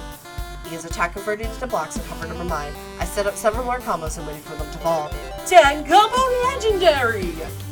It's late, so I'm trying to be a little quiet. Double Doom started farting over the rainbows all over Ian's zone, and then... blocks. So many blocks. They didn't come in a chunk, they came in a torrential downpour all over Ian's side, sending from left to right and back again. Ian blinked, his eyes moving frantically over the screen. I wasn't sure if he'd seen something like that before. I sure he wasn't. He hasn't. I continued the combo while this was happening, but at this point there was no need. Ian's screen was filled up. He kept trying to make combos until the very end, but... game over! That was it. I won. I stared dumbfounded at the screen in front of me. Ian's mouth hung open. The room was silent. Then... yeah! I knew you could do it! I glanced up to see the room applaud. All of it, even the Hidden Blocks Club. The announcer was gaping at the screen. I've never seen a score that high!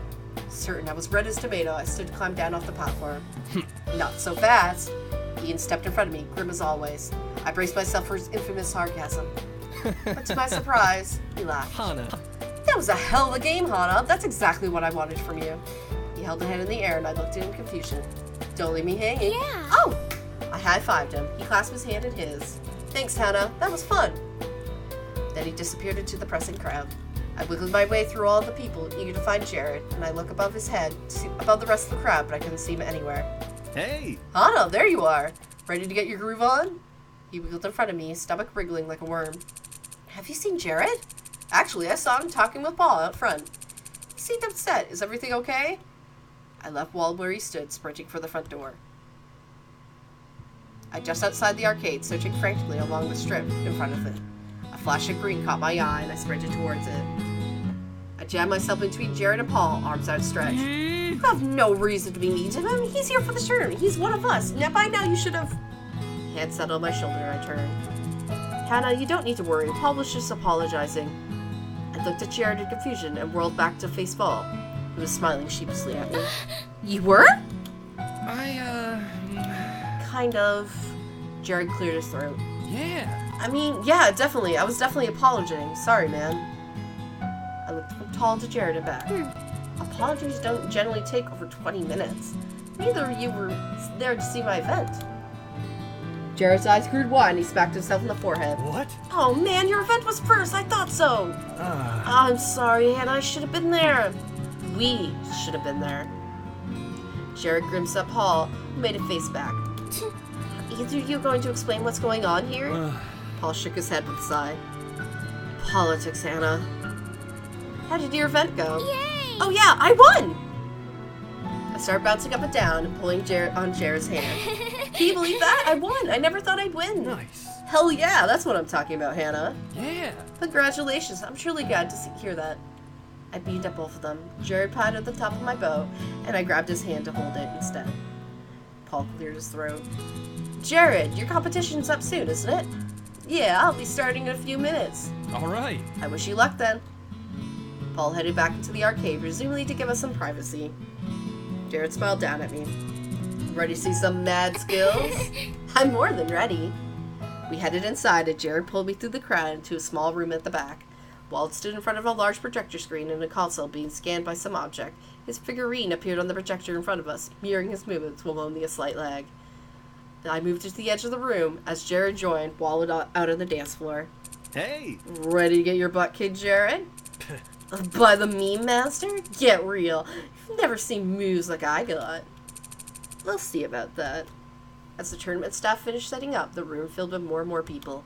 Soon it became ridiculously hot and incredibly crowded. I was shunted into the corner, only by sheer audacity that I managed to remain into a window. Several middle-aged women stood next to me, wielding large cutouts on Jared's face. Apparently his population exceeded beyond Asagao. Jared stretched in front of the projector, his every move causing small gasps from the crowd. Alright, we're about to get ready. Would Wald of the Hidden Blocks Club please take stage first?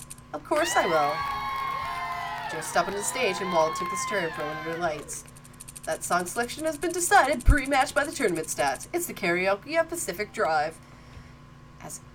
At his words, Jared's face lit up. Walla turned pale. Wouldn't this be the same Pacific tribe by the super famous, popular, incredibly talented R.B. Love, would it? That's the one. Perfect. I frowned. Walla was acting like he just received a death sentence, but this song should be any different from any other. He held up a hand to the console and drew it right to the right, starting the song. The music started, my eyes widened. I hadn't heard this somewhere before. Jared caught my eye from across the floor and grinned at I had. It was Jared modeling music. Here goes nothing. To my enormous surprise, a large portion of the audience started cheering. No, not just cheering, hyperventilating. They were nondescript girls, probably teenagers. They weren't holding any hidden black or normal black boots fan gear. They were just cheering as if we were seeing their favorite celebrity in the flesh for the first time. Walt started moving to the music and I was taken back. He was surprisingly agile, more surprisingly precise. His movements looked like he not only had the specific routine but practiced dozens of times, but he had help from an actual dance teacher. Was that even fair? I glanced across the room to Jared, who was watching my face with a slightly peeved expression. He looked at Wall and turned his head as with a huff, as saying Wall was nothing compared to him, and I smirked. Jealous, were we? But then something strange happened. Rather than follow the choreography of the song, Wall just started doing different moves. The girls in the back of the room screaming louder, but his score was going down. Wallet, what are you doing? Jimmy screamed out in front of the room, practically having a constipation. Wallet realized the mistake, but it was too late. His score had taken a huge hit. You gotta be kidding me. The song finally ended, and Wallace's score was totaled 860,400. He'd taken a 140,000 hit. And next contestant, Jared from the Normal Boots Club. While jogged off stage as Jared held his arms high like a gladiator stepped on stage. The crowd gathered screamed so loud, I actually saw my vision shudder. Thank you, all my lovely fans, for coming to see me. Each and every one of you is near and dear to my heart. He blew a kiss at the crowd and winked, and then turned to look at me. He kissed his fingers and held them up, pressing them against my lips. Even though I stood on the other side of the room, I flushed, and he turned to face the machine, moving his hand to the right. But as the music started to play, I noticed something odd in the way Jared was facing the screen. He didn't look like he usually did when he was focused, not when he was practicing or studying, or writing in new D&D campaign scenarios. His gaze was less sharp. It seemed more focused on what was around him than the actual screen. Oh no. His walls were up. He was more focused on putting on a good performance than winning. As the dance started, Jared swirled and spun, moving his hips in a passionate beat. As he grabbed the screen and swooned, I watched his score. It was moving slowly upwards, not as fast as Wallen had. Wallen, watching on the side, seemed to realize this too, and a small grin spread across his face. No! No! What do I do? Jared's movements were as precise, but he was having a harder time controlling them in his effort to wow the crowd. He was clearly at midpoint of the song. I had to do something. Then an idea struck me. Excuse me! I dove through the crowd, pushing and shoving without giving a single care about who I hit or whether I was being rude. Just outside of the room, I found Paul, actually trying to get a glimpse of Jared. Hannah, what's wrong? Come with me, please. I grabbed his hand without waiting for a reply and pulled him in the room, shoving back through the crowd. This time, they saw me coming quickly and moved out of the way. You didn't really make up with Jared, did you? Well, is he your friend? Cheer him on. Please snap him out of it. Seriously? You're the only one who could do it. What are you talking about? Snap it out of what? Just do it! I pushed him in front of the crowd where Paul stood confused dazed. In slow motion, his hand raised to cup his mouth. Jared! I'm here for you no matter what! So, please continue! Jared faltered in the middle of his moves, shooting a quick look at Paul. Paul gave him a thumbs up and Jared's face softened. Jared, the game! I really don't want to be loud. It's like almost 11 p.m. He turned to the screen, and a familiar stint glinted in his eye. Jared was back. The crowd exclaimed suddenly as Jared's movements became precise and indurant. He mimicked the movements on screen as if he was a robot, replicating them with such precision I almost felt I was watching a pre-recorded video. His score suddenly doubled, rising in its speed, slowly tipping over 650,000, 700,000. Jared struck a finishing pose as the song faded from the room. Paul and I watched breathlessly as the game tallied his final score. Slowly the numbers trickled on the screen. 8, 9, 0, 600. Yay! Jared, you did it! My scream were lost in the cheers of the crowd. Jared raised his arm and sprinted around the edge of the stage, finally reaching Paul and I. He first fist bumped at Paul and pulled himself into a quick bro hug, and then he turned to me. Thank you, Hannah. He pulled me into a bear hug, and this time I was so happy to pull away. We spent our time wandering around the arcade and playing random games after that. Jared showed me a bunch of weird games that I thought I would never have played or if he'd not have pointed them out, always talking about they were integral to his childhood. As the rest of the guys shifted in and out of their events, successes and failures intermingled. It wasn't until the MC took the stage that we discovered who won. The winner of the 2015 Southwest Tournament is... the Normal Boots Club! Yes! I screamed and clapped as we swarmed on stage. The poor MC didn't know what hit him. As we celebrated on stage, Paul grabbed the microphone. All right. I would like to take this moment to thank our fans, our families, but most of all... Paul turned to Jared. Our friends, and to our friends for sticking with us and seeing the best in us, even when we've made terrible asses of ourselves. Jared laughed and clapped for Paul in the back and then pointed at me. Oh, right. We also have an announcement to make. As of today, we officially announced the new addition to the Normal Boots Club. Please welcome Hana Misanu. Jared went to the end of the stage and pulled out a Normal Boots jacket exactly my size and hung it around my shoulders, gently pushing me to the front of the stage. Yeah. Congratulations, Hana. He smiled at me and stepped away, and Paul handed me the microphone. And the first time, I had a spotlight of my own.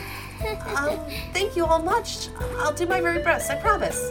Not knowing what else to do, I bowed deeply, deep enough that my hair trickled on the floor. PBG pulled me up and pointed into the crowd. There, an excited Mai jumped up and down, waving at us. I beamed back at her. Yeah. I did it, Mai! My voice boomed across the room, and I realized I still had the microphone in hand. Utterly embarrassed, I handed it back to Paul. Eventually, we had to get off stage, and when we did, I wandered through the crowd to get to Mai. As soon as she saw me, she tackled me near to the ground. I knew you could do it! Thank you, Mai. Yeah. We had to do something to celebrate. You, PBG, Jared, should I go see a movie or something? The new Star Wars is out, and I really heard it's good. Yeah, we should. Hand placed itself on my shoulder, and I turned to see Jared shaking his head sadly. As much as I would love to go, Hana and I have something to attend to. I met his side and remembered. Right, we have to practice for the ceremony. But I haven't seen you like all this week. I was really looking forward to it. I'm sorry, Mai. It's really important. I'll explain everything to you once it's over. Mai frowned. Fine. You should still go with PBG, though. I'm sure he'll enjoy that. Mai and Jared exchanged looks as they were past the secret letter between them, and Mai smirked. If you say so. She disappeared into the crowd, heading into the direction of the messy brown mop hair, sticking out from the best of the rest. Sorry, Hana. No, it's okay. It's important. We can celebrate later, right? Right. I promise we will. I smiled and nodded. In that case, let's get to practicing. Jared and I sat on the chain, trickling slowly towards the silly. I had my full yukata on. Jared told me that he didn't believe his mom would leave room for me to change in. Just another way to sabotage me. In my lap sat a small satchel, the same one Mai used when we kidnapped Jared and me and took to the beach. My regular scout uniform was there, along with my normal clothes jacket. I didn't need it, but having it with me gave me a surge of pride and hope, as if I could do that, I could do anything. There was nothing more we wanted to say to each other, nothing we could say to each other. I knew what was going on to Jared's mind, a blind flurry of panic, anxiety, and guilt. Throughout my lessons, he profusely apologized for putting me in this position where I had to do something like this. No matter how much I tried to assure him that I didn't care, that it was worth for him, he couldn't let it go. Anytime my eyes dropped or I yawned, if my stomach growled on my mind or wandered, I saw the same look of guilt across his face. Now that he sat, chin in his hand, watching the train slowly pull into the station, I drew the rough fabric together in my fist. It was time to meet Jared's mother. When we stepped out of the train, Jared flagged down a taxi. We had to drive a solid 30 minutes through the city streets and then get into something like into the countryside. We slowly rose into the mountains before finally the taxi driver dropped us off at the beginning of a cobblestone path. Jared and I paid the tab without even blinking, and I shook my head. What could I do with that money? What would my father could do with that money? Jared took my hand as we wandered down the path until he sighed. There it is, home. An elegant Japanese-style building rose from the forest, built in what looked like a natural clearing. The path led up right to the door, and Jared helped me up the steps, apologizing for forcing me to wear such a reductive piece of clothing. You ready? I nodded, my mouth suddenly dry, and I was not ready. He pulled open the screen door and let me quietly into the room. There, waiting in front of the large open room, stood a woman who could only be Jared's mother. She smiled as she saw Jared walk in, but then saw me and saw glances at my yukata and a smile slid off her face. I see you came prepared. Wouldn't expect less from my Jared. Nice to meet you. I'm Hana Misnu. I hope... Spare me the pleasantry. I don't plan on maintaining your acquaintance. Her words stung, but as I tried hard not to let it show, despite everything I knew about Jared's mother, a small part of me had hoped that she would. Oh my god, she does sparkle too! What the fuck? Jared's face fell too. I knew he entertained the same hope. Well, since you're prepared, you won't mind giving me a demonstration to our guests gathered here. She stretched an arm out behind her, and for the first time I saw a small crowd of older adults lining the walls in the back room. My heart thudded against my chest as I glanced across the faces. I knew these people. I'd seen these people in my mother's magazines, on cards that came with the pottery she bought. She called me to the room to show me her latest find and tell me how one day, if all possible, she'd love to meet Mr. Sato or Miss Sakura. And now they stood in front of me, flesh and blood, exactly looking, roaming up and down my person. I straightened, sudden panic, as I heard Jared softly curse under his breath. You're running late. You wasted their time. I do hope this will make up for it. I looked fearfully at Jared, but he just shook his head. His mother had purposely given us the wrong time. There was nothing I could do. Jared walked to the back of the room and took a seat with the rest of the observers, and Jared's mother led me to the center of the room where the equipment was sat out in front of her. As I sat opposite from her, careful to first bow and show her proper respect to her, she started to gain a bit of confidence. She might try to mess me up, but I had practiced. I was prepared. I pulled up the equipment that I'd be using, and my heart stopped. I tried very hard to maintain a calm, sincere expression, and I dared to glance at Jared. He was pale as a sheet. The equipment sitting in front of me. Some of it looked familiar, but the others looked to me like I'd never seen before. The tea was different. Instead of the matcha I used with Jared, they were actual tea leaves. My hands started to sweat and I started to shake. I didn't know what I was supposed to do with the first step. I didn't understand. I practiced for hours and hours every day. I knew what I was doing. I knew how to perform the basic optimities flawlessly, and yet Jared's mother expected me to be on another level, like some kind of master level. My hands fell into my lap and I hung my head. There was a rustling amongst the people watching. I dared to glance at Jared's mother, fearful and eager I would find there. She wasn't angered, she was smiling. I felt a gentle hand place its on my back, and Jared was squatting next to me. Take my seat, don't worry. I nodded, tears prickling my eyes. I failed. We failed. I stood and bowed and took Jared's place at the back of the room, not making eye contact with everyone. Jared resumed where I left off, if you could call that. Serving to the tea, elegant to the flawless poise, as if this is what he intended to happen all along. He showed his mother the proper respect, despite what she did to us. I wasn't sure I was proud of him or angry at him. Finally, the ceremony ended, and then, as the guests stood to mingle, Jared instantly came to my side. Come on, let's go change. He took me out of the room and over to a different area. My room is in there. Let me know when you're done. I nodded sadly, heading into the room, but he caught my arm. Hey, there's nothing you could do. I had hoped she actually meant you to give you a chance, but I should have known better. There was no way you could have prepared for what she threw at you. That was a special form of ceremony, a tradition founded by the Nashinu family, only taught to our most loyal students and faithful supporters. There was no chance from the beginning. I wasn't sure whether she said he was supposed to make me feel better or worse, but I definitely felt worse. We're going to have dinner with her after the guests leave. Just try to be yourself, and I'm sure she'll understand. He said that, but I could tell by the look on his face that he didn't believe it at all. I nodded and stepped into the room. The room was almost completely bare. There was a small cushioned mattress, presumably Jared's bed, and a few books in a single-tiered shelf along the back wall. Other than that, nothing. I changed into my clothes quickly. The room felt odd, almost hostile.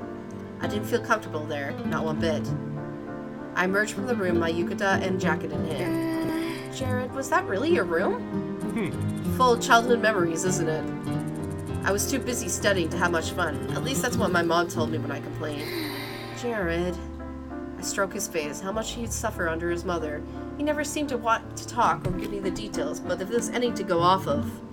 Jared took my hand away from his face, rubbing his back with his thumb. Not here, I'm sorry.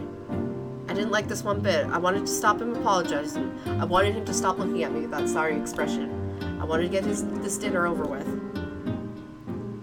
By the time we dared to enter the room again, Jared's mother was seated at a table. The guest had gone. It's about time you showed up. Whoa! Too much sparkles on screen. Jared frowned, but gently guided me to one of the 2 seats opposite to his mother. We bowed politely and sat down, at which point she clasped her hands and a worker or chef some kind brought in the food and scurried out. We picked up our chopsticks, but Jared waited as his mother picked up his food from the plate. I followed suit, watching her pick the best pieces of cooked beef, the juiciest vegetables looking on her plate. It wasn't a fancy meal, but she clearly saw no point in pleasing us. When she finished, we served ourselves, and we quietly began to eat. I tried to be polite as I could. All the table manners my father and mother ever taught me ringing through my skull, but there was no way I could match Jared or his mother. I hadn't expected anyone to exclude more grace or flawlessness than Jared, but now that I saw his mother, I realized I was wrong. She was fluid, almost like a river, but for very calm, dance-like movement, I could sense the ferocity of a raging waterfall. She was absolutely immaculate, her makeup drawn on her as a professional artist, her clothes wrinkle-free, almost looking like they were still on a store mannequin. Not a single movement was wasted, not a single bit of effort expended that didn't have to be. She was exaggerating, she was furious, she was flawless, she was cold. I turned my eyes to my bowl. It had been 5 straight minutes, and not a single sentence was spoken. I glanced at Jared and saw his lips pressed tightly together. I wonder if he ever got to speak to his mother first, whether he was even allowed to. When Jared's mother broke the silence, I almost jumped. So harsh was the change. So, I have an alcoholic for a son, do I? Jared swallowed hard, but his eyes kept on the plate. Not only alcoholic, but a delinquent, a bore, someone who skips class, and on top of that, doesn't fulfill his obligations. Someone who makes up vast promises to the populace, but fails to deliver on them. Someone who begged and begged for years to let me go off a hobby, and we finally settled on a mutually beneficial agreement. Someone who falls through on his biggest moment. Mutually beneficial? Was she talking about his modeling? Jared refused to speak, but I saw his eyes glazed over his movements and became robotic. He was withdrawing again. Now I understood where it came from. I told you, good-for-nothing father, that having a child would be unwise, but you know your father, ever ambitious, ever loving, ever over-promising, and here we are. I shouldn't have listened to him. My eyes grew wide, mouth dry. I set my food down and took a drink of water. This was Jared's mother? This is who he grew up with? Who he returned to home every day as a child? This was supposed to be a sanctuary from the threats of the outside world? I shook my head. No, the outside world was probably his sanctuary from here. And you, her gaze shifted to me, looking in his eyes for the first time, and goosebumps rippled across my skin. I don't think I haven't heard of you. When I heard my darling Jared was dating somebody, I looked into your history. You, a poverty-stricken girl, mother's girl, a homewrecker, another delinquent. How did she know those things? How did she know those things about me? I wanted to glance at Jared to see how he took, but what she was saying, I hadn't told him about my past. I hadn't a chance to explain to what happened to me or why I came to Asagao. I kept those things to myself, wanting to leave them in the past, but now, in the worst way, I don't see you. What do you want? Money, status, fame? I'll make sure you don't get a single drop. And make sure your worthless father never return to exactly where you are. It's currently where you deserve to be. I wanted to speak up. I wanted to say something to her, but her very presence coated the room like a fog. I didn't want to make it worse for Jared. Whatever happened here, I could go home and never see her again. Jared had to return here when vacation started. My anger and horror quickly turned to frustration. Frustration quickly turned to tears. Horrified, I tried to blink them back, but only seemed to make it worse. This first tear trickled down my cheek, and Jared's mom beamed. And now you're crying? My, what a fragile girl. You have no redeeming qualities. Jared slammed his chopsticks down on the table. His mother and I both jumped, turning to stare at him in utter socks. His mother looked like he's just been slapped across her face. I am sick of this. Jared Kapaner, you listen to me. No, Mother, you listen to me. I've put up for you for 17 straight awful, horrible, painful, joyless years of my life. I begged and begged for you to grant me an ounce of happiness or sunshine every day, and you rejected me in favor of your own selfless greed and pointless ambitions, all intended to hide your pathetic sense of loneliness and abandonment. I finally found someone who makes me happy. Someone who shows me I was still worth a damn, even if I wasn't perfect. Someone who showed up that everything you taught me throughout my life was wrong. No. And I will be damned straight to hell if you think I'm gonna let you take her away from me. stared at Jared in awe, sparks practically flying off him. His mother gaped at him like a dying fish. As he looked her in the face, his anger seemed to fade slightly. The way you want me to live is painful. It's claustrophobic. I'm sorry. I know you want for me, and I know what you sacrificed to get me here, but I won't live like that anymore, no matter how much you try to do. I'm not perfect, and neither are you, and there's a strong chance that Dad's family won't recognize you no matter what you do. You should just accept it, and you'd be happier that way. He hesitated. His mother watched him like a wounded animal, scanning his every move for hidden motives. What should be the most important is how we feel about ourselves, not about how other people see us. That broke the spell. Jared's mother folded her hands on top of the table, resuming her flawless cold exterior. Get out of this house. Jared bit his lip instantly. I stumbled to my feet after him. We bowed quickly to his mother before handing for the door. You don't come back until you understand it helping you properly. Do you understand me? Until then, you might as well not have home. Jared opened the door and ushered me out, pausing before closing it. Goodbye, Mom. I love you. And he shut the door. Jared. I tried to approach him, but instead he shook his head, leaning me back against the trail road. He took my hand in his, and we pulled each other out his cell phone and called for a cab. When that was done, we walked into steady silence. Jared, I'm sorry. Jared stopped walking. What are you sorry for? I'm sorry that I messed it up. I'm sorry that your mother hates me, and I'm sorry I never told you about my past. I'm sorry for everything. Jared turned to pull me into a hug. Please don't apologize, Hannah. You're perfect. You're worth it to me. Please don't let my mother get into your head. I looked into his eyes and nodded. Okay, I won't.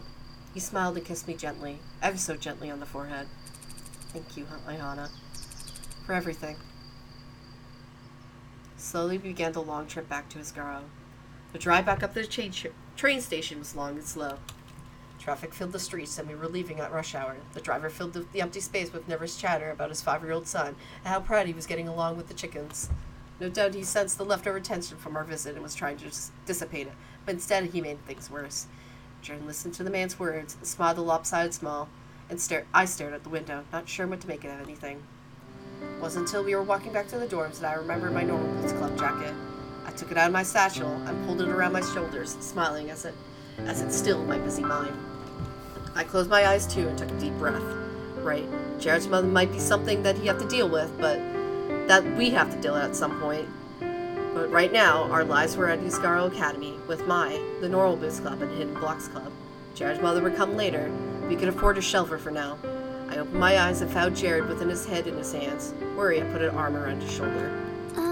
Hey, Jared, are you okay? He shook his head. Don't worry, everything will be alright, somehow. How? That's a good question. How could you ever forgive me after what I just put you through? Hannah, I'm so sorry. I'm so sorry. I naively thought that because I was wrong, I'm sorry. Struck by the tone of his voice, I began rubbing the back of his back. She did not say Jar Jar. She was like, Jared, like she was stuttering. What? Jared, it's okay, I forgive you. You didn't do anything wrong, it was all your mom. No. I just sat there and let her say all that to you. No, you stood up for me, remember? You told her right the heck off. I bet that felt good. Jared wiped his face and sat up straight, nodding. I bit my lip. But was what happened really okay? My mother and I will probably never see eye to eye, but I think that's okay. He smiled sheepishly, taking my hand in his. Ever since meeting you, I felt so free. I never believed that anyone could live like me unless I lived up to what they wanted me to be. I thought the real me wouldn't be able to measure up. And then over time I realized that I was kind of messed up. And I thought that even though if somebody could like the real me, they could never like the broken me. I tried to work with it and keep people at a distance, but to be frank, being with you has shown me that that's absolutely stupid. You and the rest of the Normal Boots, and yes, even Paul, care about me because of who I am, not who you expect me to be like. For as much as I messed up, you always give me the benefit of the doubt. You liked me regardless of whether I messed up, regardless if I was perfect. Hannah, thank you. I'm so sincerely thankful to have met somebody as amazing as you. You didn't really do anything. It doesn't hurt that you're crazy hot either. Jared! I smacked him on the shoulder and he laughed. Then he reached out to hold my face in his hand.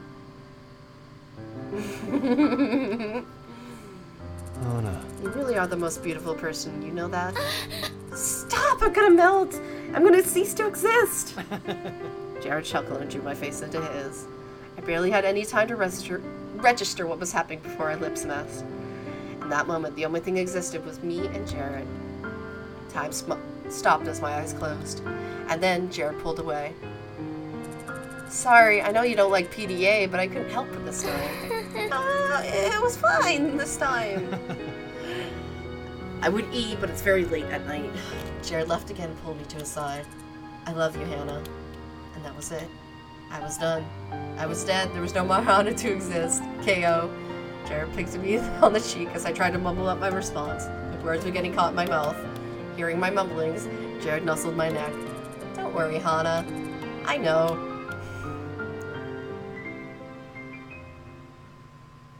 Best end. Woo! What a route!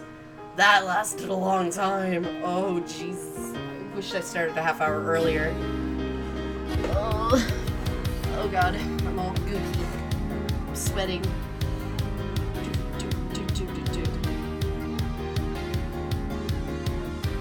Well, that was the last Normal Boots member. That's all the Normal Boots club that I've dated. Does this mean it's over? Yeah, this is a pretty long route. I think this is the longest route out of all of them.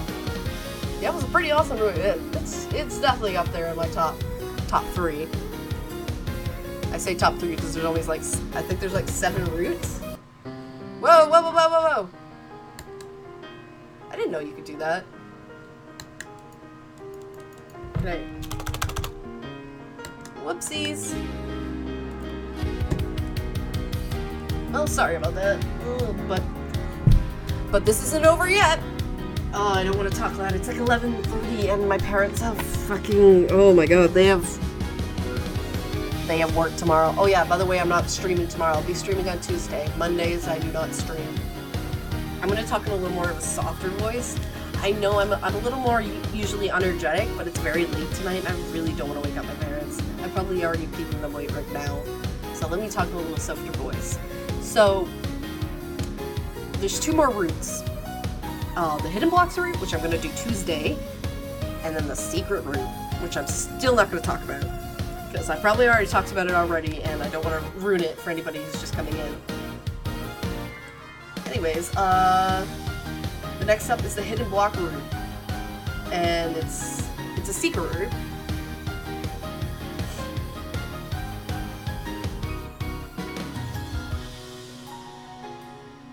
I came for Tub Girl. Oh my God, no, no, no, no, no, no, no, not Tub Girl again.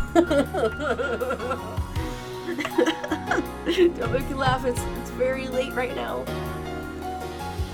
We're not over yet, we still have to see the ending scene. I cannot pronounce Jared's name.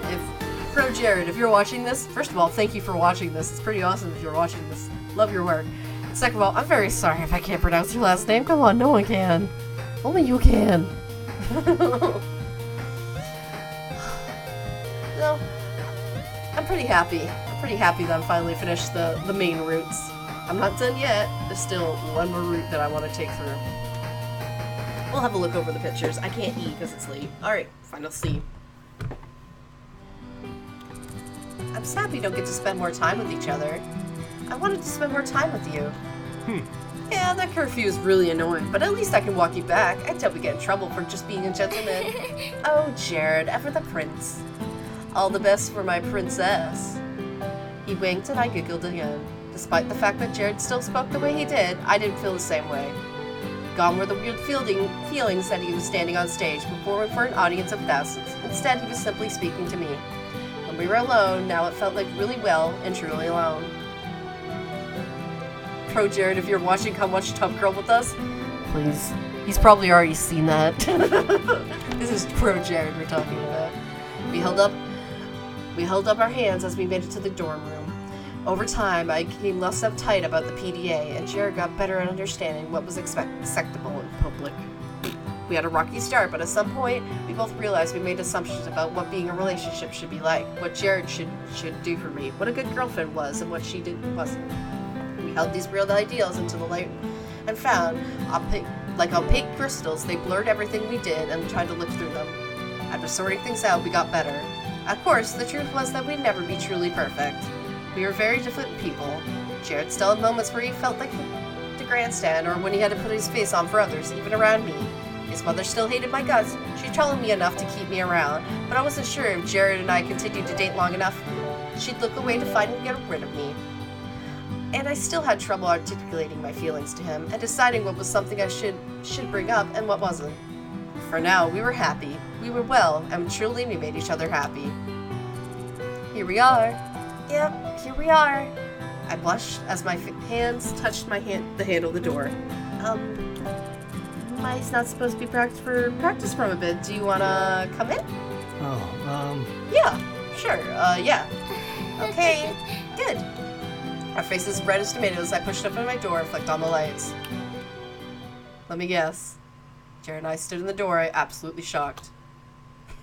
Mai patted her hair down nervously, and PBG grinned sheepishly from the floor. We were just, looking for aliens, right, Mai? Bingo. Yeah, we were. Summoning them. From the bedroom floor. Oh no! This room is full of fucking these. We're dating now. Yeah. I knew it! I called it. Didn't I call it, Jared? You called it. I called it! PBD sheepishly rubbed back his neck, and Jared walked over and clapped him on the shoulder, giving him a thumbs up. all right. Good choice, my friend. Thanks. We should all go on a double date sometime. I smiled at Mai, who was watching PBG and Jared having a tense whispered conversation. She was smiling stupidly, clearly over the moon and stars. I pulled her into a hug. I'm happy for you. It took him long enough, right? Hey! We all laughed. Mai pulled out a copy of Permit to Ride, a board game with tiny plastic trains sprawled across the map of Europe. The four of us played it all the way until curfew. This was my life with Asagao, and some days I couldn't believe it, but I'd never been happier. Thank you, everyone, for everything. Asagao Academy, Normal Boots Club. And that's it. That's Jared's room. I wish I could be louder, but it's 11:30 at night. Alright, let's look at the pages. Oh my god, these things are filled up. Okay, favorite picture is this one.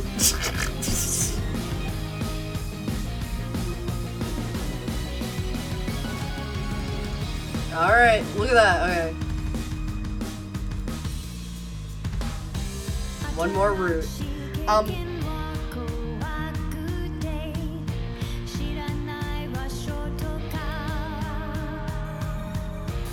Alright. So, that's my favorite. Let's go over my favorite things. So there is one missing picture. And we'll have to see what it is during the secret route next time. I would talk a lot more, but I'm trying to be quiet. I will be back on Tuesday because Monday I have appointments and I'm not home. So, I'm sorry I can't be louder, but I have to take out the dog now. I have to go. So, thank you YouTube audience and thank you Twitch audience. It's been a blast. How many people do we have here? We have 4. Wow, we have 4 people here? People are like, that's not a lot. To me it is. To me it feels, I feel great. Okay, let's be serious now. I do feel really, really appreciated that I've been getting all these scribbles lately. I really want to thank my new subscribers. I have 60 of them now. I started with 2 before I started Asagao Academy. Me and Nerditude, who's also in chat right now. Say hi, Nerditude. Guaranteed you're gonna wave. But it was just me and him who were subscribed to me. And so it's pretty awesome to be seeing 60 just come out of nowhere. It's all thanks to this game. There was like 10, yeah, I knew there was 10 watchers earlier. I know there's a lot more. Look at that, 95 favorites. And my email's being spammed with follows because people are following me as soon as they find my channel, which is great. I love you all. Thank you so much. Next time I'll be a little more vocal about it, but I also want to make another announcement. I am working slowly on a project for my main channel. You know, the empty channel that people view are like, why am I going to subscribe to this one? Let's just subscribe to the one that has content. No, there's gonna be content on that soon, and it's related to my full stream channel. Guess what? If you can figure out, I'll give you a thumbs up and a hug. You get a hug from me. And I'm not calling him the name I hate. Anyways, I have to go. I go let out my dog. It's 11:30. I'm supposed to let her out 9:30. So, bye-bye, everyone. I'll make the announcement again probably tomorrow, but yeah. I love you all, boys and girls. Most of my audience is girls. I wonder why dating Sims. Okay, I'm stupid. Fuck off. Love you guys. Bye-bye.